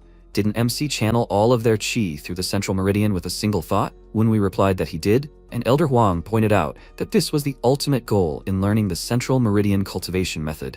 The mystic arts in the upper meridian, the martial arts chi in the lower meridian, and now the cold energy from the heart-corroding ice poison. They all moved according to the protagonist's will. This means MC created a central meridian cultivation method that suited him personally. Wunwei allowed the yin essence to flow through him and restore everything he had disassembled. The protagonist happily raised his fist and asked, is this his personal central core cultivation technique? He thought that the upper meridian was formed according to the Ghost King's scriptures that the protagonist learned in his previous life, while the lower meridian would be formed using the Heavenly Demon Heart Guardian's techniques that he would focus on later. Learning them would already turn MC into one of the most powerful masters in this land. However, this would only work if he only fought local enemies. The entities that he would need to confront from now on were a group of divergents that had reached the astral plane. That the Ghost King's tome and the Heavenly Demon Heart Guardian's techniques would not help him surpass them. Wunwei smirked and said that if this method of cultivating the central meridian allowed him to combine his mystic arts with his martial arts into one. Elder Wang remarked in amazement that this sounded like a difficult path in life, but with what they had seen so far, it was definitely possible. The protagonist agreed and said that he had already decided on the path. MC looked at the sphere and thought that it was similar to the flow of water, breathing like a black dragon, and has a purity reminiscent of real energy. This is the real energy of the black dragon of rivers and lakes. This will be the result of his cultivation of the central meridian, Qi of the black dragon. After some time, the assistants called out to the master and shouted that they were ready to go. Kyujin thanked him and said that just think. The commander of the Furious Wind Squad himself volunteered to help. The commander calmly replied that it was their duty. If Gong reported everything properly, it would be much easier. The assistant looked at the carriage and noted that at such an early hour. He approached it and ordered it to stop. Asked what brought him to the gates of the Tan clan's subsidiary at this time? The protagonist, descending the stairs, clarified what brought him. He returned from a mission. The assistant turned to Wunwei with great surprise. The sister turned her attention to him and quickly ran up and hugged him. MC said in surprise that he didn't expect her to be waiting for him right here. Kyujin examined him and yelled, "Was my brother hurt?" Wunwei calmly didn't confirm it. The sister thought that since he came back so quickly, it looks like nothing happened. She was still glad that he wasn't hurt. Kyujin sighed in relief and praised him. The protagonist smiled, picked up the bag with the loot, and said that he killed one of the members of the Northern Sea Myths. Kyujin yelled in surprise. Did my brother even manage to complete his mission? After a while, San in the form of a spirit yelled. He addressed the heir of the cult with chains around his neck. Wunwei, directing mana towards him, asked San to be grateful that he was done with it. The spirits clarified that the protagonist tore his soul apart while torturing him, and then used his powers to return everything back. Their fate of becoming a ghost turned out to be much better than they thought. MC said that they now have enough information about the myth of the Northern Sea, and it was almost noon. Gong opened the door and called out to the master.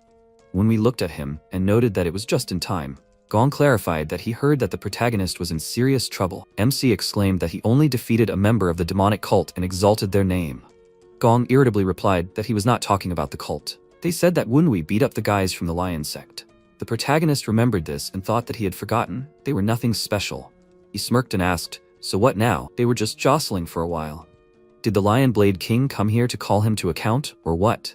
Gong confusedly confirmed this, and noted that the same Lion Blade King had come to call the master to account. MC asked irritably, a man considered unrivaled in his region came for him because of some childish fight. Gong sternly replied that the gentleman understood everything correctly. Wunwei sighed and said that he was expecting applause. Apparently he would also have to listen to insults. Gong agreed and asked him to go. After some time, the protagonist folded his hands and said that he returned with news of the completion of his mission. Hosan sternly said that in addition to the head of the Lord of the Storm, which, as MC said, belongs to him, Wunwei also brought the head of the demon of the blade of the myth of the Northern Sea. It does not end there. The protagonist also managed to amuse the Lion sect and bring the king of the Lion Blade to their door. The protagonist replied that in the name of fulfilling the mission, a conflict with the Lion sect was inevitable. He would like to add something else to the list of merits. Hosan asked in surprise, "Is there anything else the MC wants to report?" Wunwei pulled out a piece of paper and said that here are all the details of the plans that the myths of the Northern Sea are plotting. Is this enough for Hosan to recognize him as worthy of participating in the game? After a while, the protagonist, descending the stairs, thought that if he had known that such a place existed, maybe he should have ordered one of the ghosts to spy on Hosan? No, nothing would have come of it. He needed to keep an eye on Sanyang's actions, and he couldn't even keep track of all of her assistants. MC looked at the bright light coming from the slightly open door. He thought that this exceeded all his expectations. Wunwei would never have thought that there was such a large space here, underground. The spirits asked the heir to take a closer look. This map of the area covers the entire world. How can it be so detailed? You can see Sichuan in the middle, Haidong on the right, Xinjiang to the west, and even India and Europe. The smallest sects and groups are marked here, along with their name, size, and other details. Even their relationships with the Tang clan and how to improve them are described. Wunwei thought that there was also the Tianshan Ridge here, on which the Heavenly Demon cult is located. Also, the locations of the towers of the masters who strive to overcome the limits. Now the protagonist understands everything that the Tang clan has planned. Tang happily said that this is amazing. He would never have thought that the master would bring the protagonist here so soon. MC looked at him in surprise and thought that he was wondering where Tang usually disappears to. Apparently, he spends time here. Tang covered his mouth with a fan and asked how it felt to see the center of wind evolution. Wunwi noted that it meant that they were going to eclipse the world with a storm. Their goal is clear, just based on the existence of this map. Not only China, but also the whole world, a global network. Tang happily approached the gentleman and asked to entrust him with the protagonist. Apparently, MC's head was blessed by the heavens themselves, his intelligence, courage, and cunning. Yes, even moral qualities. Everything about him is very good. He is a person from whom he can do anything he wants. Tang enthusiastically asked to give him the protagonist and shouted that in 20 years, even in 10 years, he will turn the Tang clan into the most powerful organization in this world. Gong furiously asked what Tang was saying. The young gentleman acted like a real warrior. Wunwi does not deserve to dig through papers. Tang noted that fighting ability is far from the most important thing for the clan.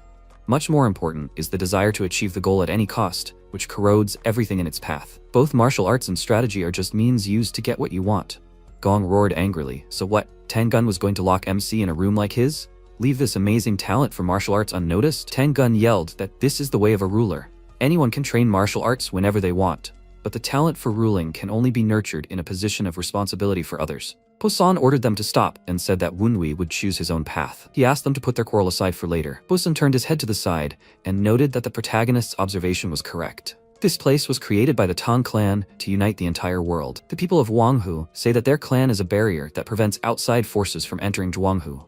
However, neither he nor the clan leader intend to remain just a wall. The Tang clan will become a castle from the top of which one can look down on the entire world, and above which no one dares to climb. For this castle to appear, it first needs to become an impenetrable fortress, which the fans of the demonic cult will not be able to touch. Half a year ago, they received news that his followers dared to start plans to kill the patriarch.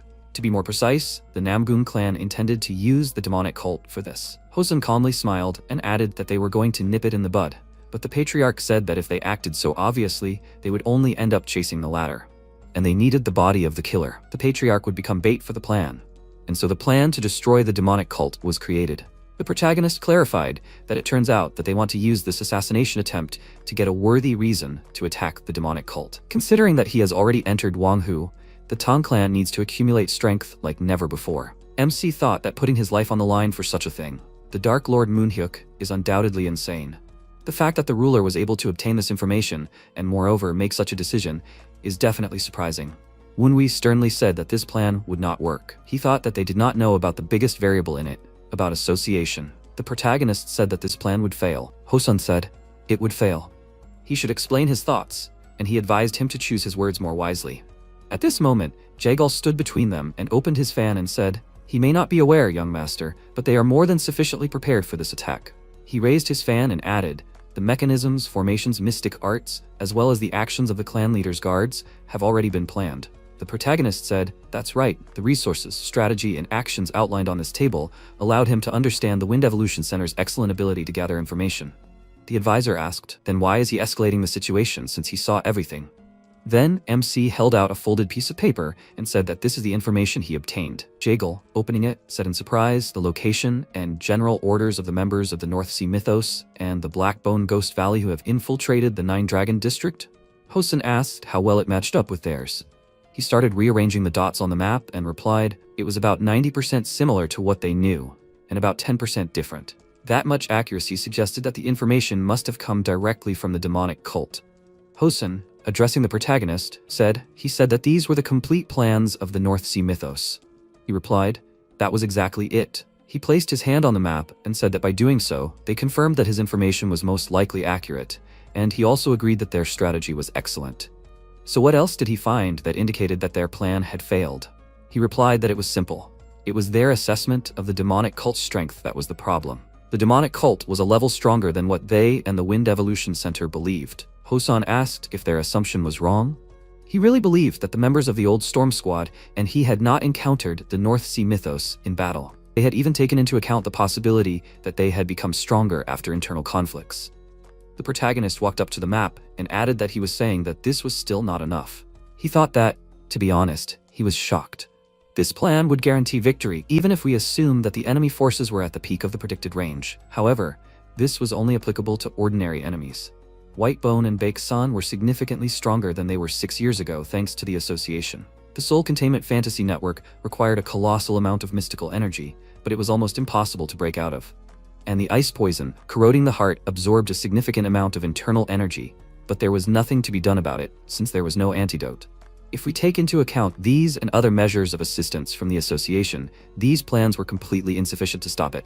Hosan looked at him and said, "Does that mean he was saying that they, the Tan Sichuan clan, were not prepared to defeat the demonic cult?" The protagonist responded based on what he had seen. He said that since he said that, he had to prove their assumptions wrong and his own right by putting his life on the line. With that, he released his powerful aura and raised his hand up, adding that he limited his strength to the standard level of the enemy captain.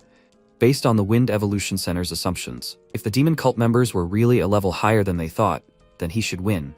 Considering that he defeated San, the enemy's right hand.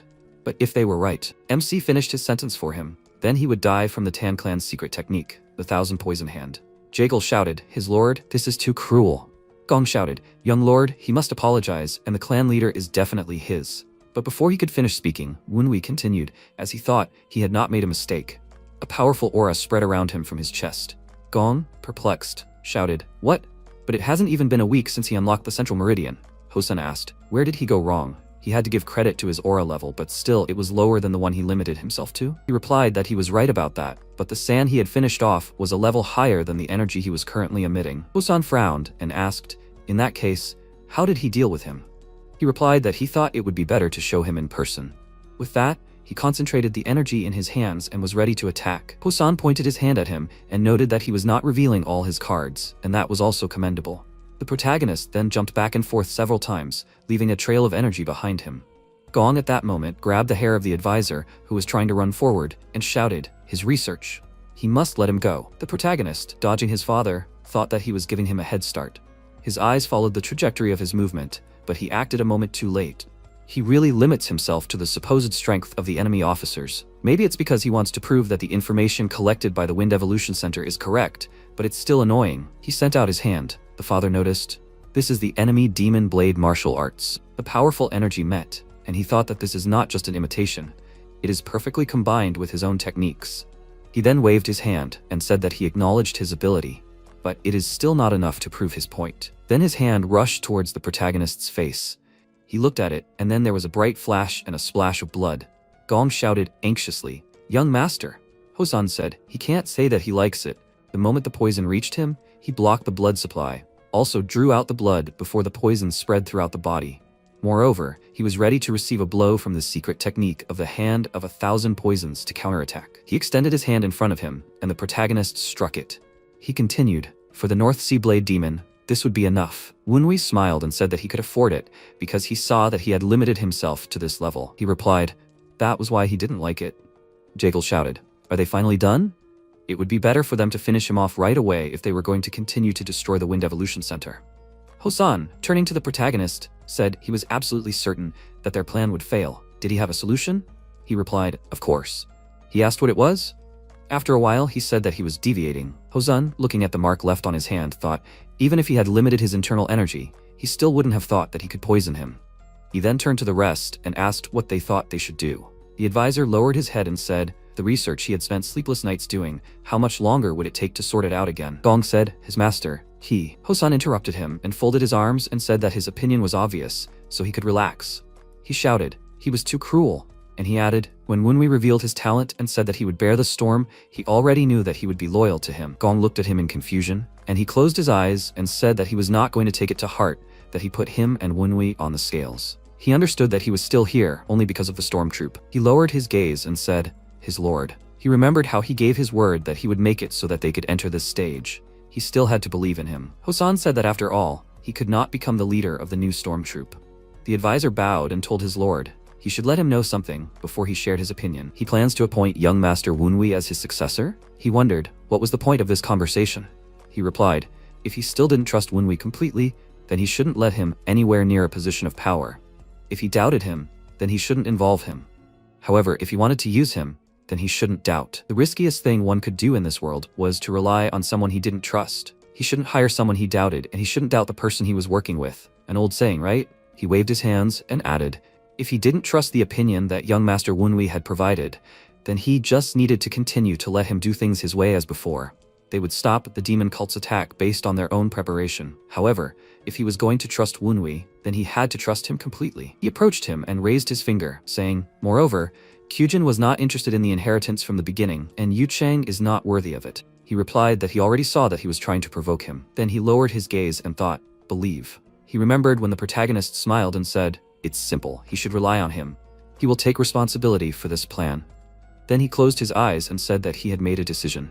On the second day, a large notice was posted in front of the main building of the Nine Dragon clan, which said that the second son, Tan Wunwei, would henceforth be the heir to the clan. After a while, the protagonist, with his arms folded, looked at the table full of food in surprise. A subordinate approached him, lowered his head, and asked for forgiveness. The kitchen was not properly equipped, so this was all they could prepare for the first meal. MC was surprised. The first meal? He clenched his fist and replied that he had just sent Hunsam to get all the ingredients, so they would soon be able to prepare dishes more suitable for his tastes. One of the elders who appeared remarked on how sincere the subject was. He was so devoted to him. The protagonist agreed. Unlike some, Spirit said in fear, but they have changed. He replied, it doesn't matter. Then he smiled and added, he asked Hosan to let him handle these issues, and he just saddled him with all the responsibilities of the heir to the head of a subsidiary clan right before a huge event. Machinations, mythos of the North Sea, greeting guests, finding a compromise between the outer clans of the Tan family, cooking for the Dark Overlord, working out the schedule of the Green Honor Squad, preparing for the festival. He grabbed his head, thinking that just thinking about all this was giving him a migraine. At that moment, Kyujin put her hand in front of her and said in admiration, wow, there's a whole banquet here. Her face was red from the alcohol, and she congratulated the protagonist. He bowed and thanked her, and she was indignant. What kind of face did he make? Are you not happy to see her or something? He smiled awkwardly, noticing that she was already drunk. She sat on the window and, holding the bottle up, confirmed it. Today is a beautiful day, the day he was finally accepted into their household. The protagonist noticed, and also the day on which she will be freed from duties that she cannot stand. She laughed awkwardly and replied, spot on. He said that Qingcheng suited her much better than the Tan clan. She looked out the window and agreed. The days she practiced martial arts in the Qingcheng sect were the happiest days of her life. Wunwei looked at her and thought that he couldn't call her an irresponsible person. He was sure that she hadn't missed the classes required to become an heir, even while training her martial arts in Qingcheng. All her preparation up until this point had been in vain. But even so, he could see that she was genuinely happy for him. After that, he pulled out his chair and said that his subordinate would prepare more food so they could eat. She jumped out of the window and said that she had been waiting for him to call her. She put the bottle on the table and added that she really got some good wine. MC's face changed when he looked at the bottle, and she pointed at it and said, the lady in red. He knows how rare that is, right? He thought that there was a tradition in Sichuan. When a girl is born in a family, wine is prepared and buried. It is a celebratory wine that is dug up only for a special occasion, for example, marriage, or achieving something significant in life. He is sure that they originally planned to get it when she becomes the heir to the clan head. He asked if she is absolutely sure. She confirmed it. Today is a happier day than if she became the heir to the clan head. He added, well, if she says so. At that moment, Gong jumped in the window holding many bottles and shouted, congratulations, young master. The protagonist pointed to the side and said, the door is over there. He was indignant. Man, he shouldn't be getting hung up on stupid little things on such a beautiful day. He had brought a lot of drinks with him, so Kyujin noticed him, greeted him, and bowed. He laughed and greeted her back. Then the protagonist put his hand on his shoulder, and he turned around and said that he suddenly had some business to attend to. The protagonist said no, she was here to congratulate him too. After a while they sat down at the table, and Gong awkwardly scratched the back of his head, sighed, and said that he was getting worried that he had interrupted an important conversation. Then he noticed the bottle on the table and asked, have they started yet? Wunwei explained that it was her lady in red. Gong was struck by lightning at these words, and Kyujin, pouring a drink into the cup he held out, told him not to worry, she was glad to be freed from her role as heiress. Then she filled the cups. The protagonist said that he would pour her some. She looked at her reflection in the drink and noticed it smelled so nice. She raised the cup up and said, and so to the future of Wunwei and the subsidiary clan. They will drink. After that, they began to eat, and Kyujin said admiringly, wow, he really has a capable cook. The protagonist said, right, but what about her relationship with that senior disciple? She spat the drink out of her mouth and shouted indignantly, why did he remember him? Gong was surprised. Senior disciple Qingcheng? He was talking about Li Chulsan? Kyujin turned to him and shouted indignantly, This is not what he thought. Gong stood up from his seat and said that they need to plan the matchmaking. No, first, they need to talk to the clan head. She pounded her fists on the table and shouted that she already said, this is not what he thought. She has no intention of ever getting married. She wants to leave this clan forever, right after the festival ends. Gong turned around and shouted in surprise, what do you mean? Is it because of what happened to the First Lady? She replied, not only because of that, she had been thinking about it for many years. In Qingcheng, it only took her a month to master what would have taken her a year in the Tan clan. It's just that her heart has always been more inclined towards the sword. There was an awkward silence, and then Gong said, to be honest, it's hard for him to understand. As she knows, he has been a part of this clan his entire life. He is a Tan to the core. But he understands that she has really thought about it seriously. At this moment, MC apologized for saying this during the celebration. But as she already knows, he will need a blade before the festival. During the Dark Lord's visit, will she be that blade? She looked at him and said, if he means destroying the demon cult, then she agrees. The next second, the protagonist pointed his hand at her and said that the target of this blade would not only be the demon cult. She was surprised, and he added that if this blade could not find the strength to defeat a certain enemy, Kyujin grabbed his hand and lowered her head, saying that he would need to find a new blade. He replied that was exactly it. He could help her leave the clan before the festival if she did not think she was capable of it. She looked up at him and noticed that he was cruel sometimes. In her opinion, she had always been on his side, even when he had to conflict with his mother. He said that he was telling her this because his status in the clan was changing. She let go of his hand and added that she had already decided everything a long time ago. What she had studied for sure, both in Qingcheng and in the Tan clan, was correctness. With that, she punched her chest and walked up to the protagonist, looking him in the eye, saying that all her decisions are based on whether something is right or wrong. If he wants justice, she will follow him. However, MC replied, so she will not. She replied exactly. She believes that her mother's actions are far from righteous. That is why they have always been at odds with her. If he is not confident in her loyalty, then their paths will diverge here. When we thought about it, righteousness, he had not even thought about it. Until now, the righteousness that the people of Zhongyan spoke of was more like selfishness. However, it does not seem that Kyujin is the same case. Her voice sounded sincere. He put his hand on his chest and apologized to her. He thought that she was willing to sever blood ties for the sake of a righteous cause. She said that she believed that he, as the heir to the head of the subsidiary clan, was capable of this, so she would become his blade. After that, she held out the cup and added, Wunwi, this will become the blade that will live for him and die for him until this is all over. They clinked glasses, and he replied that he would do his best to ensure that this blade was used for pure purposes only. Gong sighed and said, God, he was completely forgotten. Then he joined in. After a while, the city was the fortress of the Golden Sword sect. Wugi angrily threw the object on the floor and shouted, Tan Wunwi, how can this incompetent be the heir to the head of the Tan clan's subsidiary?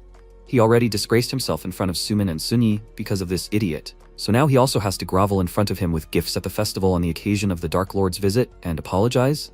But he is the one who is in the wrong, not him. His body shook with anger. He continued, if he were also born into a noble family, he would be much stronger than him. At this moment, Gu Mingche appeared behind him and asked, a gift for Wunwi, right? Looks like he's in the right place. Wugi turned around and shouted, who is he?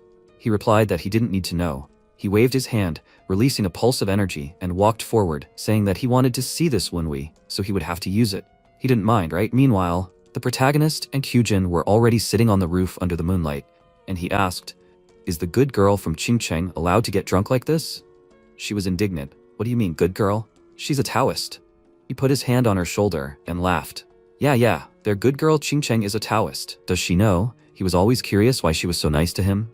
She put the bottle aside and said that she was going to tell him one day anyway. It must be time, she promised. He was surprised. Who did she promise? She answered, his mother. She made a promise to her. She was a very warm-hearted woman. She remembered when she was little, ran up to her. His mother looked at her with an embarrassed smile. She told her, who was always tired from the Tan clan's training, how big the world outside the manor was, how wide Jianghu was, how graceful Mount Qingcheng was, how beautiful Ame Peak was, and how sweet and delicious candied fruits were. And then one day she found out. She remembered holding a bowl of liquid in her hands and asking, what kind of medicine is this? She found out that her mother had mixed poison into her medicine. Then his mother made a gesture for her to be quiet, and she shouted indignantly, is she accepting this even though she knows what's in it? She replied, young lady Kyujin, the medicine mixed into this has no effect on her. She was surprised. What? She replied, her illness can't be cured by anything. Thanks to the clan head, she was able to keep it under control, but after Wunwi was born, it only got worse. This medicine only brings the day when she will have to leave them closer. She cried out indignantly, but it would still be better for her to stay with them a little longer. She replied with a smile that she did not want to cause unnecessary trouble like that. Then she took her hands and said, "Young lady Kyujin, she knows that she is asking for a favor that is difficult for the Tan clan, but could she promise her just one thing? She would like her to remain good friends with Wunwi, even after she leaves them." Kyujin cried with tears in her eyes. She will not promise, so she must not die. Then she said that she is sure that she will become a wonderful person when she grows up. She must not lose the kindness and warmth in her heart. Kyujin added that she had promised her before she passed away. But even after that, her mother did not intend to stop. Sanyang spread false rumors slandering Wunwi and his mother, and everyone in the Nine Dragon clan believed her story. Wunwi was the child of a drunken mistake. It was a bit absurd when you thought about it. Did they really mean to say that Hosun, who had reached the highest peak of cultivation, couldn't handle alcohol? Even if it ruined Hosun's reputation, the main thing for Sanyang was that Wunwi and his mother would be more offended by this rumor. Then Kyujin apologized. It probably wasn't very nice to hear that she was treating him well because of a promise. He replied that she was looking at it the wrong way. She looked at him in surprise, and he asked if she hadn't been warm to him even before his mother asked her for this promise, as well as before she found out about her mother's machinations. He thought that she was just that kind of person. She thanked him with an embarrassed smile, and he wondered how such a stone man and a terrible woman could have such a kind, mysterious daughter. He thanked her back, and then looked away and thought that Wunwi had a feeling that he didn't understand. Sanyang, he really didn't care what happened to that woman. The events had already changed so much. She would be imprisoned for treason after the Dark Lord's visit, even if he did nothing. However, that nagging feeling still didn't go away. The difference between Tan Wunwi's body and Yun Wunwi's soul, the bitterness he carried in his heart, the feeling of sorrow and despair that he, who was an orphan in his past life, couldn't understand. But now he was beginning to understand it. He clenched his fist and said that he had something to decide, so he was deviating. Kyujin raised the bottle and replied, "Okay, they'll see each other." Then he pushed off the roof and rose up, saying that if she was still drinking when he returned, he would tell her senior in Qingcheng everything. She was indignant. Why did he bring it up again? Then she sighed and pressed her sword to her chest. The next day, the First Lady's pavilion. Sanyang nervously bit her nail and said, not only was this idiot recognized as a candidate for succession as soon as he returned, he was also appointed deputy clan head. She thought that this meant that she and her son were abandoned. Then she said irritably, "Something. She needs to do something."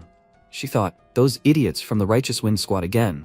She shouted that she had already stated that she had nothing more to say. Yu-chan came into the room and said, "Mother." She turned her attention to him and said, "The Righteous Wind Squad members should stand guard at the door. How did he come here?" He came closer and said that he asked his father for permission.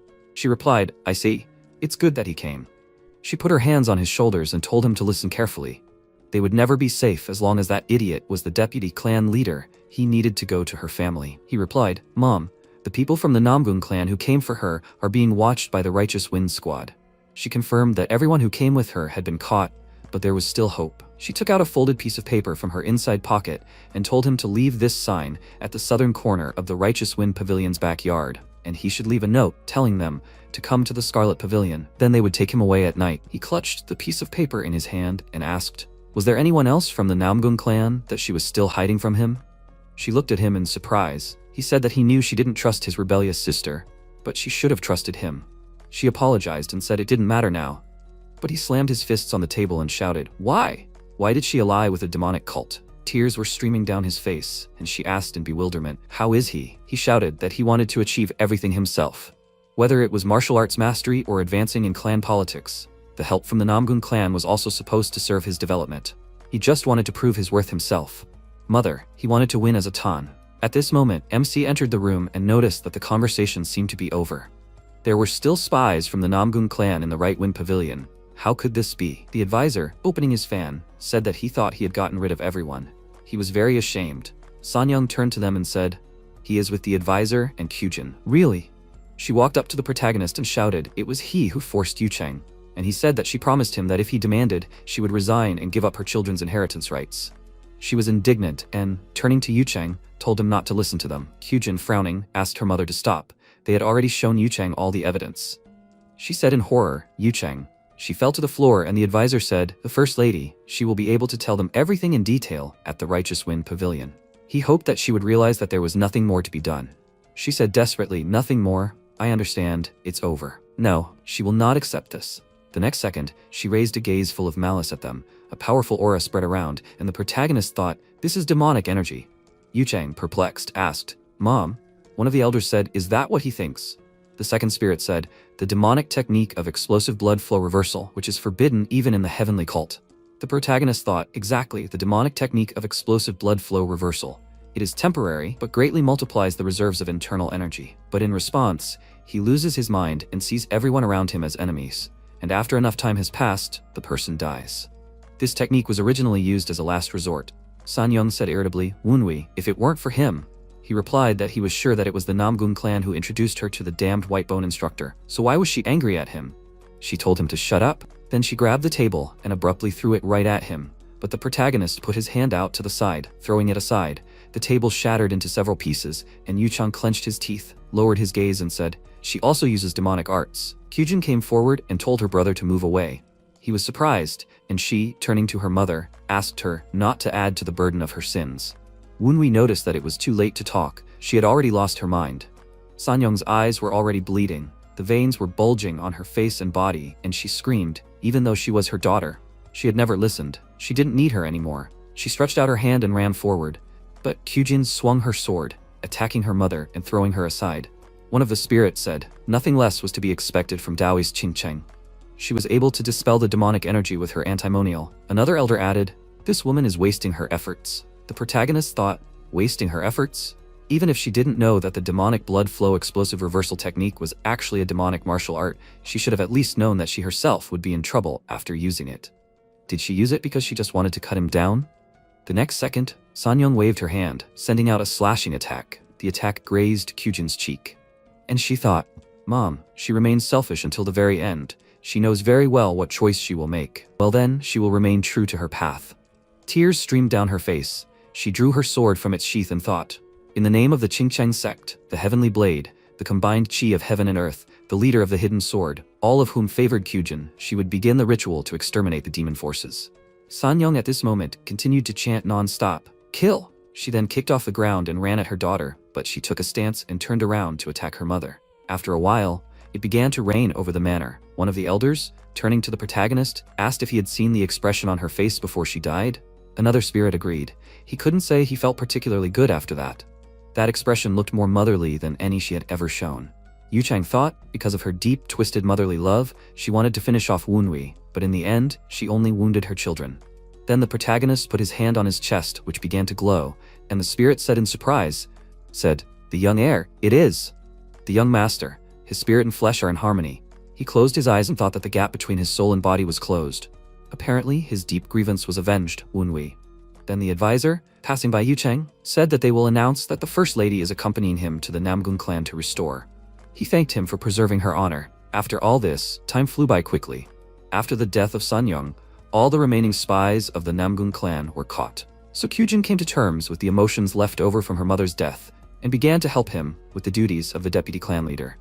And soon the day of the Dark Lord's visit was already around the corner. After a while, MC and Kyujin were meeting the arriving carriages. He called her over and said that there was something they needed to discuss. She looked at him and was surprised. What? He said that he didn't think that this position was meant for such an immature chick like him. He was just a child, and he thought that she was much more suitable for this role, since she was more responsible, experienced, and adored by everyone. She was indignant. What? What nonsense. The spirits were discussing at that moment. What a rare species. He had been watching the young heir for 10 years and had never felt more proud of him. He hoped that he could continue to watch the sparks fly between this couple for a long time.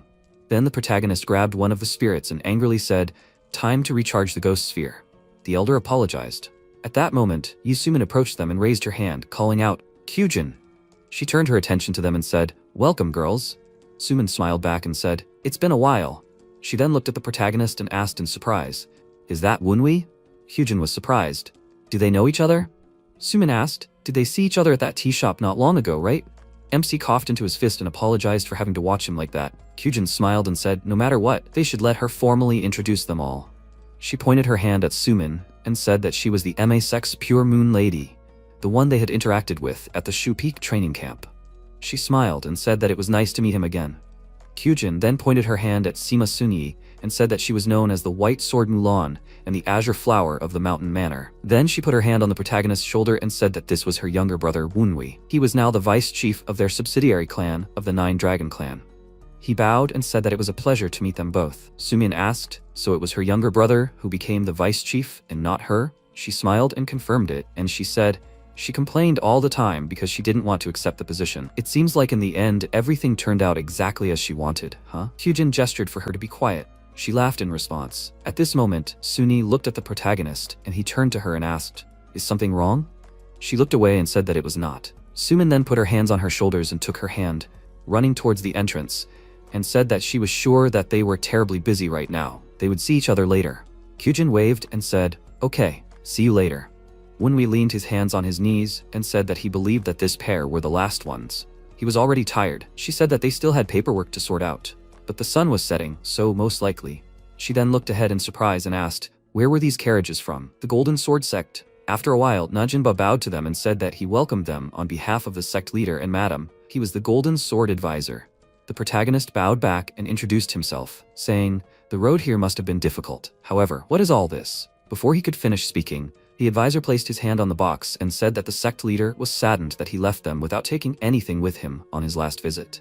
So he personally asked him to convey his apologies. After that, he opened the box and added, along with the gift, that he could help their subsidiary clan and more. He looked at Wugi, who bowed and shouted that he was asking to be forgiven for his past behavior. He was begging him to forgive him, the vice chief. The protagonist thought, that's right, this guy is from the Golden Sword Sect. He will just play along with them a little and accept the gift. He then smiled and said, of course he forgives them. They both bowed and thanked him. The next second, the protagonist's eyes widened in surprise, and he thought, what? Turning to the subordinate, he told him to take them to the guest pavilion. He is sure that they are tired from the long journey. He accepted the order. And the protagonist thought that, for a brief moment, he felt a trace of demonic energy, and the owner of it was him, Gu Mingche. Sumin said that she saw everything. How she was staring at Wunwi, Suni answered her displeasedly that it was not what she thought. Sumin poked her finger in the cheek and asked, not that really, and why? Suni answered that he smelled like a sword. Sumin asked puzzledly, the smell of a sword? Suni said that there was no smell before.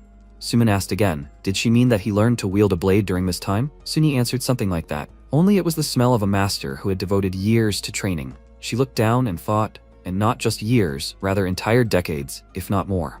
She smelled the smell and thought, that smell. Sunyi grabbed Sumin's hand and she screamed, what's wrong? Sunyi frowned and thought, they need to go back to Kyujin and Wunwi. This is the smell of someone who personally fought with father. At this moment, MC turned around and saw the crowd of guys and thought, it's him, Gu Mingche. He's doing his best to hide his demonic energy, but it's not enough to deceive him. The spirits asked, young hair, who are you staring at?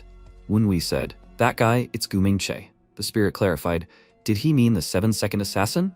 The elder asked, had the Northern Sea Myth's leader's second son already gotten inside? The spirit knew they would do this, but so quickly? The elder wondered, what would the young master do? MC replied that killing him right now would be a bad idea. He grabbed his face and thought, he'd gladly rip him to pieces right now for what he'd done. However, the plan would be too badly damaged if the Northern Sea Myth gave up on the assassination attempt, so he'd let him live a little longer, Gu Mingche. After a while, Sunyi asked, the Golden Sword Sect was the last one, right? Wunwi replied, yeah, the sun was almost set, so if someone was late, he thought he would arrive tomorrow morning, if he had manners. Suddenly, he heard a sound off to the side. MC thought it was a feeling. He activated the ball and threw it towards the gate. Kyujin asked puzzledly, Wunwi? He waved his hand and summoned a spear. The spirits replied, yes, the young heir. MC grabbed the handle of the spear and Kyujin asked, what's wrong? Are they being attacked? She turned around and screamed, it's this! Dark energy began to spread across the area, and then a loud laugh was heard. A voice rang out. He wanted to scare him into running away with his tail between his legs, and he himself went on the attack? He's a good boy. Ouija swung his staff and struck. Wunwi clenched his jaw and activated his mana. He tried to resist the opponent's energy, causing a huge explosion to sound. Kyujin covered her face with her hand and said, they collided high in the air and the recoil was so strong that it still raised so much dust. The guy fell to the ground and grabbed his head and screamed, what's going on here? The man asked, a demonic cult? Mingche stood to the side and smirked. Ouija laughed and said, even though the blow was quite light, he didn't think he could parry it without even straining himself. Wunwi cleared his throat and folded his hands under his chin and said, he, Ten Wunwi, deputy head of the Nine Dragon Clan's subsidiary clan, greets the head of the Lion Sect and Lord of Murim, Grandmaster, Ouija. The Lion Blade King. Ouija said he heard that the Storm Swordsman raised quite talented guys. Truly, definitely not bad. He looked at MC carefully and said, he's good enough to fight his disciple one-on-one. He's definitely worthy of evaluation. When we thought, horror, just reflecting that sword energy had opened up his internal wounds. So this is how powerful martial artists who have reached the peak of perfection are. It doesn't look like he'll want to stop anytime soon, but that's not his problem anymore. Hosun's voice suddenly rang out. If he'd known they were coming to visit, he would have greeted them in person. What brought them to his house without any warning? The spirits cried out, oh my! That aura, he's definitely not weaker than the Lion Blade King. They knew he was hiding his true power, but not that much. Ouija laughed and said that he'd heard people calling him the Fool of the Nine Dragons. He may not show himself much anymore, but his storm is still raging. No, he'd even say it's raged even more. The Swordsman of the Storm. Hosun asked who cares what people call him? What's more important is that he sees him in good health again. Apparently, he has business with his son. Why don't they talk inside in person? Ouija smirked and asked why. Is he afraid that he will hurt his son? Hosun replied that he was just being polite since there were many eyes watching them. Ouija waved his hand and said that he was the only one who didn't care. Fighters appeared next to him and Hosun called out his army. He said, in that case, it seems like he has to respond accordingly. If he wants Wenhui to take responsibility for the incident in the county capital, which sounds pretty ridiculous at his age, then he will find his goal difficult to achieve, unless he goes through him. Ouija asked irritably, did he think that if he spoke so pompously, he would speak differently? MC stood behind him and thought fearfully, no, stop. A bolt of anger passed between the men, and Wenhui thought, why does it feel like they are about to fight right now? Crazy old men. The spirit said that the Storm Squad even got the Burst Death Arrow. Apparently they are ready for a full-scale fight. MC asked again, Burst Death Arrows? The Elder replied that these arrows were used in battles with the Heavenly Cult. They have explosives attached to their tips. Wenhui folded his arms and said displeasedly, crazy Tang idiots. The spirits were upset when they heard these words. Ouija frowned and said, Burst Death Crossbows, active Storm Squad, he violated the treaty, Storm Swordsman. Hosun replied that they are currently part of the Justice Wind Pavilion, and these crossbows have never left the location of the Nine Dragon clan since the signing of the treaty, and their mere presence is not a violation. Ouija replied, he certainly knows how to chat, but he didn't think he'd fall for it, did he? Hosun replied, he was extremely sorry, but that's not true. The spirit said, it seems like when the stormtroop was disbanded, they were forced to sign some kind of treaty. MC wondered, so some other group made a pact with the stormtroop? What's more important is that these guys are manipulating the situation so that the fight would be considered justified. Ouija smirked and said, well then, his target is still that kid who supposedly beat up his stupid students. So he's going to test his son to see if he's qualified to try to subdue the lion. Hosun's eyes flashed and said that in that case, they'd have to go through him first. Ouija happily replied, as he wished. Their energies collided, and Wenhui sighed and said, it seems there's no choice. He swung his spear and sent mana into the sky. Kyujin thought in surprise. They hadn't even started fighting properly yet, and their chi aura was already so dense. He managed to break through it. The man said, he wasn't this strong when they met in Daocheng County. The commander wondered, when did he become so mature? Behind the warriors stood Ming Che and thought, this frosty chi. MC said, clan leader, Grandmaster Ouija, this is their guest. Hosun replied that they stopped being their guests the moment they showed their hostile mood. Wenhui turned around and asked, wasn't it said that they came to see him? And since they were here for his sake, then it was up to him to decide whether to treat them as guests or not. Ouija looked at him carefully and then laughed loudly. He shouted, he wants to accept him as a guest? Him? And he raised quite a brave boy, a storm swordsman. Hosun jumped off the roof and landed next to MC. He said, he thinks the MC has noticed too, but this man doesn't understand at all when to stop. Is he sure he can handle it?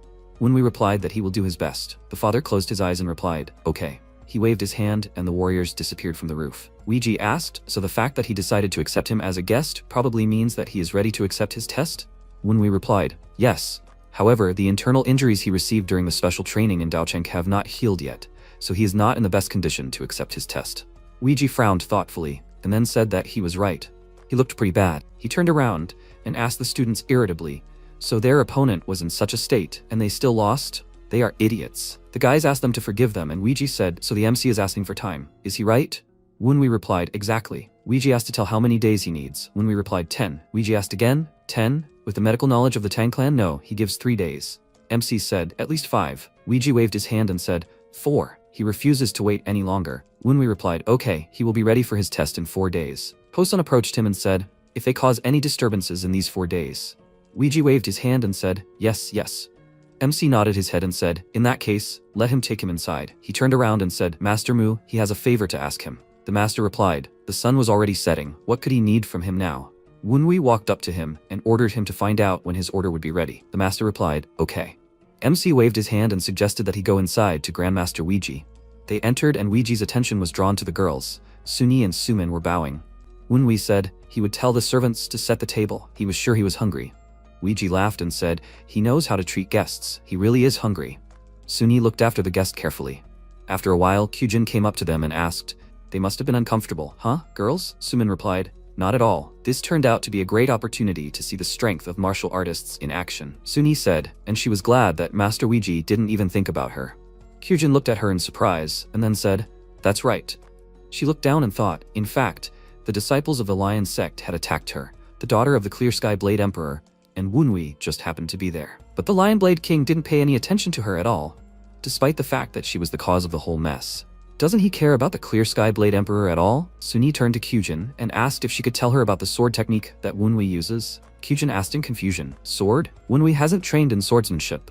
Suni's eyes widened in surprise and said, that can't be. Kyujin put her hand to her chin and said, how strange. Uncle Gon once asked her the same thing. Suni asked again, is she talking about the great master Tong Gon, the warrior of the fierce wind?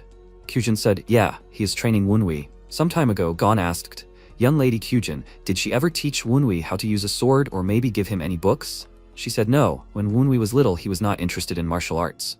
Gon asked puzzledly, is that right? And he has mastered the 12 strikes of the fierce tiger, although he did not teach it to him. Perhaps the rumors about him really having secret connections are true. Kyujin asked, why does he ask? He said that he took him to the forge of Lu Bang of the Pavilion of the Wind of Justice, and he ordered a sword from there. Kyujin asked again, a sword? Gon said, also, the thing is that he asked him to teach him how to use a spear, as well as striking weapons, which he did. But he suddenly orders a sword, so he thought that maybe he had learned sword techniques before. Or there was some technique that he wanted to learn. Now Suni asked, did he order a sword even though he had never learned it before?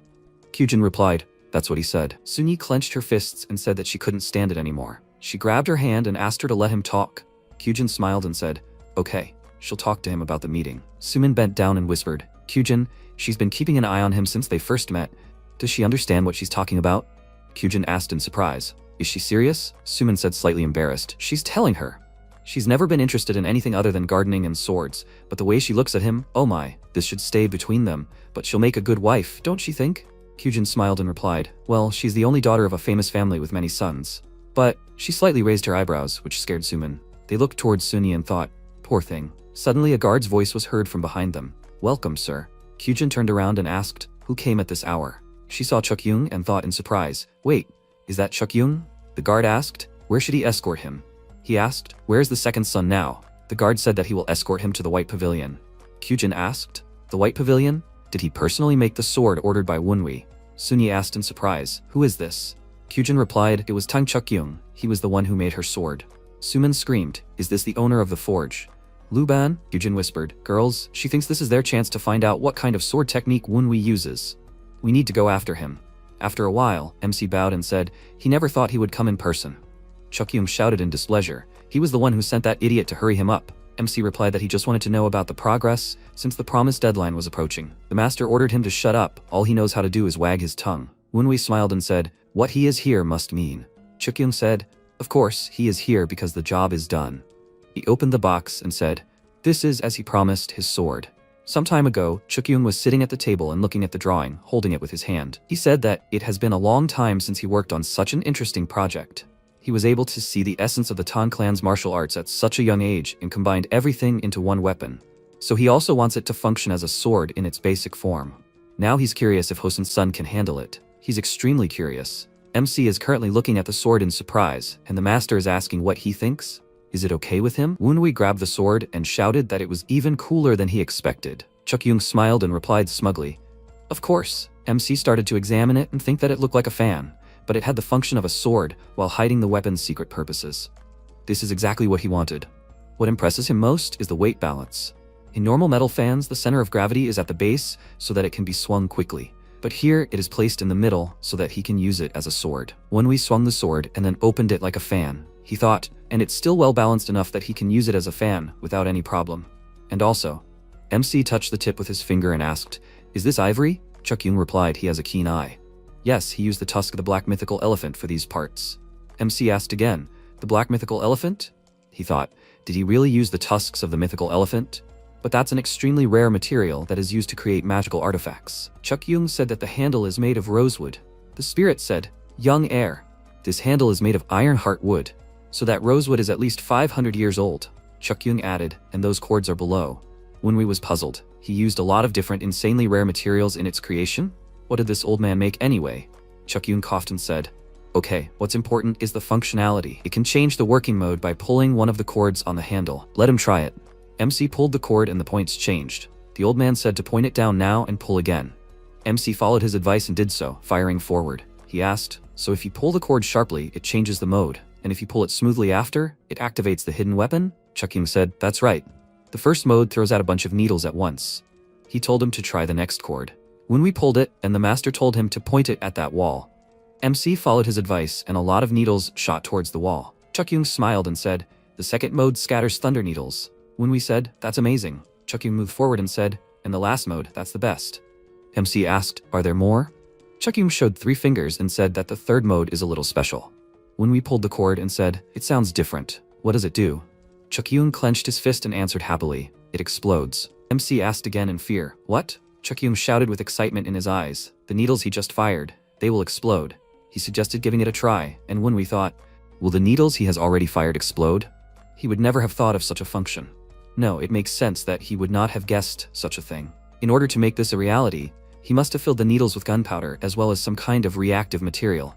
This is a great secret weapon. It can catch the enemy off guard twice. It will be extremely effective. This is what every demonic martial artist wants. Wenhui shouted happily. Chukyung is the best. The master replied. He knew he would like it. MC pulled the cord and spoke, then he yanked. He yanked, but nothing exploded. On the contrary, the needles came off and flew towards him. He swung his sword and shouted, what the? At that moment more needles burst out of the wall, and Wenhui thought, more. He opened his fan and threw the needles towards him. Chukyung smiled and said, he thought MC could handle this easily. Wenhui asked, what the hell is this? He looked ahead and thought, the needles he reflected are floating in the air. Chukyung replied, he was not the only one working on this sword. The person who helped him wanted to test it. MC said, what a treacherous person. Chukyung laughed and replied, treacherous, yes, he is right. That's just his personality. He's not satisfied with just this. The needles were aimed at MC again, and the spirit asked, isn't that dark lightning? The dark lightning of the Dark Lord. Wenhui frowned and thought, are they laughing at him or something? The person who helped Chukyung with the sword was the Dark Lord? So he was the one who implanted the dark lightning into these needles. As expected, the Dark Lord had already reached the stage of observing the celestial orbits. Chukyung said that if he pulled the cord again, these things would fly to where he was standing now. Any hit would cause incredible pain. In addition, he would not be able to practice martial arts for 10 days. MC thought with displeasure. So this also contains energy dispersing poison? Is this also a gift from the Dark Lord? He won't be able to completely neutralize the Dark Overlord's poison, even if he uses the Poison Dragon cultivation technique. In other words, if he gets hit by even one of the needles, he won't be able to do anything about the invasion of the Northern Sea mythos during the festival. Chukyung closed his eyes and said, he can just jump back from there, if he's not confident that he can repel them all. MC asked, so what will happen to the sword if he retreats? Chukyung took a drag on his pipe and replied that he's a quick learner. If he doesn't pull the cord for too long, or can't repel the dark lightning, the sword itself will explode. Wenhui looked at the sword carefully and thought, I see, what the Dark Overlord and Tung Chukyung want to say is that he has to prove that he's worthy of wielding this sword since they've worked so hard. Chukyung asked, so what will he do? Wenhui smiled and said, then he's in. He can't miss the opportunity to have fun since he has a sword like that. Chukyung laughed and said, he's always had a good sense of people. MC closed his eyes and exhaled, activating the flow of mana. He pulled out the sword and said, let's go.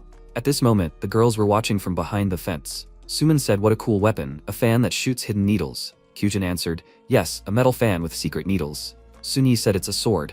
This made the girls question her, and then she repeated, it's a sword. Suman asked puzzledly, where is the sword? It's a fan. Sunyi thought about it. She also saw that it looked like a fan, but as soon as he took hold of this weapon, the smell of a blade began to come from it. This is definitely the smell of a true sword, and this smell also tells her that he is a genius swordsman. Suddenly the girl's eyes widened in surprise, and Suman said, she thinks something's going on. Sunyi said, dark lightning. Kyujin asked, where did the Patriarch's lightning come from? MC pulled the cord and said, here we go. The needles turned into spheres and moved towards him. He began to swing his sword quickly, preventing himself from being hit. He opened the sword like a fan and thought, each blow is extremely weighty and powerful. Nothing less was expected from the dark lightning of the Dark Lord. Chukyung folded his arms and said that he had the basics figured out. Wenhui frowned and thought, the pace is picking up. The needles flew towards him and he continued to defend himself. He thought, each angle of attack is lethally effective. He can literally feel how systematically each blow is calculated, like a master teaching his student how to wield a blade. These attacks teach him the most effective method of repelling enemy attacks. He swung his sword and let out a loud cry of effort.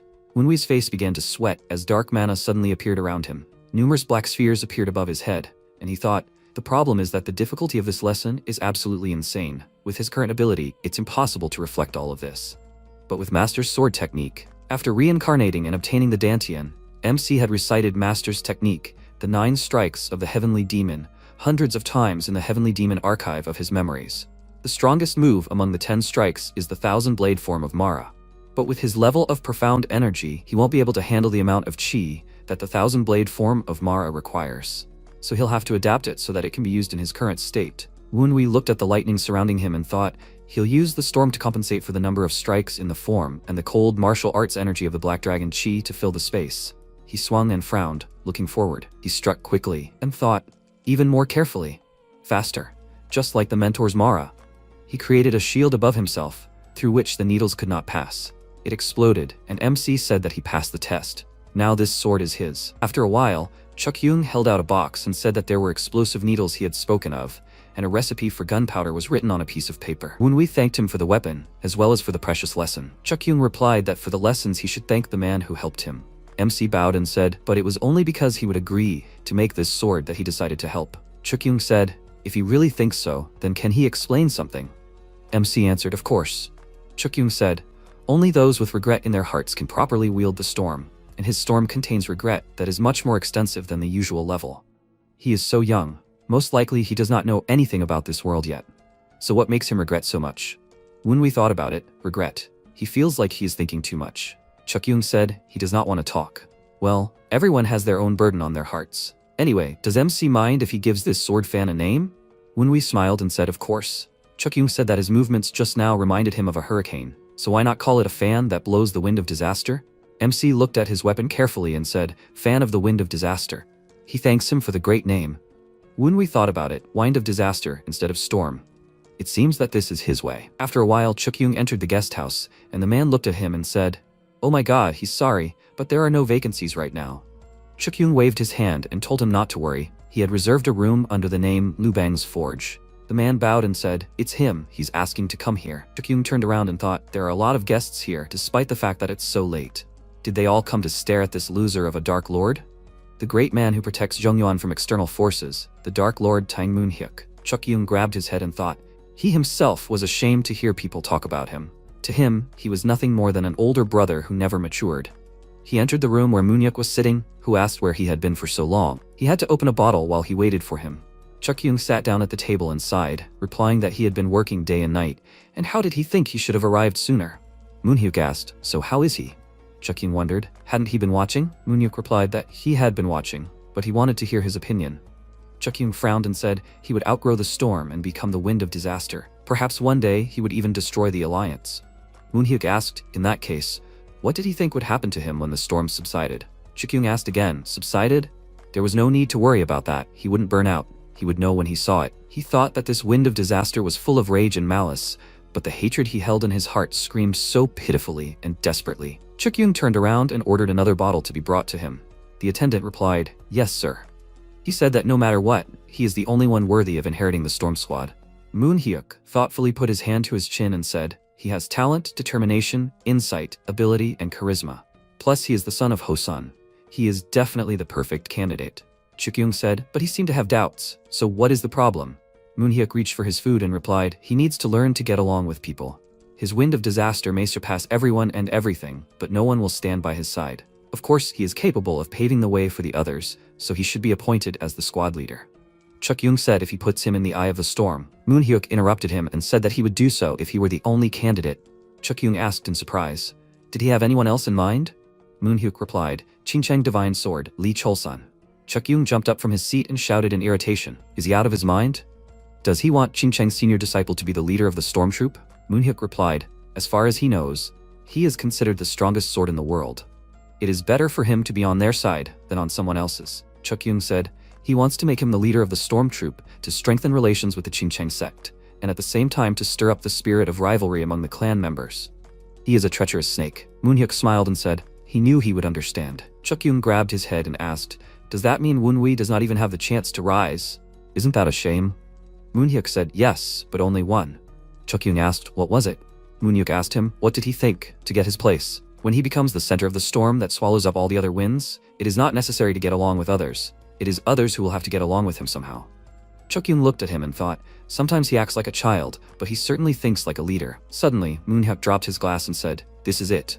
His vision was blurry, and Chukyung smiled and said, it is a paralytic poison, just a drop of which will knock out even an ox. He expected no less from the patriarch of the Tang clan. Moonhyuk screamed, he is a little idiot. It does not matter to him, but still pour poison into his drink? Chukyung laughed and said, he is good.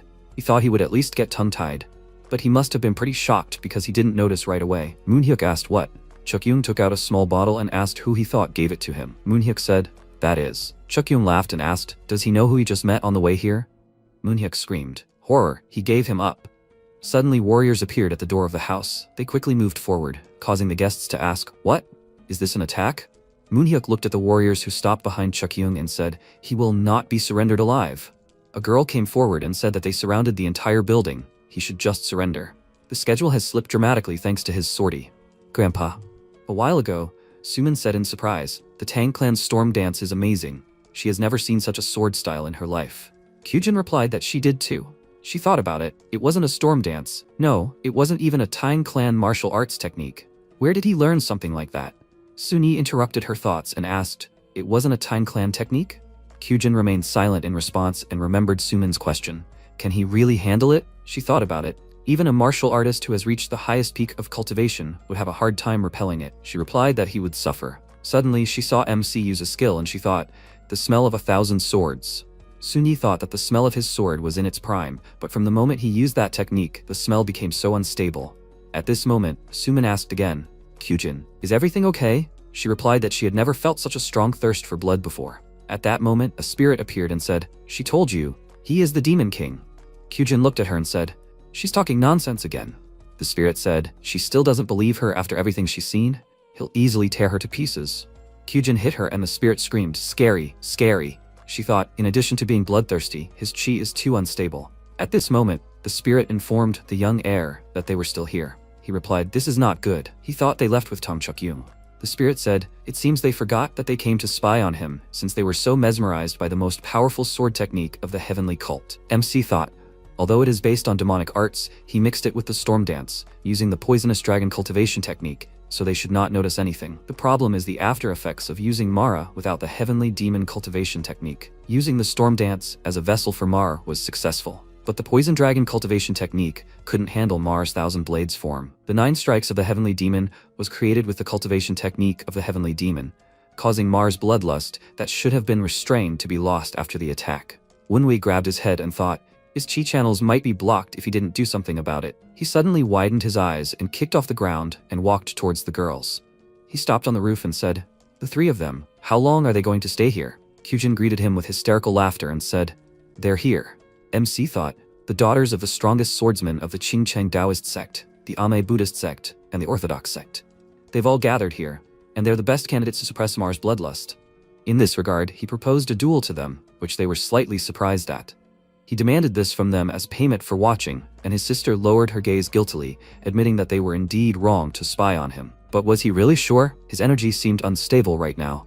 He said that this was precisely why he was asking for a duel. He was not skilled enough in swordsmanship. He needed to fight opponents like them, who were much more knowledgeable. That way, he could fully digest the insight he had achieved.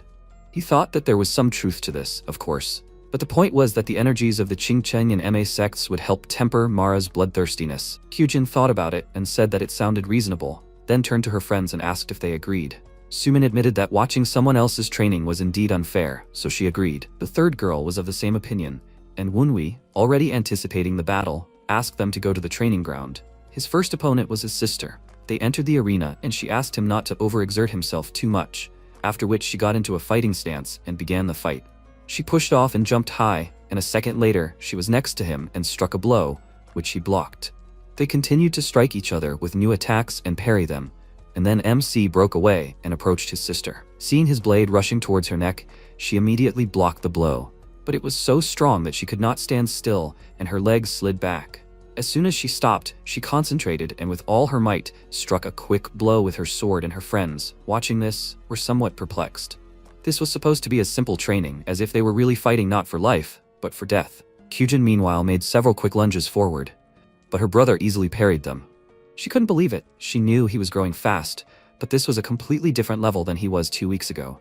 Plus, every time their blades clashed, his technique became more and more honed. He watched her wield the sword and learned along the way. She jumped back, and as soon as she landed, she caught her breath tiredly. The fight was over.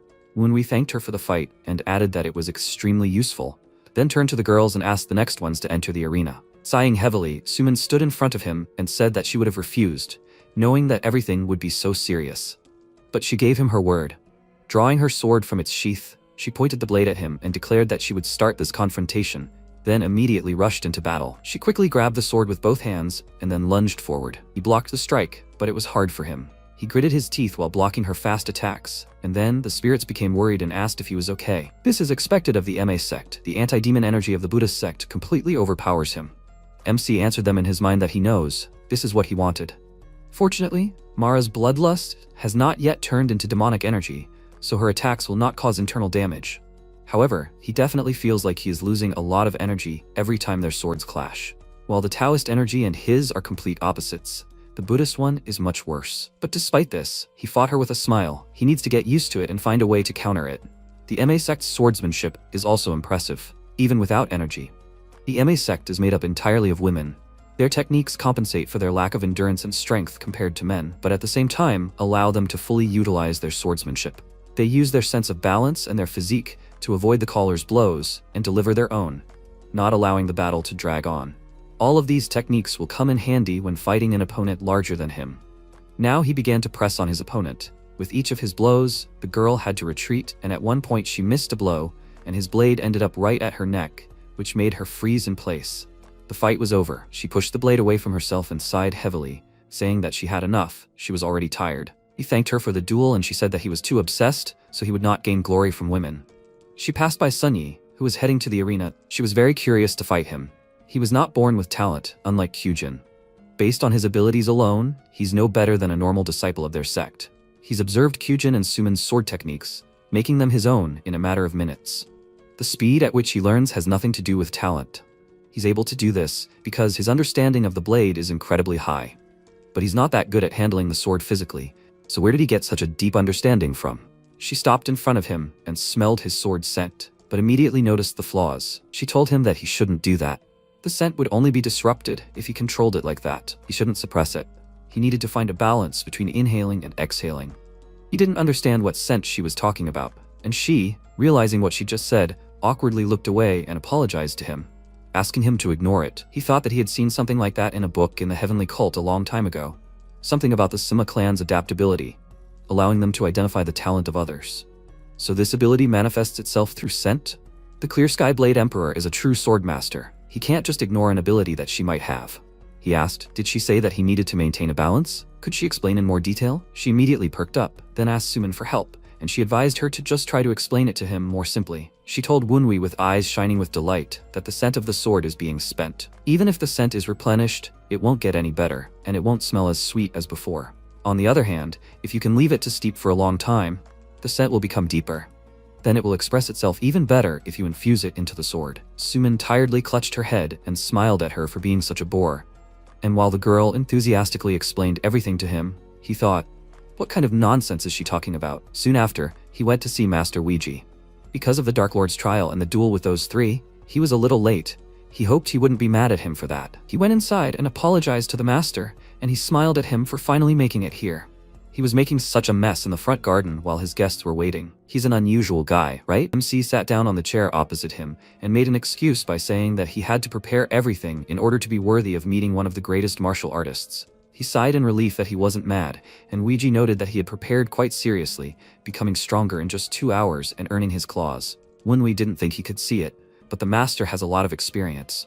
The man said that among the 10 greatest masters, there probably wasn't even one who had fought as often as him. MC thought it sounded logical, considering that he started out as a wandering mercenary and had reached this level. At first glance, he seemed like a simpleton. But he couldn't be underestimated. Also, his character was something to keep in mind. He smiled and asked if he could ask him one question. Weiji was interested, but when he asked why he actually came here, his hand trembled, and he put his cup down in anger and asked, "Does he take him for a liar? Does he want to say that he is lying to him? Some little guy?" His energy began to spread throughout the room, pressing on Wunwi, and he stroked his beard, smiling and noting that it was curious. He thought so. He must have a reason to think he was lying. Let him speak. Depending on his answer, he will decide whether to test him right here and now, or in 4 days. The spirits exclaimed that he was such a rude person. He was not someone he could handle at the moment. MC ignored them and told the master that in that case, he would describe how it happened. The great martial master of Murim has arrived unannounced at the House of the Nine Dragons, where a grand festival is about to be held. He is sure that he understands perfectly well what kind of consequences this will entail. If he came here to protect the honor and the Lion sect, he would have come at a different time. And here he is now because he was supposed to be here at this particular time. What he lacks, and at the same time, what the Dark Lord who will soon be here has, the observer of the celestial orbits, he thinks, he wishes to know how to reach that level. Weiji stroked his beard, then sighed heavily, and said that perhaps he should have thought things through more carefully when deciding to enter the Time Clan's lair. Wunwi promised to help him in whatever he could if he just said what was needed. He closed his eyes and stroked his beard again, and the spirit noticed that he was really thinking. The other spirit said that it was natural. After all, he had pride as one of the greatest masters. But imagine their surprise when he threw away his pride and began to talk about how he was a vagabond. Every day was a battle for his life, but he managed to found his own sect and become what he is now. But a year ago, something happened. He lost a duel with the Blade Emperor and asked why there was such a huge difference between them. What was the difference between them? The Blade Emperor told him that his ultimate blade had barely touched the peak of martial arts. He was unable to see even what was beneath his feet. So where did he find the audacity to want to observe the heavenly orbits? Weiji became excited and asked if this could really be achieved. He looked at the sky and said that one should pursue the movements of the stars, that one should follow one's course in the heavenly realm, read the divine will of the cosmos, and then absorb this chi into one's dantian. He turned to him and said that observing the heavenly orbits was the true destiny of martial arts. Weiji looked at him in surprise. He looked at him with such sincere pity. Then he felt neither shame nor humiliation, but a passion to obtain this power. After which he isolated himself, devoting himself to training. His Golden Lion blade technique, developed over years of wandering in countless battles against many martial artists, turned out to be superficial compared to techniques that had been honed over generations. It was then that he felt envy towards the famous clans and sects whose history he had nothing to do with. That was why he became interested in him when he easily dealt with his disciples. He heard that he had dealt with the demon cult in a similar manner. So he thought, the Tang clan, with its Dark Lord who was considered equal to, if not superior to, the Blade Emperor, must have the claws that he had failed to obtain. He was convinced of this after seeing his skill today. He was convinced that he had the claws. Countless martial artists die without obtaining them, and even more fools don't even know how to obtain them. And he is one of those fools. MC smiled wryly. He never thought that he would be so honest with him. Weiji said that this was the reason he came here. Let him help him find those claws. The spirit noticed that the great martial artist not only admitted his shortcomings to someone weaker than him, but also asked him for help. Wunwi realized that he really didn't care about his honor. His passion to become stronger came before that. It had been a long time since he had met someone like him. He said with a smile that he would help him, but only under one condition. Let him lend him his ultimate blade. He didn't know when exactly, but the Golden Lion King's claws would be of immense value at some point, right? The man laughed out loud and pointed out that he was talking as if he had already obtained them, and he said with a serious expression that he was absolutely certain that he would obtain them. Weiji looked at him in surprise at first, and then laughed out loud again, and pointed out that he was saying that without any proof. As he himself knew, it wasn't something he could just lend out like that. It didn't depend on his desire alone. MC thought he had expected that. Someone as influential as he was wouldn't give out reckless favors without thinking about the consequences. The man said that, however, if he agreed to become his little brother, there wouldn't be any problems. This sentence made him stupefied, and he and spirits thought, what did this old man just say? Meanwhile, Mingche came to meet with Jinba. The latter was very unhappy that he came so late, and also was inattentive, to which he only sighed heavily. He was outraged by his behavior and reminded him who his boss was, but Mingche was not going to tolerate this anymore, and his eyes glowed blue. This made the advisor nervous and asked what happened to him. After which, his body was covered with a crust of ice, and then completely split into small particles under the influence of Mingche's power. As soon as he was finished, The laughter of his subordinate, Redbone, was heard behind him, who noted that he had such a cruel method of dealing with problems. There are a lot of eyes at every step. He knows about it, right? He reminded him in response that they were going to finish them all off anyway. He just started in advance. The man took on Jinba's appearance and smiled, saying that he probably had a lot of work to do.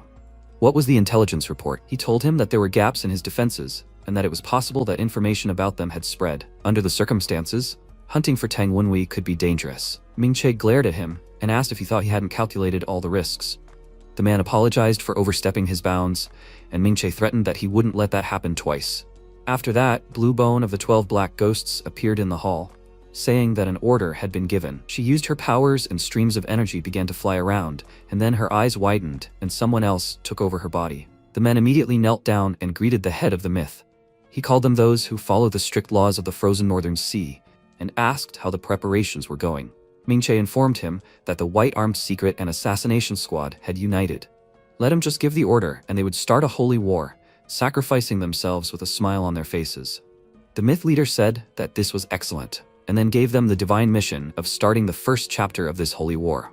On behalf of the myth leader of the frozen lands, he wished to send a gift to his old enemy, whom he had not seen for several decades. Let them behead one of the sons of the Storm Swordsman and impale his head on a stake for everyone to see, and no matter how many of them would be sacrificed in the process. Can they handle it?